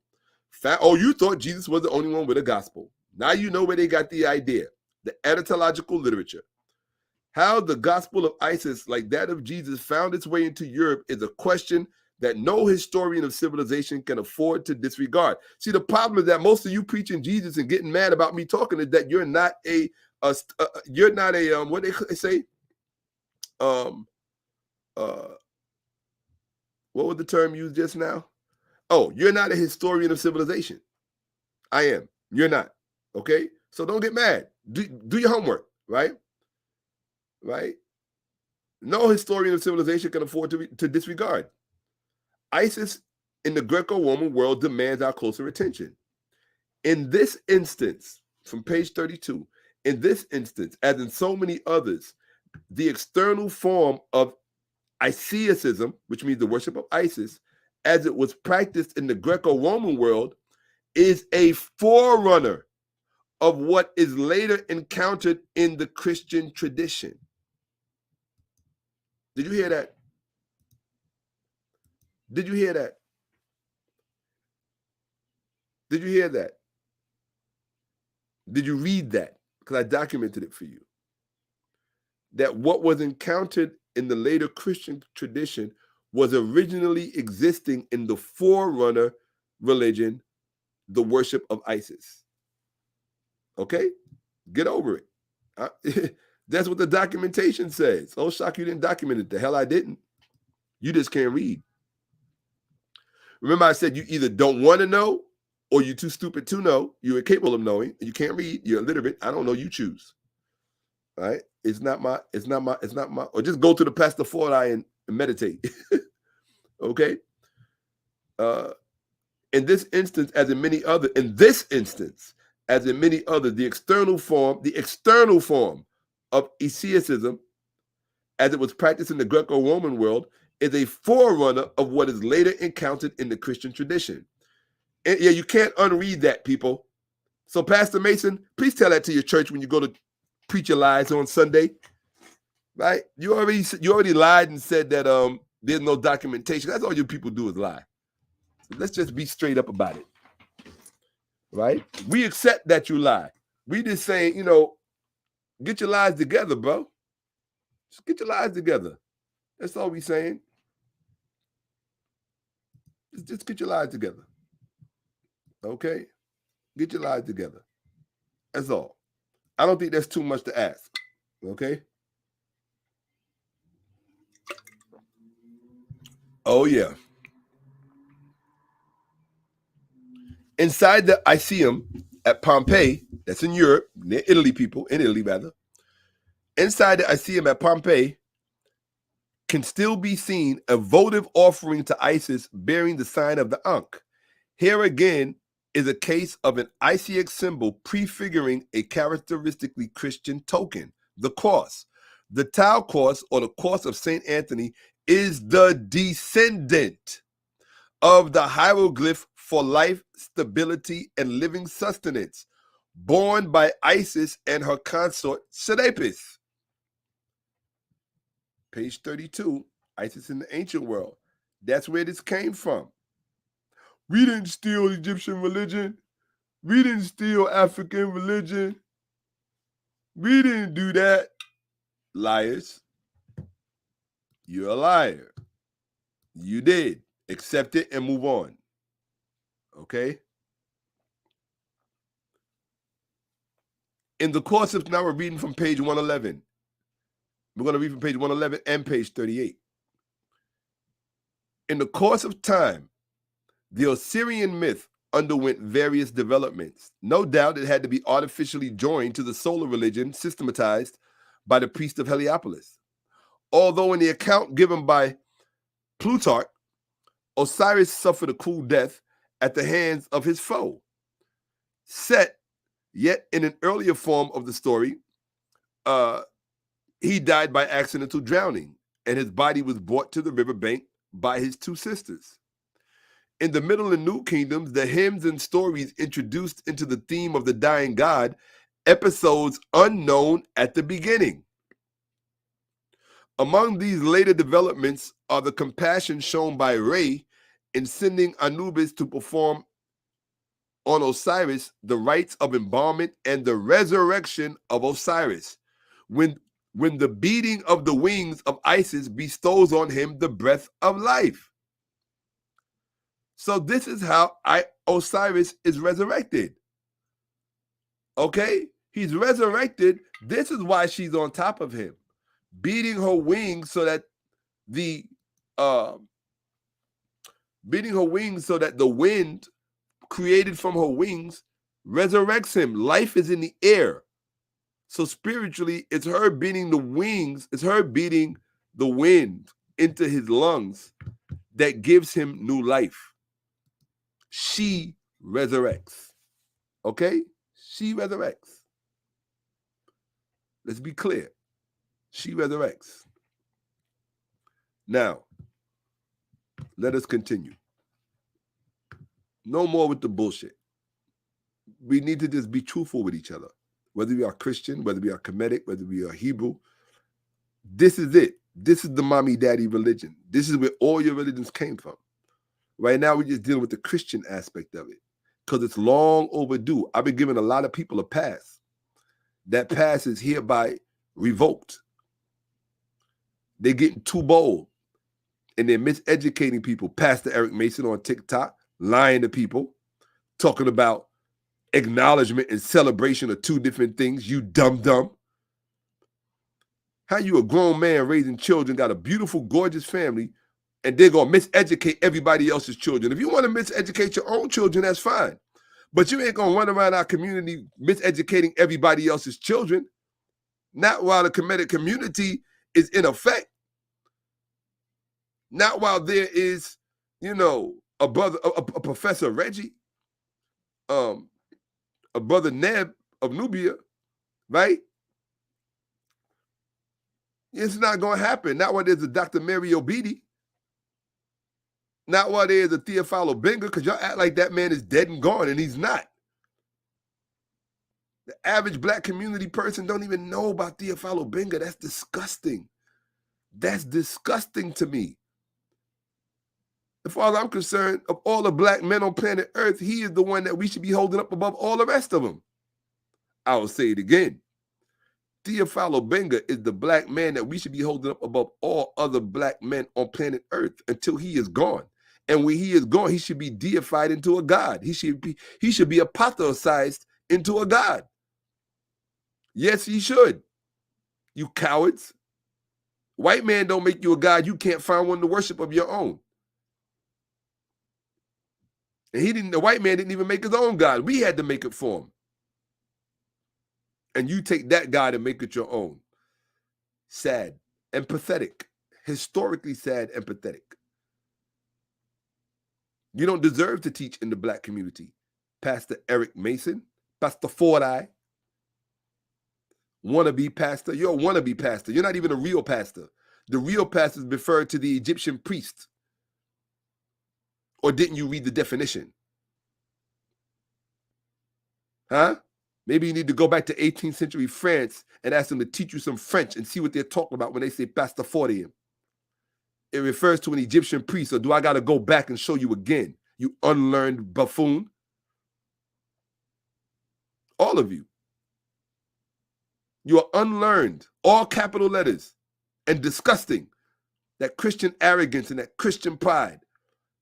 False pride. It's not even real pride. How you going to have real pride in something that ain't real? Still got over 100 people in here with me right now. And some of them from your church saying, well, goddamn, the pastor lied to us. Trust me, I already know about 20 of them from your church because they told me they was going to watch and that they go to your church. Pastor Eric Mason. They didn't know they was being lied to. Now they know. I'm just getting started. This is the lightweight stuff. We got to get through the preliminary stuff. And I thought ISIS in the ancient world would be a great place to start so we could work our way backwards. ISIS in the ancient world is a great place to start. Hunet. The Great Virgin. The original version of the Great Virgin.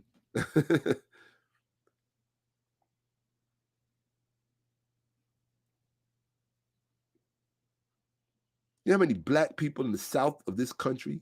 Forget the ones in the north. It's the ones in the south that I meet that freak me out. I'm like, with all of this technology and all this communication going on, with all this truth floating around, you still think that Bible is real? You still think the Jesus story is real? You really believe that? People in the ancient world didn't believe it was real and said so. Wrote it. In fact, the early church fathers wrote about them saying it. What they said was that the version of history of Jesus that you are giving us is false. They said Jesus was somebody who hired himself out to the ancient Egyptians because he couldn't find work anyplace else. So he hired himself out to the ancient Egyptians and learned some Egyptian tricks, which made him feel like a god. And he went back to Palestine and marketed and promoted himself as if he was a god amongst his own people. This is what they said in the ancient world. And Augustine wrote about it, or Origen wrote about it. Origen wrote about it, contra Celsus, against Celsus. So why are you acting like we got this from Zeitgeist, that there's a relationship between Jesus and Egypt, when they were saying it in the 2nd century, when Christianity was first created? Walter Williams notwithstanding. Huh? You sad people. I'm going to be relentless on you. Drive you back under the rock of falsehood you crawled out from. Whatever the path of development may have been, the relation between Osiris and Isis was constantly visualized as a drama of birth, death, and resurrection. And when in the 5th century BC, Herodotus dealt with Egyptian religion, he had no doubt that the whole population alike worshipped just the two, Osiris and Isis. So when Herodotus was writing in the 5th century, only those two were worshipped, Osiris and Isis, Assad and Aset. There they go, sitting side by side. Man and woman. The only purpose for man is woman, and the only purpose for woman is man. Accept it or die.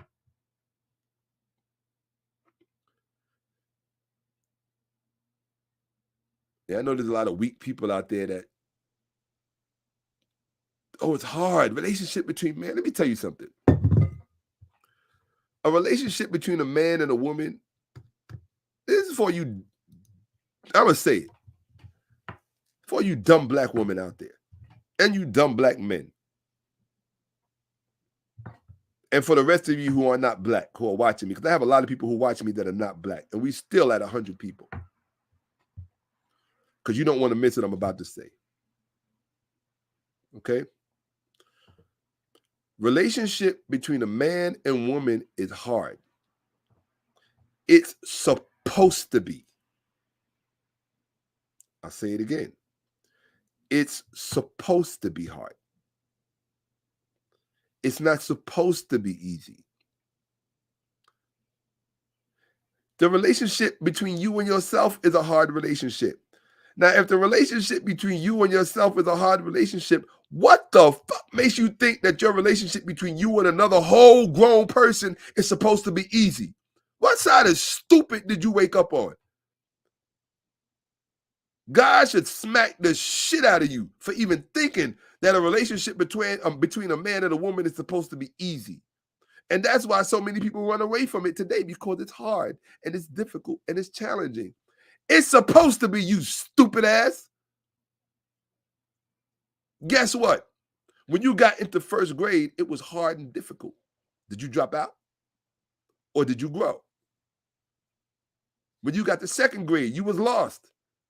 Did you drop out? Or did you stick through it and grow and learn from the lessons? When you got to the 3rd grade, you stupid fuck, did you drop out? Or did you stick through to learn the lessons and grow? And when you got to the 4th and the 5th grade, you was lost. When you got to the 5th grade, you didn't know what to expect. You was lost. It was hard, difficult, and challenging. Did you drop out? Or did you grow and graduate and get promoted? When you got to the 6th, you weak motherfuckers. I'm talking to you.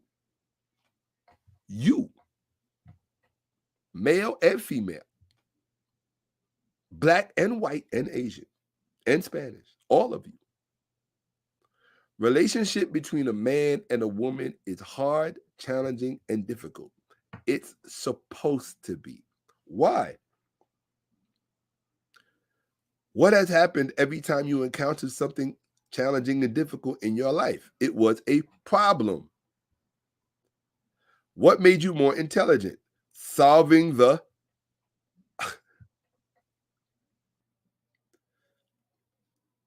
reason y'all run from relationships is you don't want to do the math. It's too hard. It's too hard. And you think you got something on ancient people who got married and stay married?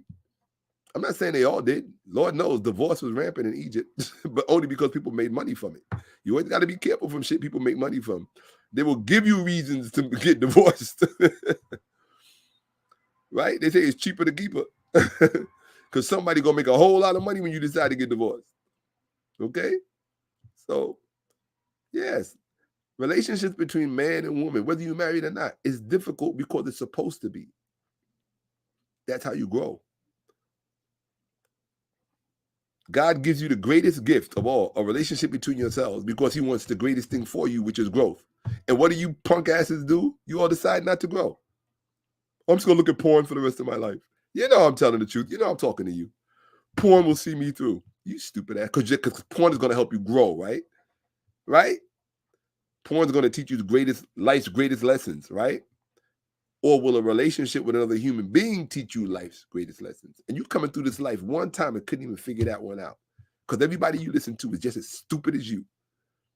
You think money makes somebody intelligent. You stupid ass. You deserve to stay single, lonely, and for the rest of your damn life and look at porn for the rest of your life. You deserve it. Yeah, I'm a deep person. More so than you could ever possibly imagine. Ever. On your best day, you couldn't imagine my depths. I'm serious. And people who know me will tell you that. Sometimes I scare myself. And I'm not even joking. You know? You know, I just found out something the other day which bothered me. I watched this thing on social media. It's one of those how to survive, you know, like how to survive getting swallowed by a whale. How to survive, you know, a run-in with a baboon or something like that. And they did this one episode called How to Survive. Oh, no, not How to Survive, but which sign of the zodiac sign is the most dangerous of all? I was so brokenhearted. I was like, so they worked backwards. They went from like 12 all the way down to 1. So number 12 was this sign. Number 11 was this sign. So I'm waiting for them to say my sign before they get down to the bottom.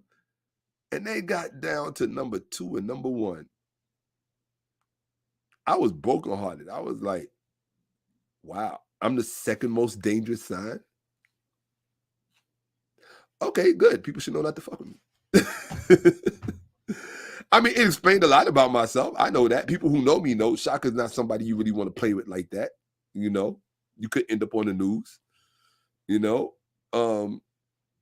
my track record speaks for itself. I'm not saying I'm 100% proud of everything I've done in my life. I'm just a no-nonsense person when it comes to certain things. If you want to talk smack on social media, that's one thing. But if you run into me, you think you're going to maintain that same posture and everything is going to be just, you know, I mean, well, that's not, I mean, I'm older now and I'm realizing that you just have to let people say and think what they want, whether they're in person or not.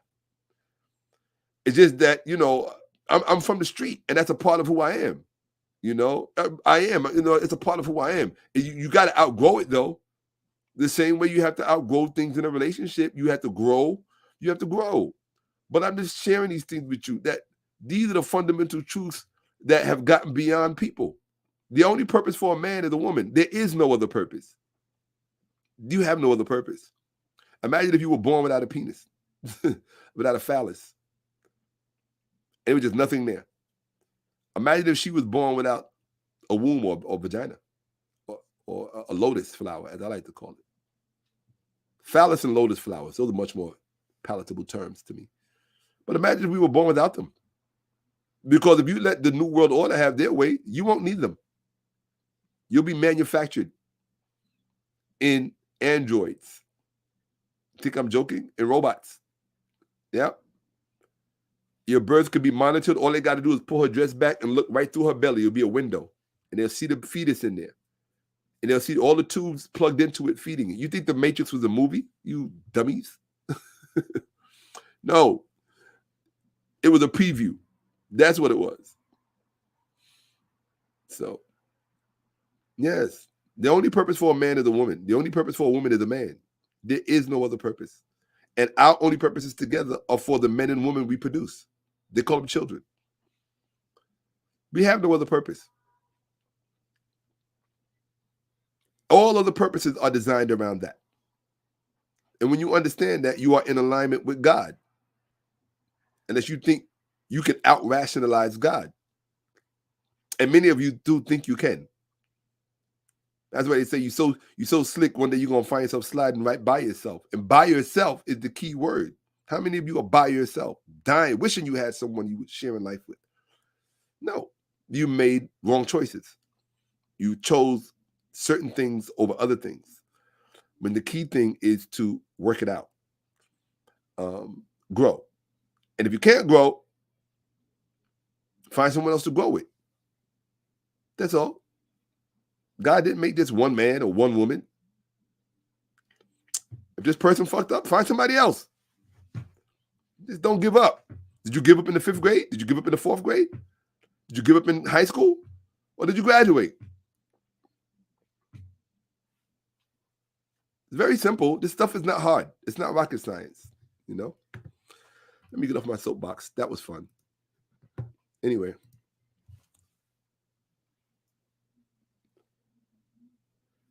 She raises Osiris from the dead and bestows upon him eternal life. Ooh.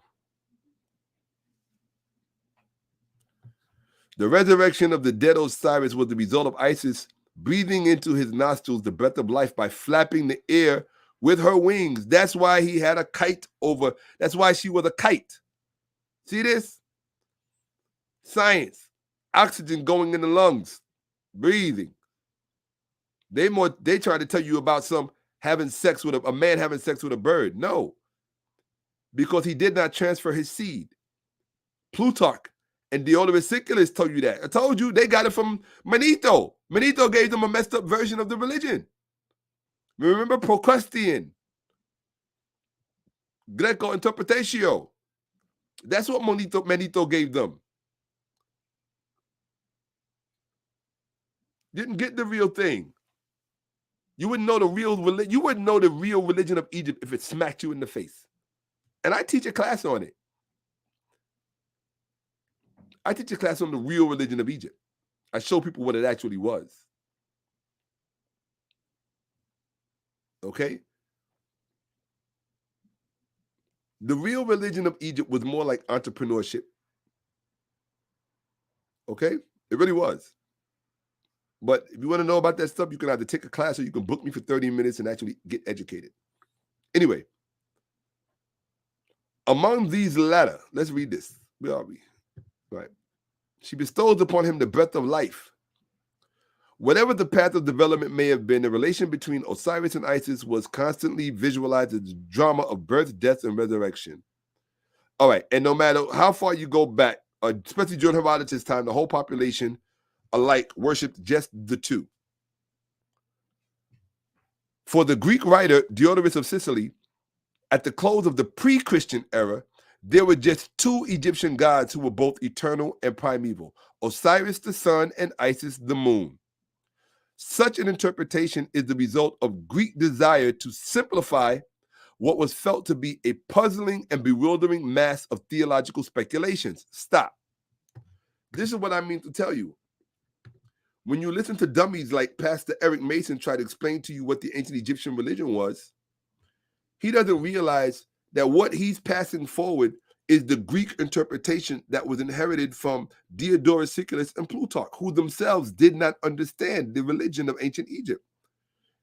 By the time they got there, there was no real interaction between northerners and the indigenous priests of Egypt. No. And the ruling class of the states at that period would not have allowed some foreign historians to come in and meet with the real upper crust of the priesthood, the real theologians who could explain it to them. They would not be able to afford something like that. That was the prerogative of the king.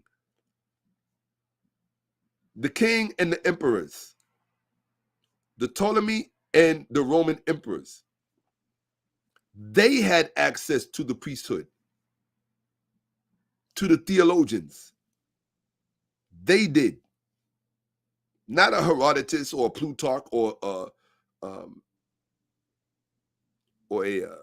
Herodotus did, but not a Plutarch or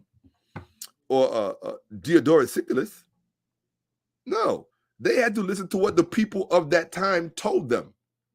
The foreigners who had moved into Egypt, who had become acquainted with what, you got to remember, by the time they get there, by the time Diodorus Siculus and Plutarch get to Egypt to write about its religion, they're interpreting what Manetho put together when he made that Procrustean Greco-interpretatio version of Egyptian religion. So it's nonsensical. It doesn't make any sense. So that's why a pastor, Eric Mason, will run around social media and lie, and Jerome Gray Jr., that pastor, wannabe pastors, they're not real pastors, right? You want to be a real pastor, be an Egyptian priest, pastorfortium, okay? You're not pastors. You're wannabe pastors, okay? Jabari is a real pastor, okay? By the mere fact that he has seen beyond the veil, he's a real pastor, okay? I'm a real pastor because I've seen beyond the veil. Pastorfortium, pastorfori. Hell, y'all in the temple right now with me, okay? This is a privileged time. We have well over 100 people in here, okay? So, yeah, I know it's bothering you, Pastor Eric Mason, and see, now, what they try to do is they're going to pretend that they don't know I'm doing any of this. They're going to pretend that they don't know about it. They're going to pretend. That's what Christians are very good at doing, pretending. You can pretend all you might, or you like. You can stick your head like a Christian ostrich in the ground and pretend that I'm not bringing you the truth you've been running from all this time. Wannabe pastor. That's your new title. WP, Eric Mason. Wannabe pastor, Eric Mason. WP Bennett. Wannabe pastor, Bennett. Right? Wannabe pastor. You're not a real pastor. To be a real pastor, you have to be a priest in an Egyptian temple. Pastorfori. That's where the word pastor comes from, not pasteur. That bullshit that they have in the dictionary, where it comes from. That's political. That's a political entry. It's a political entry born of ignorance. Okay? We don't play those kind of games over here. We let the literature truly live and speak for itself. Okay? Or you're going to see things in this presentation going to blow your mind with sweetness. So, Osiris himself can be seen in the Book of the Dead rising to life in the shape of a great falcon, having been rejuvenated as Horus. That's page 39. Now we read page 40 and 41. The corpse of Osiris, as Plutarch tells the story. This is 45 AD. This is 45 CE. This is in the modern era. Right? Is thrown into the Nile and is carried out into the Mediterranean across the waters, of which it goes to Phoenician Byblos. Phoenician Byblos. We're going to talk about where this word Bible comes from, because they want to pretend that none of this stuff is related to Egypt. Oh, no, we can't let that go on. Oh, not at all. Not at all.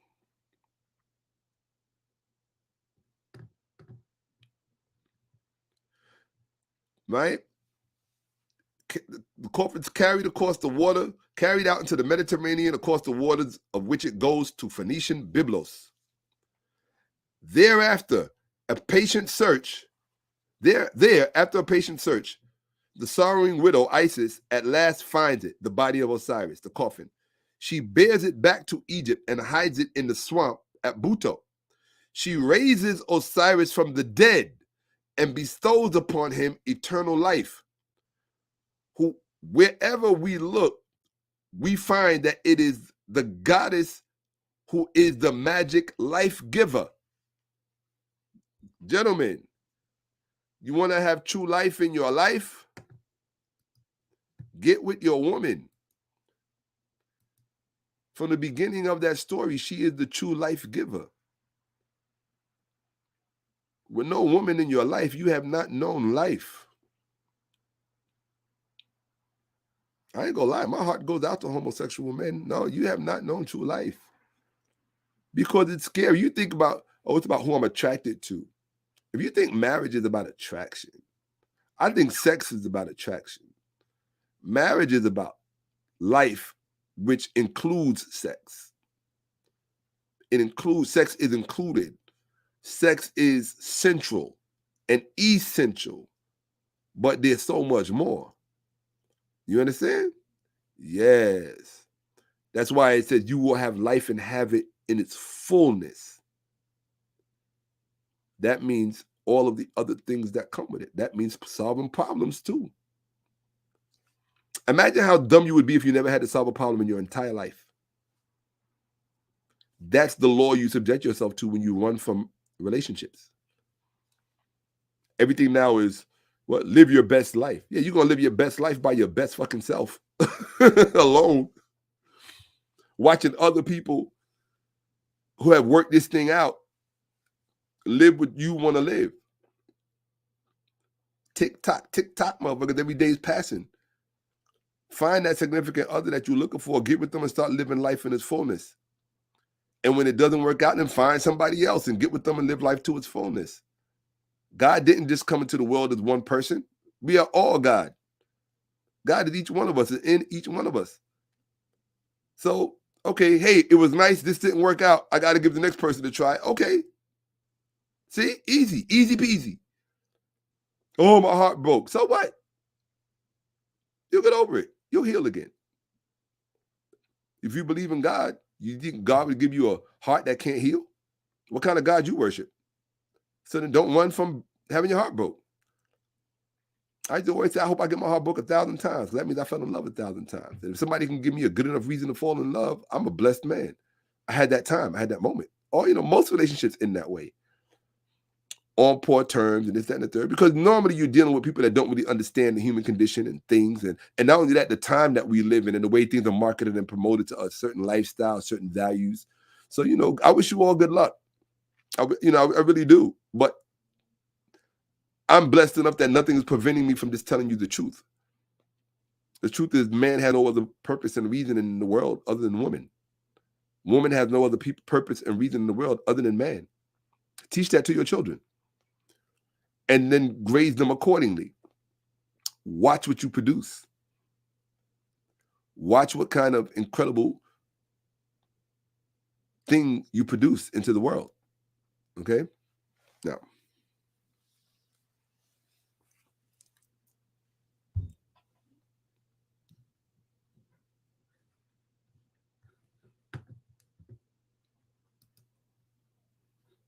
I'm going to bring it to a close.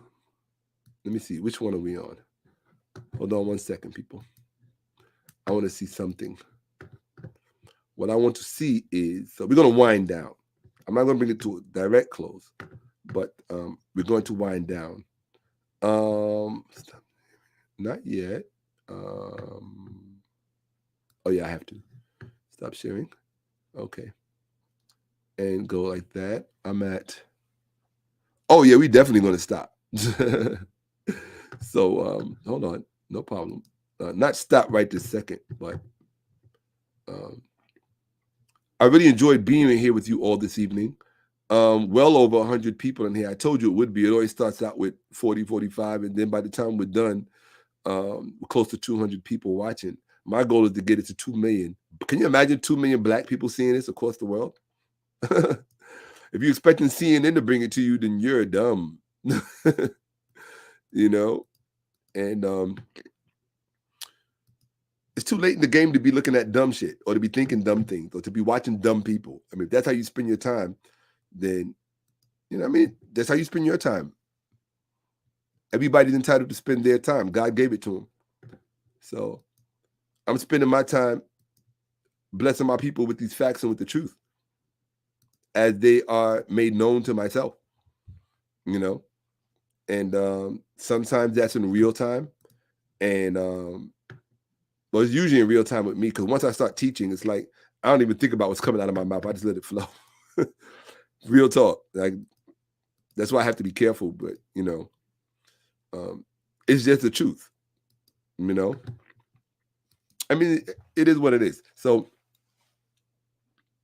yes, it's Isis, the African goddess who is the magic life giver. Every last one of you with a YouTube channel, every last one of you with a Facebook page, with an Instagram, you should have Isis all over that. If you're a real feminine, put your goddess back in order. Get your house in order. Don't come to men talking about give us a chance and y'all don't recognize. Why should we recognize you when you don't recognize you? Don't take this the wrong way, but fuck you. Yeah, until you break, as a black woman, until you embrace Isis as your goddess, to hell with you. You know, you don't believe in yourself. Why should I believe in you? Where's your statue of Isis in your house? Where's your altar to Isis in your house? Where do you identify her in nature?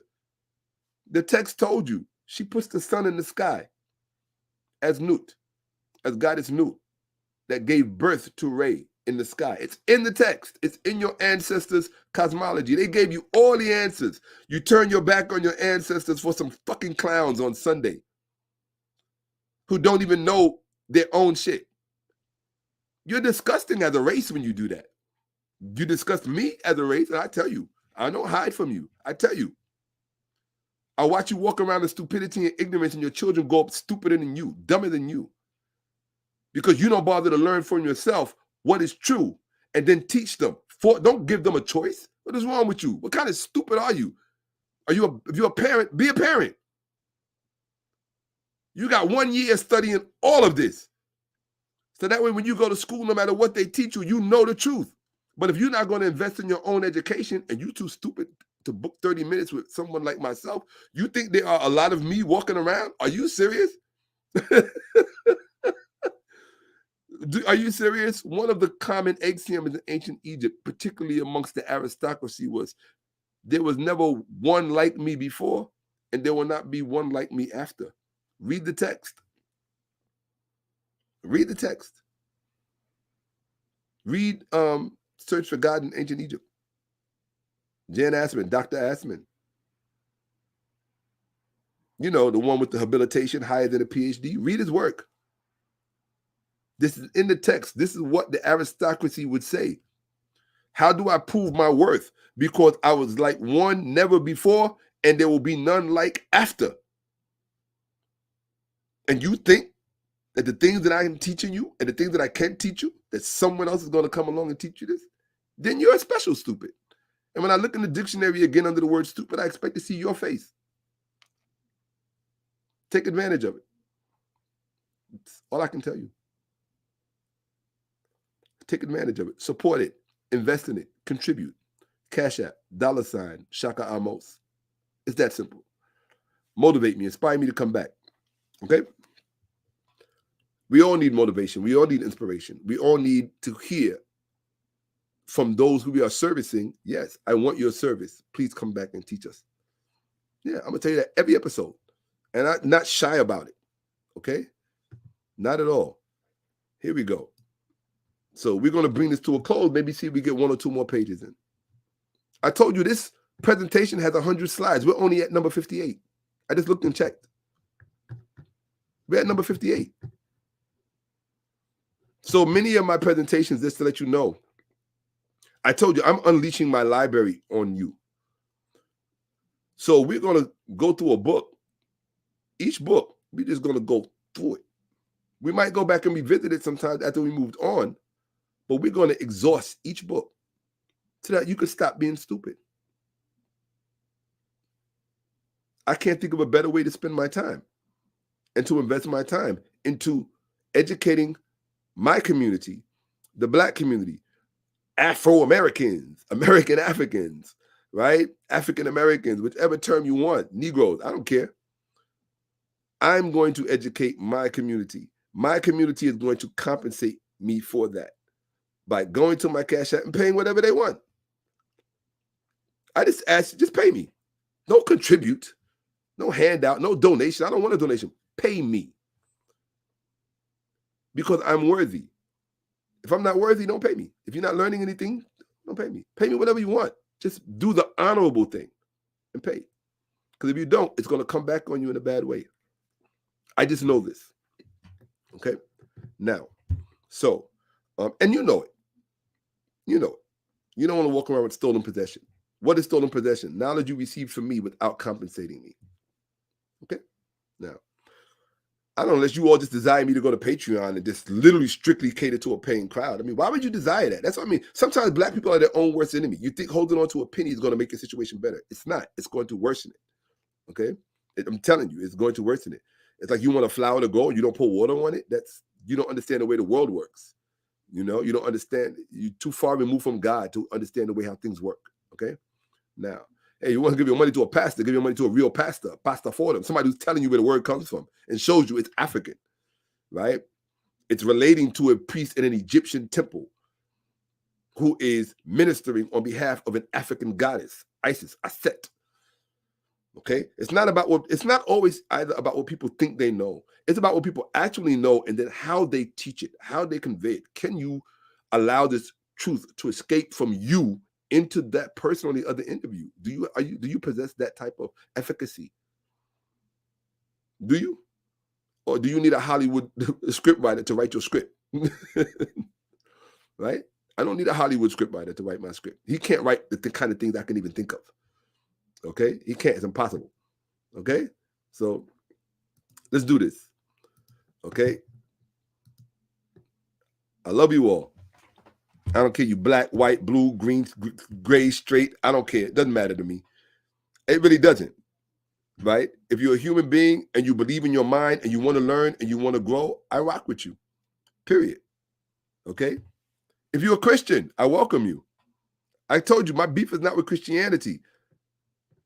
My beef is with Christians and their lies about Christianity. Let's be very clear on that. I have no problem with Christianity. I think, it's an interesting play on an older religion, plural. And it made use of African cosmology and eschatological literature, right? So, okay, great. I have no problem with that. It made use of it rather than allow, but then the sin is that you made use of it and then you turn around and attacked it. That's like attacking your mother. When Christians attack ancient Egyptian religion, you are attacking your mother. And I'm going to document that for you. No, document that for you. When we're done with this book, we're going into another interesting book. A book that I've had actually when it first came out since the 90s. And the only reason I haven't taught from it since I read it back in the 90s is because my brother Salim Faraji mentioned it in one of his presentations. And I don't like to teach from books that other scholars mention because I don't want anybody getting the false notion that I learned about the book from that particular scholar. It's just the way we one up each other. But I actually literally had this book that we're going to be teaching from after we're done with this book. I've had this since the 90s when it first came out. But it's going to tell you and document for you. When Christians speak derisively of ancient Egyptian religion, you are literally speaking bad about your mother. It's like cursing your mother. But you were not taught that because you have fake wannabe pastors who don't know where the term comes from, teaching you, miseducating you wrong. What did Carter G. Woodson say in The Miseducation of the Negro? They are taught to glorify and admire the Hebrew, the Greek, the Teuton, and the Latin, and to despise the African. You are taught to hate yourself. You are taught to hate yourself. It's that simple. Carter G. Woodson, the second black man to graduate from Harvard, declared for you in that statement that the Hebrew, the Greek, the Teuton and the Latin are not African. They're not. And if the New Testament was written in Greek, and it was, all that Aramaic bullshit, people are like, oh, it was written in Aramaic first, and the bullshit. Got a few little, the Targums and all of that stuff, a few little things there that was slipped into the New Testament at a later date. No, it's written in Greek. It's written in Greek. So don't tell me how African this Greek literature is. Okay? Remember, I told you before, written by and written for are two different things. These idiots don't know the difference between the two. Okay? So let's look at it. Where are we? Almost there, people. Okay.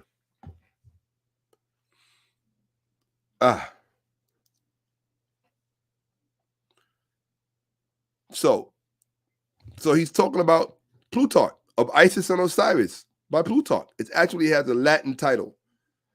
What is it? It's Osiris, Isis et Isis et Osiris, a city. Yeah. It's Osiris by Plutarch, of Isis and Osiris. Okay. Where we are. As concerns Isis, this is from Isis in the ancient world. She was hymned as upholder of the marriage covenant. It was, now listen, people, you thought I was making shit up. It was her ordinance that parents should be loved by their children, and that in the wedding service of the Egyptians, the husband should make a solemn contract to be obedient to his wife. Page 41. Because you thought I was making it up. You think you know something about the past, and you are so disgustingly ignorant of it. And you know it. You know that what I'm saying is true. Because prior to me reading that to you, you didn't even know that that is what a man of Egypt at that time was contracted to do, to obey his wife. This was the definition of a good husband, to obey your wife. And then it got flipped. Yeah, I like to flip. Wife obey your husband. Well, if you're a screw up and your wife has a higher IQ than you, but your masculine ego would rather you have her obey you so that nobody in this ship gets to go anywhere close to success, then you're a special kind of moron. You see, my wife has a higher IQ than me, and she's smarter than me. We're doing what she wants to do. Okay, pretty much how she wants to do it, the way she wants to do it. Why not? I benefit. My children benefit. Why not? You got a wife more intelligent than you, but you'll go pay somebody else for advice who's not even intelligent as you or your wife. You're stupid. You know what I'm saying? You're stupid. You know, sex plays a role in it, though. You have to be careful with certain things. Yes. There's certain things about females that you have to understand. They're always looking at the menu. Always. They're always on a search for the next man. Yes. So, because women are always on the search for the next man, always on the menu, that's a whole other conversation. You have to be very particular and very selective in the type of woman you marry, if you're playing by these ancient standards, because you are subjecting yourself to her wisdom. Yes. So you can't marry just any woman just because she's pretty.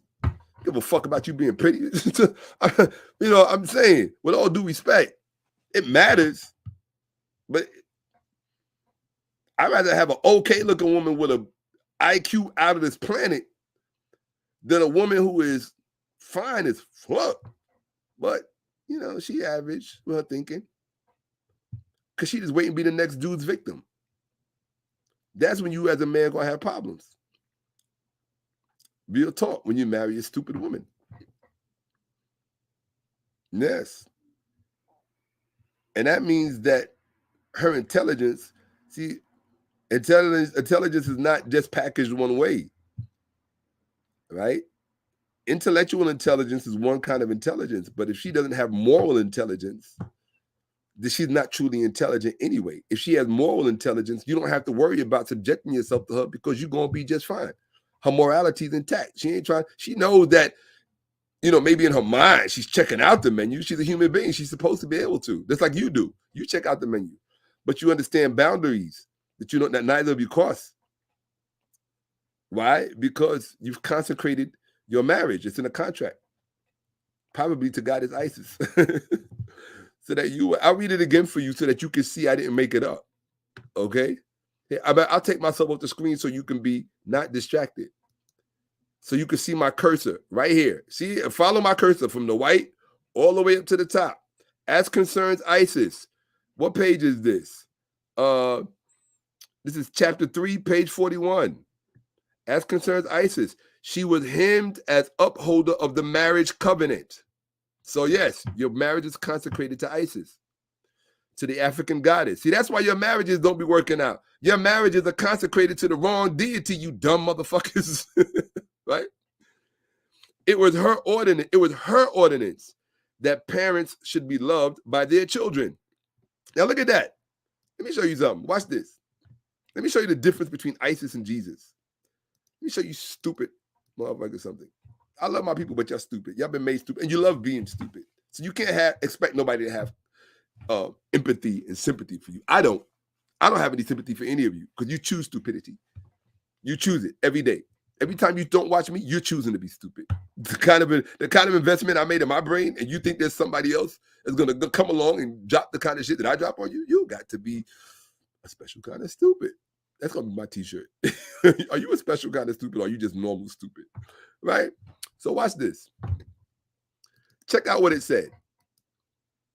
One of the ordinances of ISIS was children, check this out, let me say this again. One of the ordinances of the goddess Isis, and this is documented, by the way, I've seen it, is that children should love their parents. This is what Isis decreed. Yes, we're well over 100 people in here, people. This is what Isis decreed, that children should love their parents. What did Jesus decree about the family? Didn't he say he would turn family member against family member? Isn't that in your Bible? Brother against brother, parent against child against parent, all for the love of Jesus. Isn't that in your Bible? Don't make me pull the quote out. Let's do it. Since y'all want to play games, Christians, show you the difference. You want to compete. You want to compete with what you can't see because of your ignorance, what you thought you buried forever, right?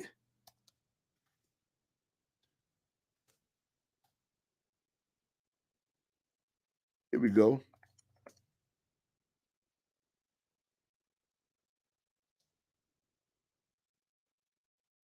Here we go. Boom. Right here. Hold on, let's see. Let me make sure I got it right. I don't want to get the wrong verse now. Yep, here it is. Yeah, that's it. Matthew 10:34. Oh, we got two good ones. All right, so let's do that. Let's see.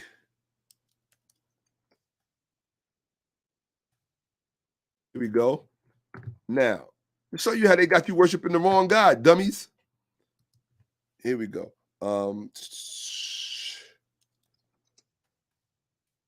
Ignorance is a hell of a drug. It'll have y'all doing some messed up shit. Real talk. Ignorance will have you fucked up in the game, Jack. You understand what I'm telling you? Ignorance will have you done. Okay, so the first thing we're going to look at, let me take both of these. Hold on a second. We're going to put this here. Close that. I should have notes. Oh, no, it was at the bottom. So here we go. Notes. Okay. So notes is that. want to get both of these. That way I can keep one window open and there will be no confusion.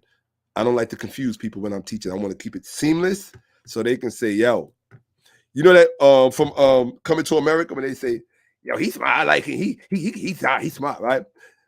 Or we say, well, that boy can sing. That boy can sing. Y'all remember, I forgot the character's name. But when I'm done teaching, I love for people to say, that boy can teach, that boy can teach. Because actually somebody put that meme, somebody put that gift on my page one day. I thought it was hilarious, right? So here we go. We're going to go to, we only need one page. So I don't need these. Here we go. Put that and drop that. So cool. All right, so we're good. We're going to go Bible Gateway. Here we go. All right, cool. And we're in a new Revised Standard Version, the one we belong in, the one real scholars use, people. Okay? I'm about to share my screen with you. As a matter of fact, let me do that first. Let me share my screen. Stop. Let's fix our thinking caps, people.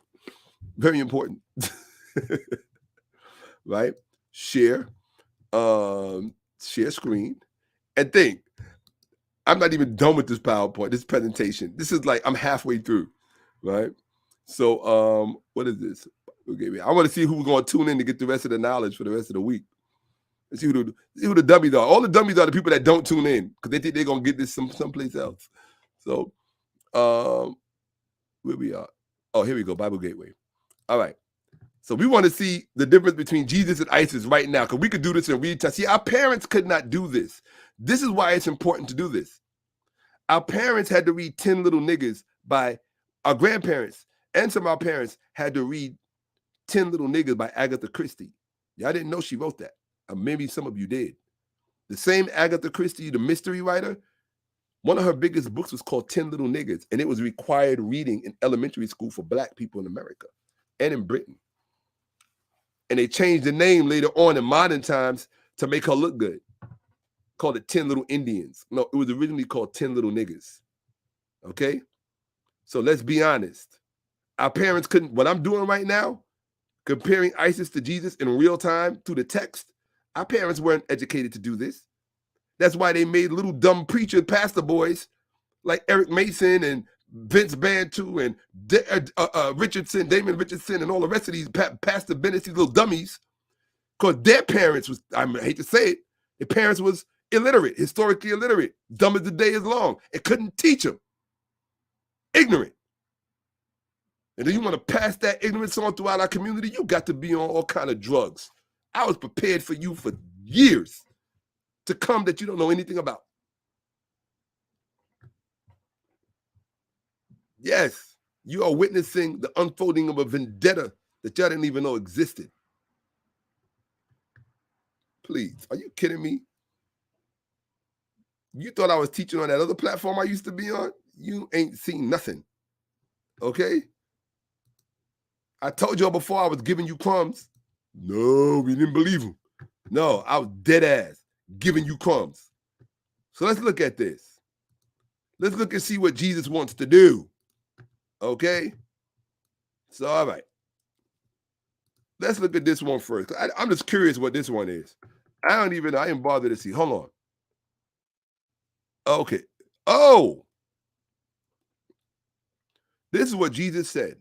Brother will betray brother to death, and a father his child, and children will rise against parents and have them put to death, and you will be hated by all because of my name. But the one who endures to the end will be saved. When they persecute you in one town, flee to the next, for truly I tell you, you will not have gone through all of the towns of Israel before the Son of Man comes. Now, wait a minute. You will not have gone through all of the towns of Israel before. So are they still running through all the towns of Israel? Because how long is it taking them to run through all of the towns of Israel before Jesus comes back? Because this text right here says, I've never seen this before. This text right here says, you will not have gone through all of the towns of Israel before the Son of Man comes. Now, wait a minute. I can't even deal with what I wanted to deal with. We got to deal with this first. 1 second. You got something in your book That's not my book. You got something in your book that just said, from Jesus' mouth, says, you will not have run through all of the towns of Israel before I come back. I'm sure by now you'll have run through all of the towns of Israel. It ain't that big. Get in an Uber, ride from town to town, so that the Son of Man can finally come back. Okay? Because you're stuck on stupid. And y'all think the rest of us going to be stuck on stupid with you because you can't read and understand your own text. Okay, no problem. Oh, I know. Y'all got to do, I'm doing eisegesis. Y'all got to do the exegesis so that y'all can then do the hermeneutics and then explain what it really means as it is edified and portrayed in the Old Testament. You dumb ass chicken wing slave nigga preachers, because that's what the fuck you are. And somebody to tell you to your face that's what you are. And I will be the one to tell you to your face and dare you to jump. Dare you to jump. I see you punching them bags, doing what? Pastor Mason punching bags in the garage. I see him boxing. Vince Bantu, he in the ring doing mixed martial arts. If you think I'm good at this, wait until you see what I'm much better at. Okay? Because I'm going to tell you to your face what you are. Live and in person on camera. And want you to jump. Real talk. Because you discuss me as men, as black men, as men of African descent, upholding a tradition that is anti-African, anti-female, anti-family. Yes. Facts. You ain't getting no pass from me. None. Zero. Or you thought I was like everybody else. You will have run, am I making this up? You will not have gone through all the towns of Israel before the Son of Man comes. So he said, before you finish running through all the towns of Israel, I'll be back. How long was it taking y'all to get through them damn towns? Y'all been back in Israel since 1940 what? I mean, y'all done expanded on the whole damn country. I mean, oh, I get it. The text is full of shit. Okay, I got it. Or no, not the text, but your interpretation of the text is full of shit. If you bother to interpret it at all. And in fact, if you ask me, that ain't got to be interpreted. Everything in the text does not have to be interpreted. Some things you just take at face value. Okay, this is what it is. Okay, no problem. That's what it is. You will not have gone through all the towns of Israel before I return. You must be doing the $6 million man run.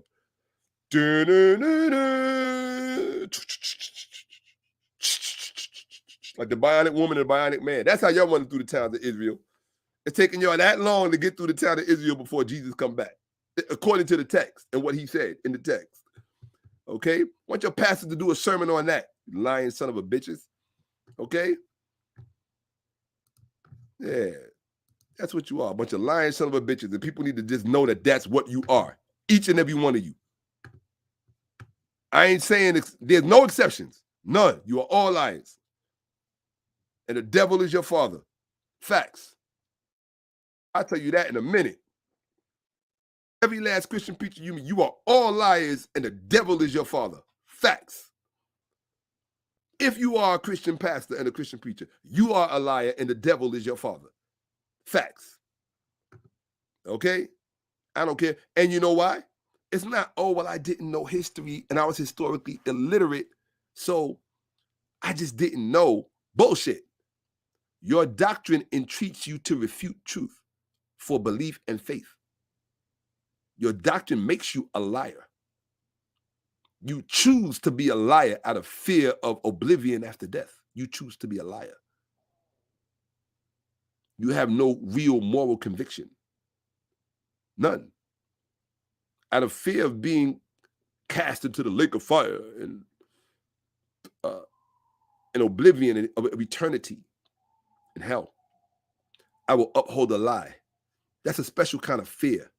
That's not a special kind of stupid. That's a special kind of fear. And fear is the mother of ignorance. You understand? We have enough ignorance throughout our communities. We don't need your stink anymore. It's been here long enough.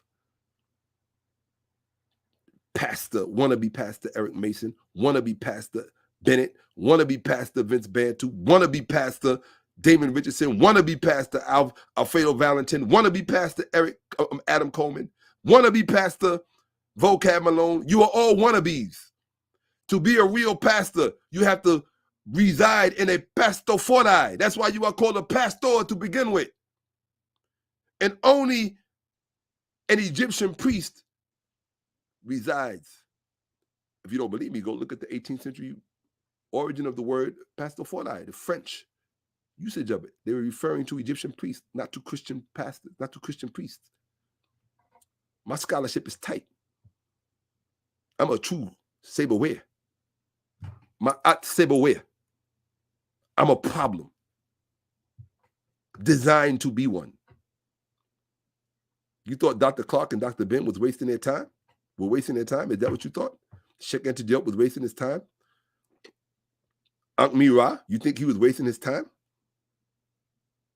Frances Cress Welsing, you think she was wasting her time? Shashi McIntyre, you think she was wasting her time? Is that what you think?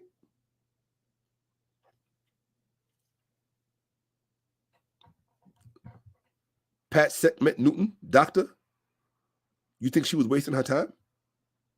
Baba Carruthers, you think he was wasting his time? Is that what you think? You think that? Keep thinking that. I haven't even gotten started. There are things in my cachet you couldn't dream of in your wildest dreams. Christians, pastors, and I'm focused. World War III breaks out. It can't compare with the ass whooping I got coming for all of you. Yes, I'm talking about scholarship.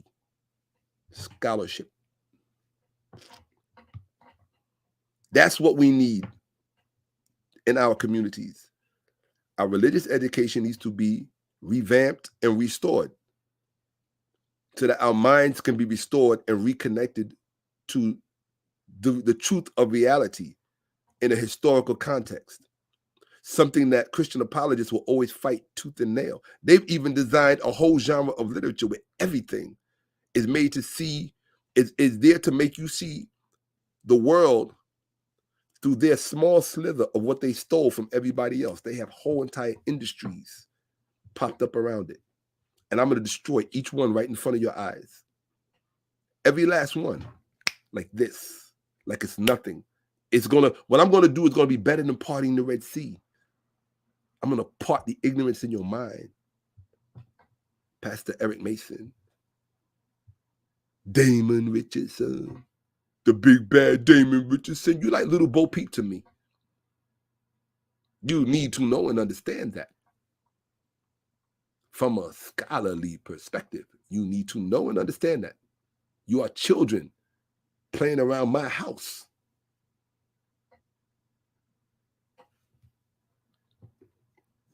You really need to know and understand that.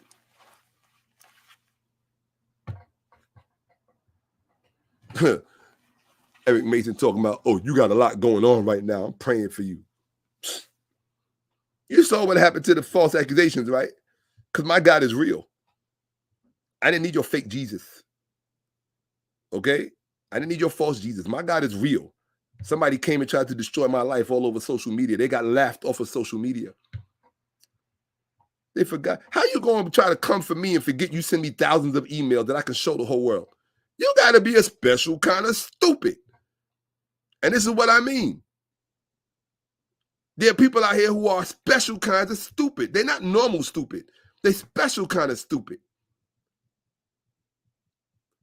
You're going to send somebody, that's like sending somebody thousands of emails telling them you're going to kill them. And then you run on social media telling everybody that they're coming after you. Like you didn't send those emails. Like that person can't pull up all them emails. See, that's the problem. You forgot. Once you send an email, that's forever. That ain't going nowhere. The digital world don't take prisoners. And neither do I. And you need to know that too. When you come at me, especially on some scholarship shit, I don't take prisoners. I will embarrass you to a level that will be legendary. I don't care what degree you got behind your name and what clique you run with. If you're talking about some scholarship, I will embarrass you to the end of time. You will be known They will look in the dictionary for the word embarrassment. Your mama's face will be there. Your daddy's face will be there. Your children's face will be there. Your family crest will be the symbol of embarrassment. That's how hard I go when I study this stuff. Because I'm offended that I had to be born into a world and had to unravel existential things that should have been easy for us to know so we could just get on with the rest of our lives and do bigger, better, and greater things. But no, we still have stuck in the muck and mire of ignorance. Most people have become so disaffected from truth, they don't give a damn about the Bible and church. Most of our people don't care about that no more. They don't even care about a relationship with God. The lie of Jesus will suffice for them. That's a piss poor standard to have. That's a piss poor standard to have when there's so much more to know.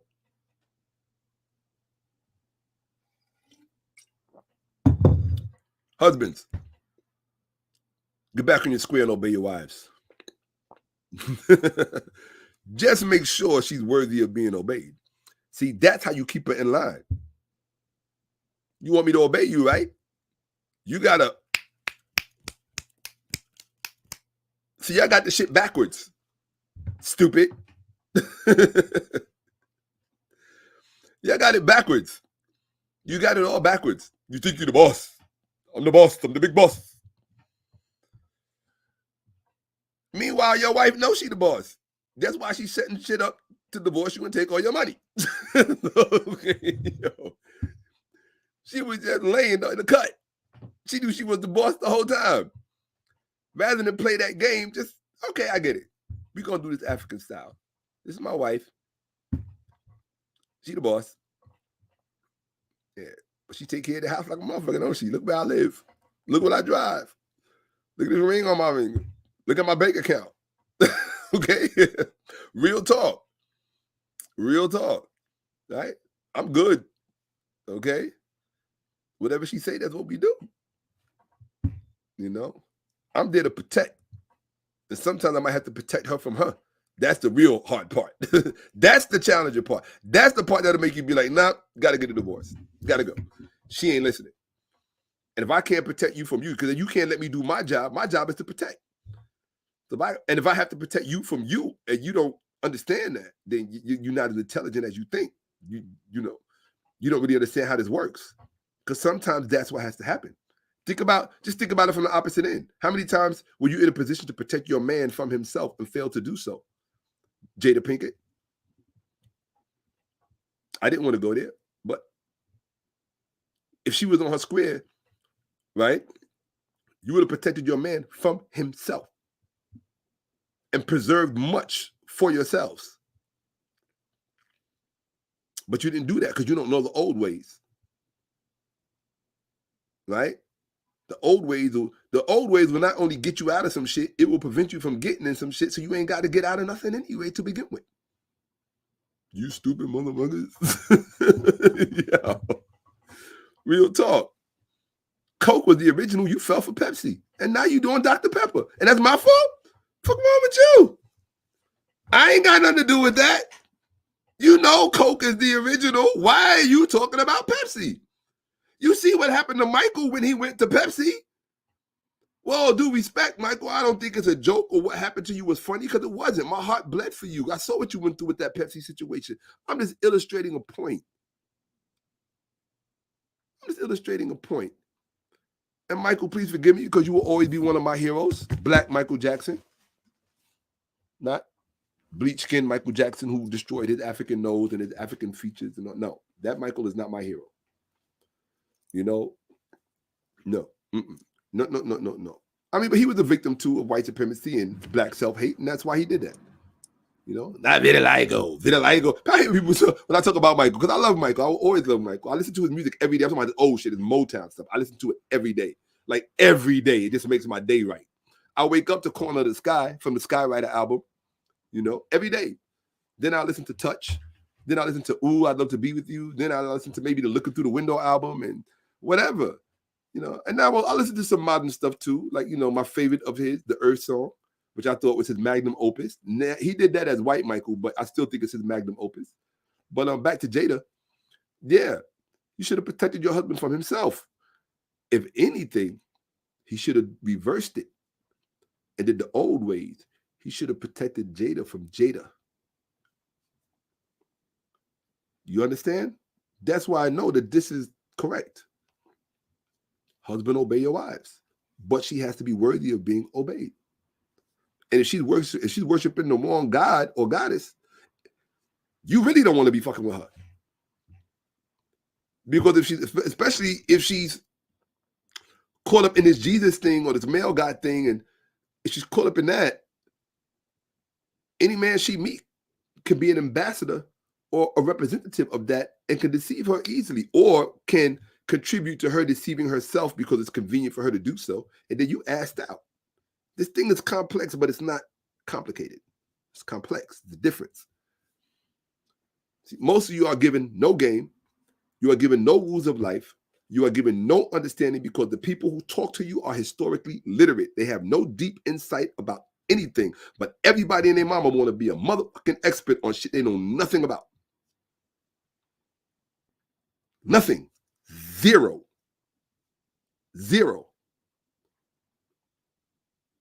You listen to all of these interviews about Will Smith and the slap around the Willow. Nobody's speaking intelligently. Denzel Washington talking about, it was a moment to pray. To who, Jesus?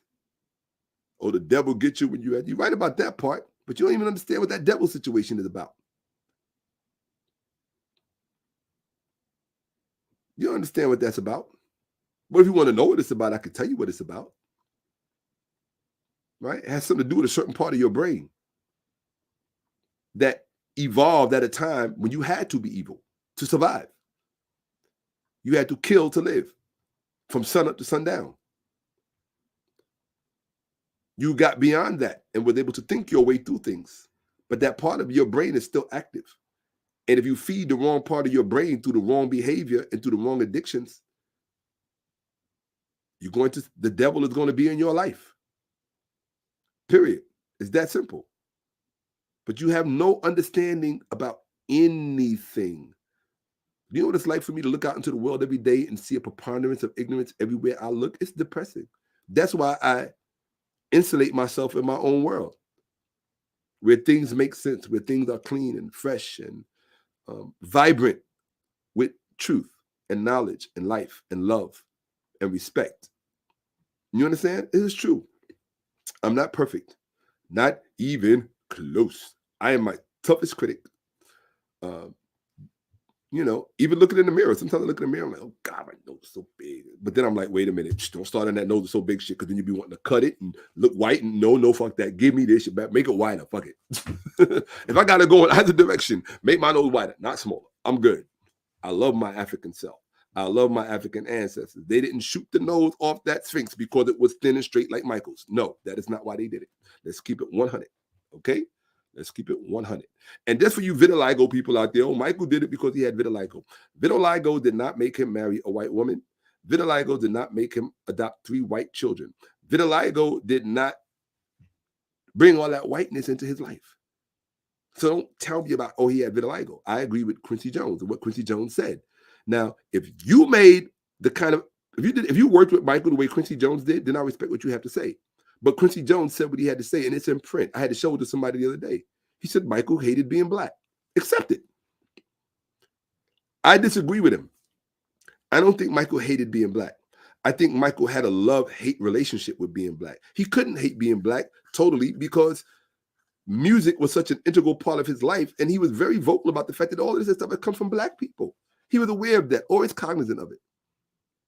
But in his later life, when he started reading Dr. Ben, and when he started reading John Henry Clark, which you people don't know about, when he started reading all that black literature, William Leo Hansberry, he began to regret doing what he did to his skin. His closest friend said that in an interview.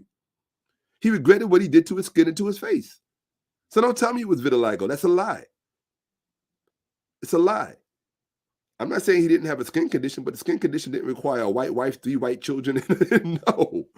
No. You kidding me? There's a whole lot of people out here with vitiligo, looking beautiful as the day is long. I love vitiligo. I love watching people have it because it's like patterns of art. I think it's beautiful. Sometimes it can appear disfiguring or unattractive, but even then it has its own beauty. And that's something else I want to tell every last person watching me right now, because nobody's going to tell you this.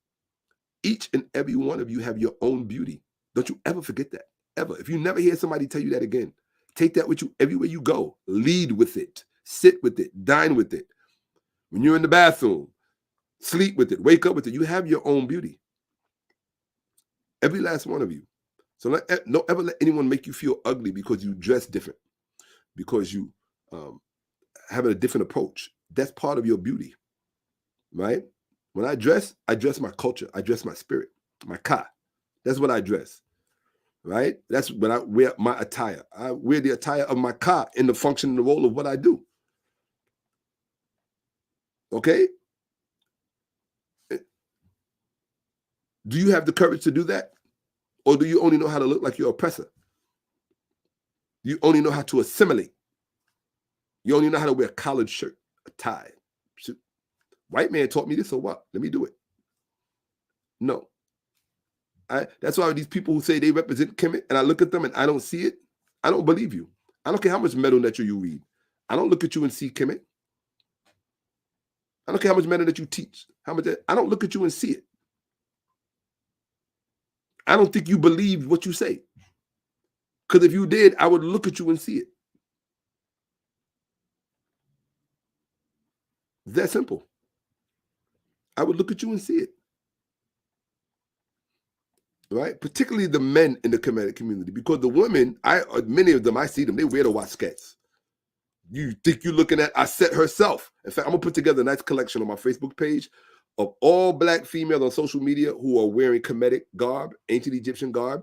And if I find your picture on social media, I'm going to put it on. I'm going to have just a section in my Facebook of beautiful Black women dressed in Kemetic wear. Because I love that shit.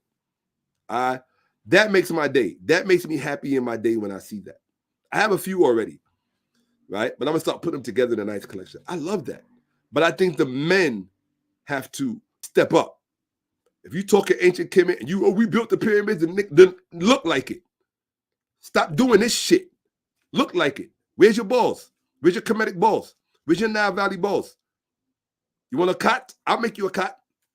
You want a wasket? Go to my website. Buy a wasket. Okay? Even my enemy said, what that fool said, the one who was giving that, them fake accusers all them interviews, he tried to laugh. He said, I could be wearing this off-the-shoulder stuff. He said, but I got to admit, it is a vibe. Women like that. You fucking right women like that. Not just any woman.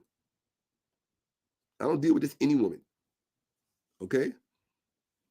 I don't do the any woman thing. I mean, one or two might slip in every now and then because I'm a nice person. You know? I think I've been kind of naive and gullible about some things in the past decade or half a decade. Certainly within half a decade. You know? But that's okay. You live and you learn.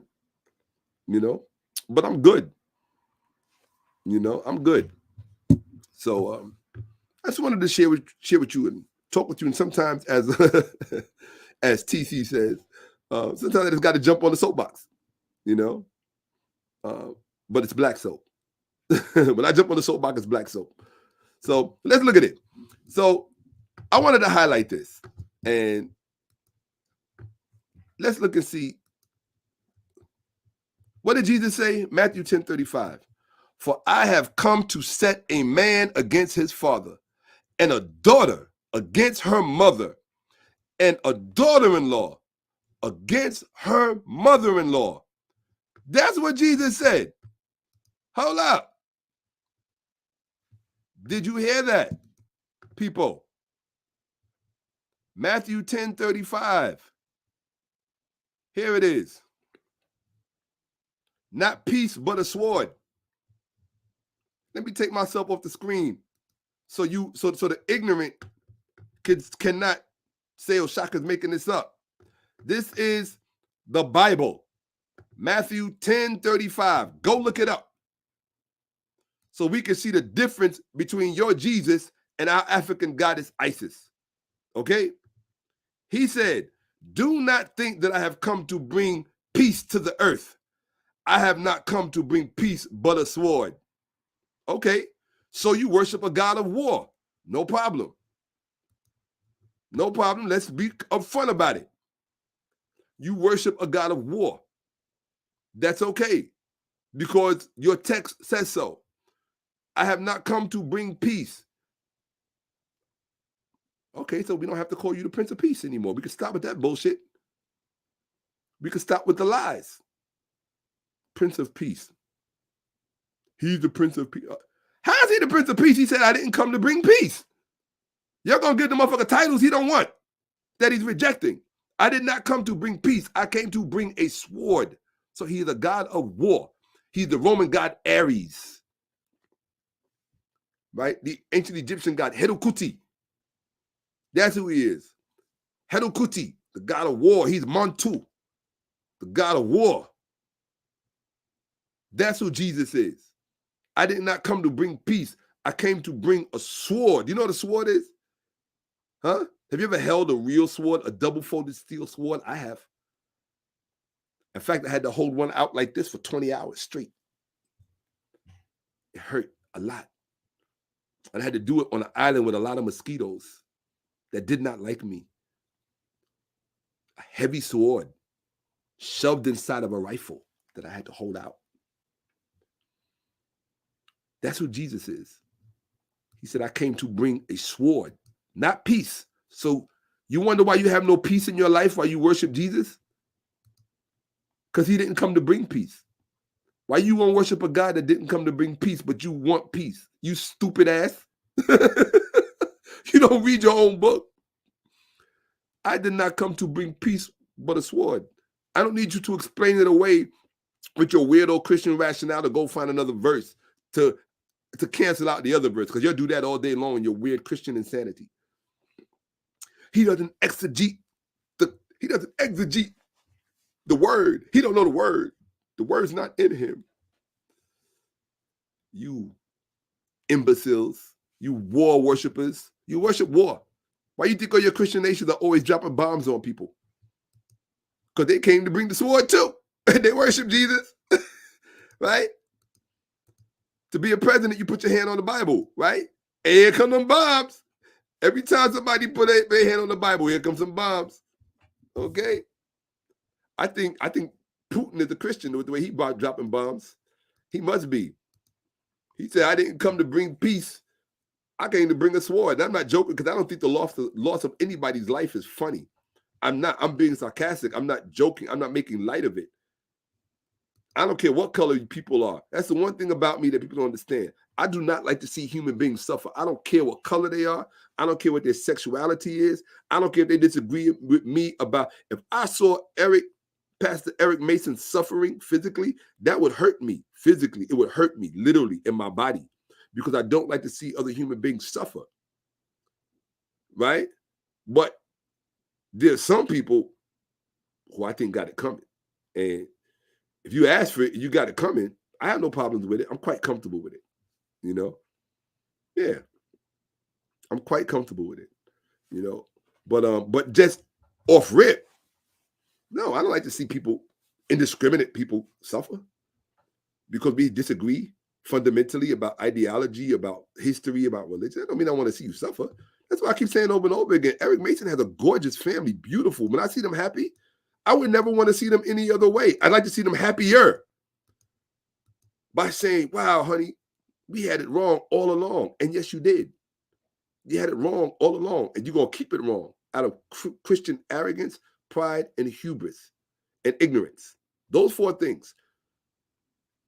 Those are the crowns. You want to wear the crown? Like Jesus had the crown of thorns? Let me tell you what them thorns represented. False pride, ignorance, arrogance, and hubris. Because these are the hallmarks of Christians. Oh, I'm sorry. And number 5, falsehood. That's what that crown represents. Them crown of thorns. That's why it's thorns. Stupid. You don't even understand your own shit. The symbolism of it. They're thorns. These are thorns in your life. Arrogance. Christian arrogance. Christian hubris. Christian false pride. Christian deceit, falsehood. And I don't remember what the other one was. false pride, arrogance, hubris,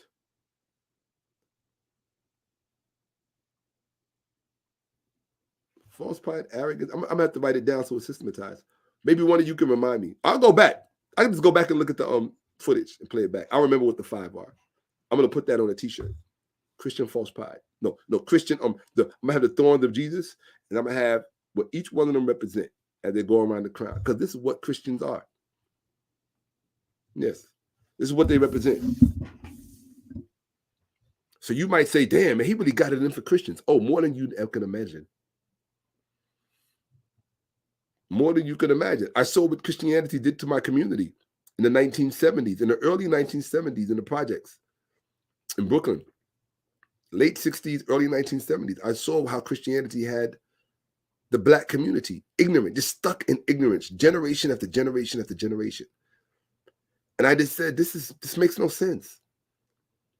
And once I was exposed to Kemet as a child at 8 years old, I knew something was up, but I didn't come back to it until I was 25. And from 25 to pushing 60, I just been studying. But I had the advantage of that childhood experience at 8 to make it sink in. Okay? Yes. So there you have it. Let's look at what Jesus said, and then we're going to lock off. Let's look at what he said, people. Come on, everybody. I want you to call all your Christian relatives tomorrow and tell them what Jesus said.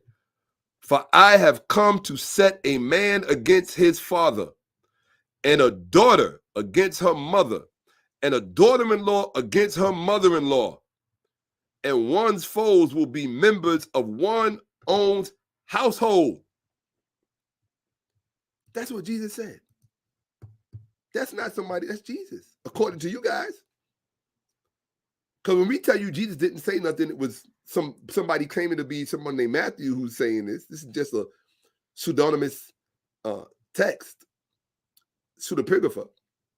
And it is pseudepigrapha, right? When we tell you that, no, they was eyewitnesses, Brother James. Well, 1 second. They was eyewitnesses. So we want to compare that. I'm going to have this on screen for one of my future presentations, side by side, because people need to see this. All right? So you just saw what Jesus said. Now we're going to see what ISIS said, so we can see which God you would rather have your family worshiping. Okay? Let's do this. If we're going to do it, then let's do this. Okay? Let's do it. This is what it's all about. Ain't nobody on them other channels getting down like they're supposed to. I know because I've given them more than enough time to. If you that dude, if you that female, if you that person that can bring it, I stepped out of the way for a minute. I had other things to tend to in life. Doesn't mean I ever stopped studying. I study every day. But to take time to come and teach, I had other things to do. But those things are squared away. I'm good now. I can service my people the way I was meant to. Okay? So here we go. Let's see. I want to see what Isis said. Did she say she came to turn the family against the family? Let's see that. Isis was hymned as upholder of the marriage covenant. It was her ordinances that parents should be loved by their children. That's a bomb. That's a sign of a bomb moment. Our God has dictated that parents should be loved by their children. You understand? That's what ISIS dictated. Not I will set brother against father and daughter-in-law against mother. You wonder why you got so much confusion and sickness in your family? Why your families are so disparate? You got that fucking Jesus Christ on your wall, the Last Supper, and you wonder why you got no family? And you wonder why your family is fucked up? Why they're disparate? Can't get it? You wonder why? They're disparate, splintered? Because you're worshiping the devil. That's why. And he told you so in the fucking text. I always said the slickest thing the devil could ever do is convince you he was God. Well, and the Roman Empire adopted it. Wasn't even a hint to these stupid motherfuckers. You running with the same people that fed the Christians to the lions, so you say. And then you in cahoots with them because they worship your God. You're sick. You're a sick bunch. I'm just showing you how sick you are. I'm documenting it for you. Using your own sources. You are sick. If you are black and you into this, you're sick. I don't care who you are. If you're white and you're into this, you're sick. Your family, you're sick. You worship a God that would tell you in his own words. You said it's his own words. The gospel according to Jesus, according to Matthew. Unless Matthew's lying on Jesus, so which one is it? Because Jesus didn't write nothing. I don't know if he probably couldn't write. Probably couldn't even read. Right? Well, probably didn't even exist, but that's not the point. Well, Jesus of the biblical narrative did not exist. And if another Jesus existed, it's irrelevant because it's not Jesus of the biblical narrative. All right, the Jesus that did exist didn't feed all these thousands of people with one loaf of bread, didn't walk on water, didn't do all of these things, that didn't literally do all of these things. If you want to say these things are figurative and expressions of, they're rhetorical, okay, I can go with that. They're allegorical, which is what Origen said, the early church father Origen said. It's all allegorical. The whole Alexandrian school taught that. Right? From Pamphletus, whatever his name was, Alexander's predecessor, who started the school of Alexandria. Right? They all said this is allegorical. It was the Syrian school, Antioch. Them crazy motherfuckers in Syria like, no, this is real. This is literal. And you stupid motherfuckers went with it. Whose fault is that? You should have stayed with Alexandria, with Egypt. They would know. They were the ones that had greater knowledge of the theology of this stuff. It wasn't those idiots in Syria and Antioch. Them idiots. How did the Antioch school, how did the Syrian school, the Syrian catechetical school, how did they even come to personify the ethos that they did? Because they imported it from the deserts of Egypt, from the monastery community of Egypt. And it was then supplanted into, it was implanted into Syria. So you got latecomers trying to define for you what is real and what is not. You stupid people. You're like children beyond ignorance. You are. You're like stupid people beyond ignorance. This is bigger than Sunday school and bigger than church. This is reality smacking you in your face. Unapologetically. No apologies. To anyone or anything. The truth don't owe you an apology. The truth don't owe you an apology. You see what Isis said? Right? What did she say? It was the ordinance of Isis that parents should be loved by their children, and that in the wedding service of the Egyptians, a husband should make a solemn contract to be obedient to his wife. Now, I don't know about you motherfuckers, but I see all the broken families in America, in the Western world, in the Christian world. I see all the broken families. What's so bad about a family where parents love their children? I'm sorry, where children love their parents. I had somebody I was talking to last night telling me, I was supposed to end this session early so me and her could talk on the phone, but when I'm teaching, I'm teaching. I was supposed to end this session. Oh shit, I've been going on 5 hours. I was supposed to end this session so I could call somebody that I like to work with. And the person was telling me how their daughter and I remember their daughter when the daughter was small because I took them to the museum. And I haven't seen them in 8 years, 6 years, however long it's been. So the daughter's 23 now, grown and in college. But the person was telling me, and you will never know who I'm talking about. That's on my word. But the person was talking, and in case they see this, I want them to know that it's, confidential. But I could speak, anonymously about it, so that you don't know who I'm talking about. But the daughter called the cops on the mother simply because the mother went in her room and grabbed a box of cereal because she didn't have time to go shopping after work. She works long hours. And she went in her daughter's room and grabbed a box of cereal. The daughter got mad, got into an argument with her mother, and called the cops on her mother. Yeah. This is real shit. Like, I bullshit you not. So, here's the crazy part. The daughter's father, or the rest of the family's Christian, and they dump on the mother for not being a Christian. But look how the Christian daughter's acting, calling the cops on her mother.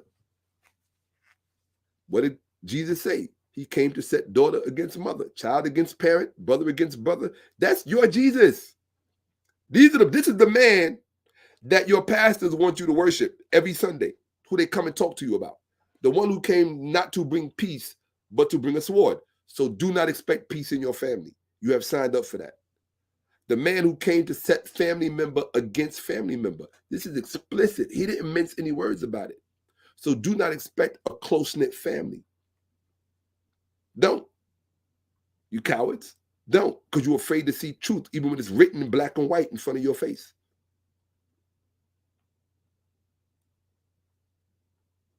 You're pathetic. Every Christian pastor breathing is pathetic, is a liar, and is a child of the devil. Every last one. Because they are preaching lies. Period. I wouldn't say that if I didn't feel comfortable saying it. I feel comfortable saying it because I know it's true. I've seen the documentation. I just showed it to you. Jesus told you what he was about. Violence. War. He's the God of war. You like your Greek gods? Well, there you go. There you go. It's written in Greek, and it stayed true to its Greek nature.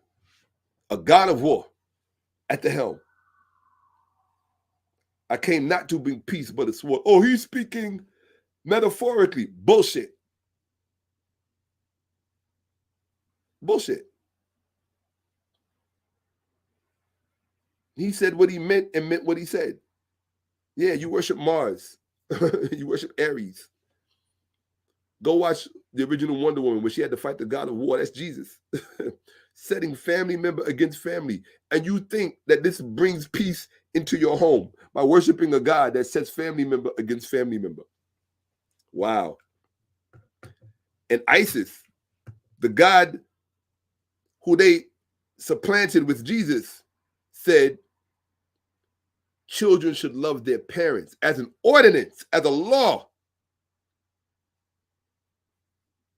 Children should love their parents. Yes. You know, in ancient Egypt, harming your parent was harming, not killing, harming your parent physically was a crime punishable by death. That's how serious they took it. The crime punishable by death. Dio the Recyclist wrote about it at length. I quoted it in one of my music videos, a song I did about child abuse. So, I did a whole album about child abuse. What does the rest of this page say? In seeking to blend the myths of the Osirian cycle, the moralist Plutarch was guided neither by ethnology nor by anthropology. He did not raise the question about the part played by the priests of Heliopolis in assimilating the tribal cults of Osiris with their own solar religion. Plutarch did not conceive the attack on Osiris by Set as a theological reconstruction of a political struggle in primitive times. Why? Because that's what it was. You dummies who think you understand the whole ethos of Set and Osiris. It's a dramatic reenactment of a theological political understanding of their past. It's a political economic reality that was told in theological drama. That's it. These retards later on pick it up and then they apply it to their deity because they had nothing to use. They had to use only what was in existence. That's why every last aspect of your religion can be dismantled in a wink of an eye. This is the kindergarten stuff. I haven't gotten to the good stuff yet. You know me, I like to slow bleed my adversaries. Yes. No question about it.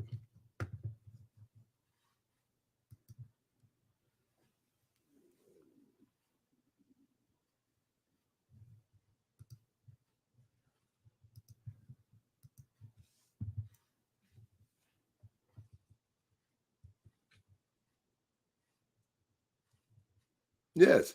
Plutarch did not conceive the attack on Osiris by Set as a theological reconstruction of a political struggle in primitive times, because that's what it was. Lastly, when the coffer containing the corpse of Osiris is carried over the sea, Isis follows it to Byblos in Phoenicia. Byblos, where Egyptian antiquities have been unearthed, was a point of economic and religious contact between Phoenicia and the Nile country. So let me look at, because we're going to go into the origin of the word Bible, right? Because I'm tired of people lying about where that name comes from and what it means. You want to pretend there's no relationship. And here, let me tell you something, Christian pastors. Right now, I've been going for 5 hours. And for 4 of those hours, I've had well over 100 people in here. There's still 100 people in here. And I've just gotten started. Do you honestly think I could go in one night? Even if I've been on here for 5 hours, with the kind of stuff that I have up here. Are you serious? I could sit here for a year and go straight and never repeat myself once. And open your brain up and part that sea of ignorance. Moses ain't got nothing on me. What did they say? He was wise in the ways of the Egyptians. Where do you think he learned how to part obstacles from? From us. Your own book tried to tell you that. You slow thinker, special education thinker, mother.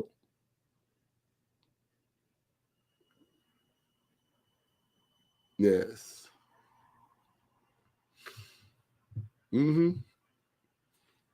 So we're going to deal with that Bible.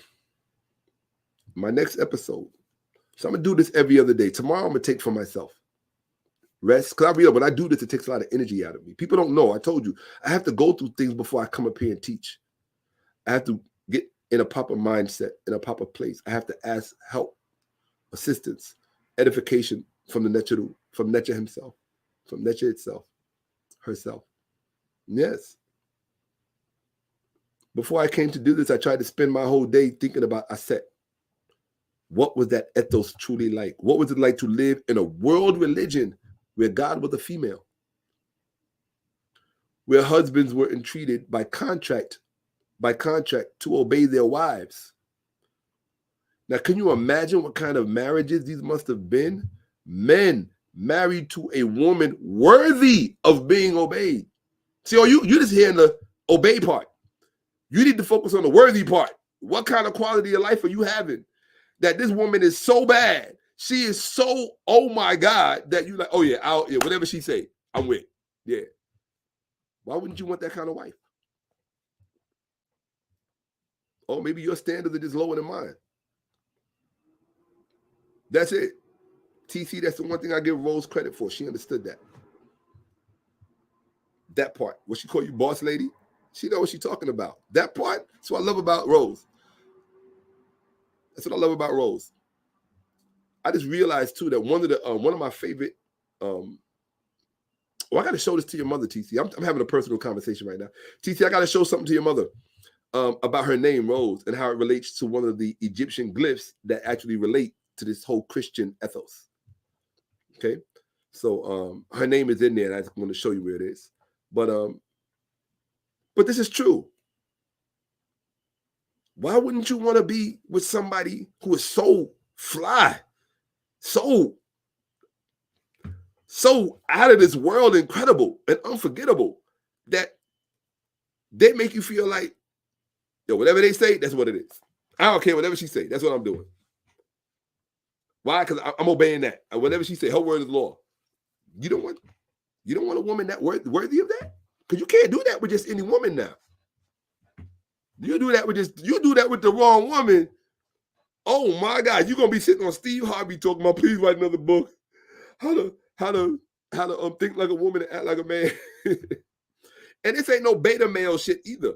Because a lot of you alpha males is on some homo shit anyway. You already know that. So just come on, let's be honest. I know a lot of you dudes. Okay. And I see how y'all be trying to overcompensate. See, a real man ain't trying to overcompensate. We ain't got nothing to prove. Our manhood is intact. It stands on its own merit. I ain't got to run through the world. I'm a man. You gotta, I'm gonna find one of you little alpha male homos. Let me stop saying. I'm gonna find one of you little alpha male punks, and I'm gonna put a little badge on your shirt saying I'm a man, because that's how you need to express it to the world. I think that there's something about you that is in question. That's it. Real talk. You talk about beta males this, beta males that. Yeah, that's what you said about people like Bill Gates. You called him a beta male when he was in high school. People like Mark Zuckerberg, when he was in junior high school, a lot of you alpha males was calling men like that beta males. Look where they at. Look where your alpha male ass is sitting. Okay? You don't know what it means to be a true alpha male. First of all, the mere fact that you call yourself an alpha male tell me something funny about you. Alpha is a Greek letter. And you know about the Greeks. You know what they was into. So the mere fact that you call yourself an alpha male, that tells me all I need to know about you. Period. Or you sorority brothers in alpha this, that, and the third. Nah, I don't fuck with y'all. I'm just being honest with you. Y'all into that Greek stuff. And you know about Greeks. They freaks. You know that. I don't, no. Me, I'm with the whole man and woman thing. I told you, man has no other purpose other than woman. Woman has no purpose other than man. That's it. Real simple. See, if you teach your children that from the outset, everything else will be, teach your children early. Man has no purpose except for woman. Woman has no purpose except for man. And then build everything on top of that. And then your grandchildren will be all right. Pass that down. That's your legacy. Put it in a bottle. Put it in a note in a bottle. Like they have shits in a bottle. Put that in a note in a bottle on a ship. Okay? And make that your family crest and have them pass it down. Every year on your birthday, all the grandkids got to gather around and read that shit so they can be reminded. Okay? And that way none of your grandchildren or your grandsons are taking phalluses in their anuses, because there's nothing appropriate about that. I don't care what you say. And I have every right to speak about it. I still live in a country where free speech is acceptable. And I'm not preaching hate. Right? When truth sounds like hate to you, you're the problem. It's not the truth. You are the problem. Okay? Yes. I'm not saying that you don't have any right to, if that's how you want to get down and you enjoy that, you have every right to. I think you have every right to. Free will, human being. That's what God gave you. Free will. But we also were given the right to have our opinions and perspective about it. And they don't have to coincide with yours. I'm not trying to diminish. Another thing too, when I say things derisive about certain types of behavior, I'm not diminishing the humanity of that person. That's not my goal. I'm not apologizing for what I said either. I just want to clarify that person is still a human being. And I don't like to see human beings be mistreated just because they have a different sexual preference than we do, than I do. Treat that person, accordingly. I don't care. Real talk, because that's the way it should be on this planet. That's the way it should be on this planet. Everybody should be treated with dignity, respect, and da-da-da-da-da. But we should also be able to be honest about how we feel about certain things. This is how I feel. If it offends you, then don't watch me. Don't, you have the freedom of movement to go watch any other channel. But to people who resonate with my worldview and my ideology, or with our historical, cultural imperative and ethos, then we have every right to speak freely about how we see these things. Right? It might not be a perspective that you were. It's not a perspective. It may not be a perspective that you grew up into, that you evolved into, or that you that was imbibed in you. Okay, I can't speak. I always tell people, here's nothing now. I can speak about behavior without speaking about the person. And here's why. Because if you've never walked 100 miles in a person's shoes, don't judge them. You don't know why they are the way they are. You don't know why they choose the things they choose. Accept them as human beings and keep it moving. And they have to accept you as a human being who has your own opinions and your own perspective that they may not agree with. And if they're not prepared to do that, then no, you don't have to respect their humanity because they're not willing to respect yours. And that's just the way it is. Okay? That's the way it is. Everything does not always have to sound like cotton candy, amusement park, and pleasant for us to be truthful and honest with each other. And the part of the problem on this planet is that nobody can really be truthful with anybody. And most people are not intelligent enough for their truthful to be meaningful anyway. I sit down and watch these podcasts and I watch people trying to be truthful and honest. They think, oh yeah, I can let it all out on this podcast. But you ain't letting out much because you ain't really that deep. I hate to say this. You're not really that deep. I was listening to Taji P. Herent. I always say her name right. Ain't the name wrong. Taji, I love her name because it's so complicated. Taji P. Henson, I think I know how to say it. But I like her, period. I just like her personality. You know, I really do. I like her personality, and I think there's something special about her. But in general, there's nothing deep enough about any of these people to have a real deep conversation about things. You know, so at least not from my perspective. Because they're not historically informed. And even Malcolm X, they'll put a picture of Malcolm X on their plate, on their thing, and they'll bring him up, but they can't quote him. And the one quote he said was, of all subjects, history is most qualified to reward all research. So how much history are you studying? I could tell that by coming to your table, to your channel and your platform, and see if you got a picture of ISIS up, of Aset. If you ain't got no picture of Aset, when I come to your Facebook page, I already know you ain't really about that life. If I go to your Instagram page, I don't see no pictures of Aset. You ain't about that life. You are a fake feminist. You don't really give a damn about the divinity of females, and you're a poser. To me, you're a poser. You get with this ISIS in the ancient world, shove that in everybody's face. You want to date a guy? Tell him read this first. When you read that and you can get with that, then we can rock. Okay. Here you go. Okay.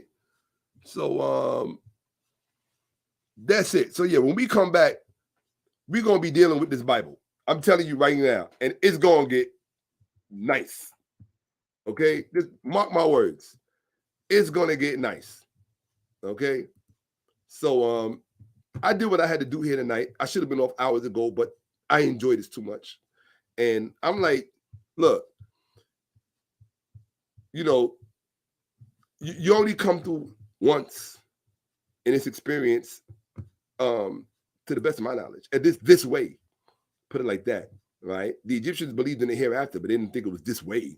It was an emanation of this way, right? If it was this way, why the hell would you want to come back? You want to come back just to pay taxes? You want to come back just to have to get 3 jobs, 3 shit jobs you don't like, and be in relationships with people you can't stand? That's what you want to come back for?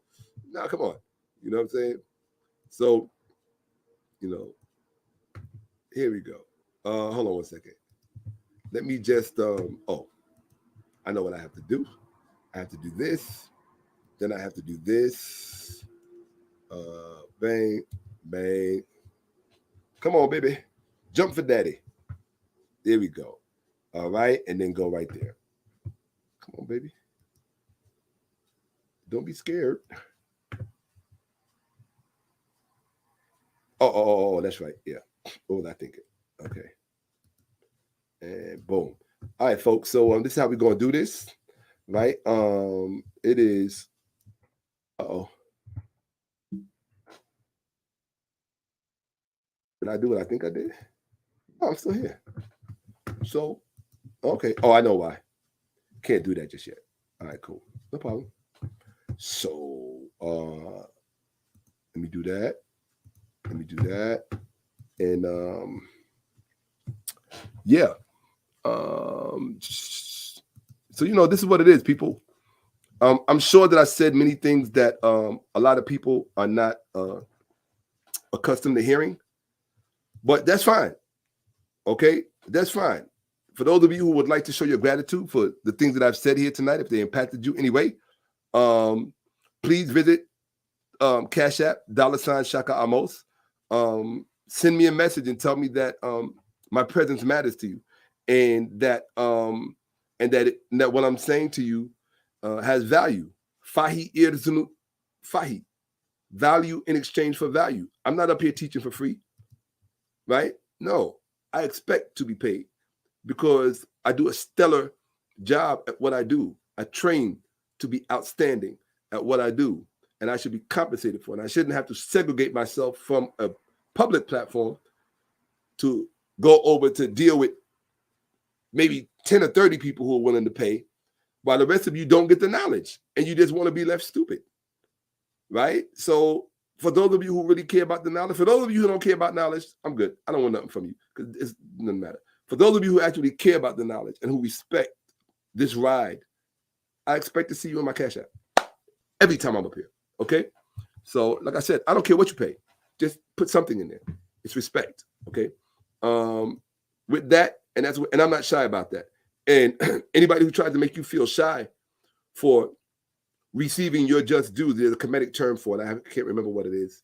But to hell with them. Let them go worship their war god. You know? I mean, I don't have no problem with a war god. But my thing is, if you're going to have a war god, just be clear that that's what it is. That's what he is. Right? I came to bring not peace. I did not come to bring peace. I came to bring a sword. I know what a sword is for. It's not for sipping water out of a fucking jar. Okay? I don't want blessed water. That's not what a sword is for. A sword is to hurt people. A sword is used to dismember and disfigure and take life. That's what a sword is for. To defend as well, but it is war. It is adversarial nature. And this is the nature of your Jesus. Warlike, adversarial. I don't want that spirit in my home. There's a time and a place for that spirit. And when I do it, when I need it, I'm going to go to Hedokuti. I'm going to go to Montu. I'm going to go to the Great Bull. Asar. That's where I'm going. I'm not lost. I'm not, I'm good. My map is intact. Is yours? Okay? Montu has always delivered the victory. And it was when we stopped, it was when we gave that privilege of fighting on behalf of our war nature, that we farmed that out to mercenaries. That's when we begin to fall. You can't bring people in who are more powerful than you, give them your knowledge, and think that you're going to stay on the throne. You are stupid. And that's what we did. So our ancestors were foolish. And sometimes greedy. Yes. More often than not, very greedy. Our ancestors were. But, it's the truth. Wealth, opulence, that's why they look like this. Wealth, opulence. Right? Beauty. Okay? You claim to be royal. I don't see you when I look at you. I don't see that. Prove it to me. When I look at you, I want to see that. Every day, every time. That's what I want to see. Have a dressed down version of it, have a dressed up version of it. But every time I see you, I should see gods and goddesses, kings and queens, those who are at least cognizant of the fact that that's where they come from. Express it. Put it out there. Make the world respond to you on your terms. It's okay if you're African American. Just start to build up some of the African. The American is there. We know that already. We already know that. Baseball, apple pie, Chevrolet, hot dogs. I'm as American as I am African. I'm in touch with all of that. I listen to Barbra Streisand, Barry Manilow, Neil Sedaka, the old classics. Burt Bacharach, all of that. Dionne Warwick. Do you know the way to San Jose? Yeah, memories of the smiles we left behind. Yeah, I'm American, but I'm also African. And if your African is not intact, okay, that's on you. Mine is. I'm good. Unapologetically. Pastor Mason, go heal up. Bennett, all you fake wannabe pastors, go heal up. You're dismissed. Okay, permanently dismissed. Yeah. So it is what it is. Shout out to the true Pastor Forti, Jabari, true pastor. Infudishi even, true pastor. He's a true Seba, where? But yeah, these are real pastors. They work on behalf of the Neter, on the Neteret, Aset, Isis, one responsible for resurrection, for breathing, for beating. She didn't breathe life into Osiris. She beat life into Osiris by beating her wings, and the wind went into his lungs. Think about that. The woman beat life into the man to resurrect him. See, that's an African story. When you hear that beat part, it's like, what does the heart do? Beat. Suckers. I'm out.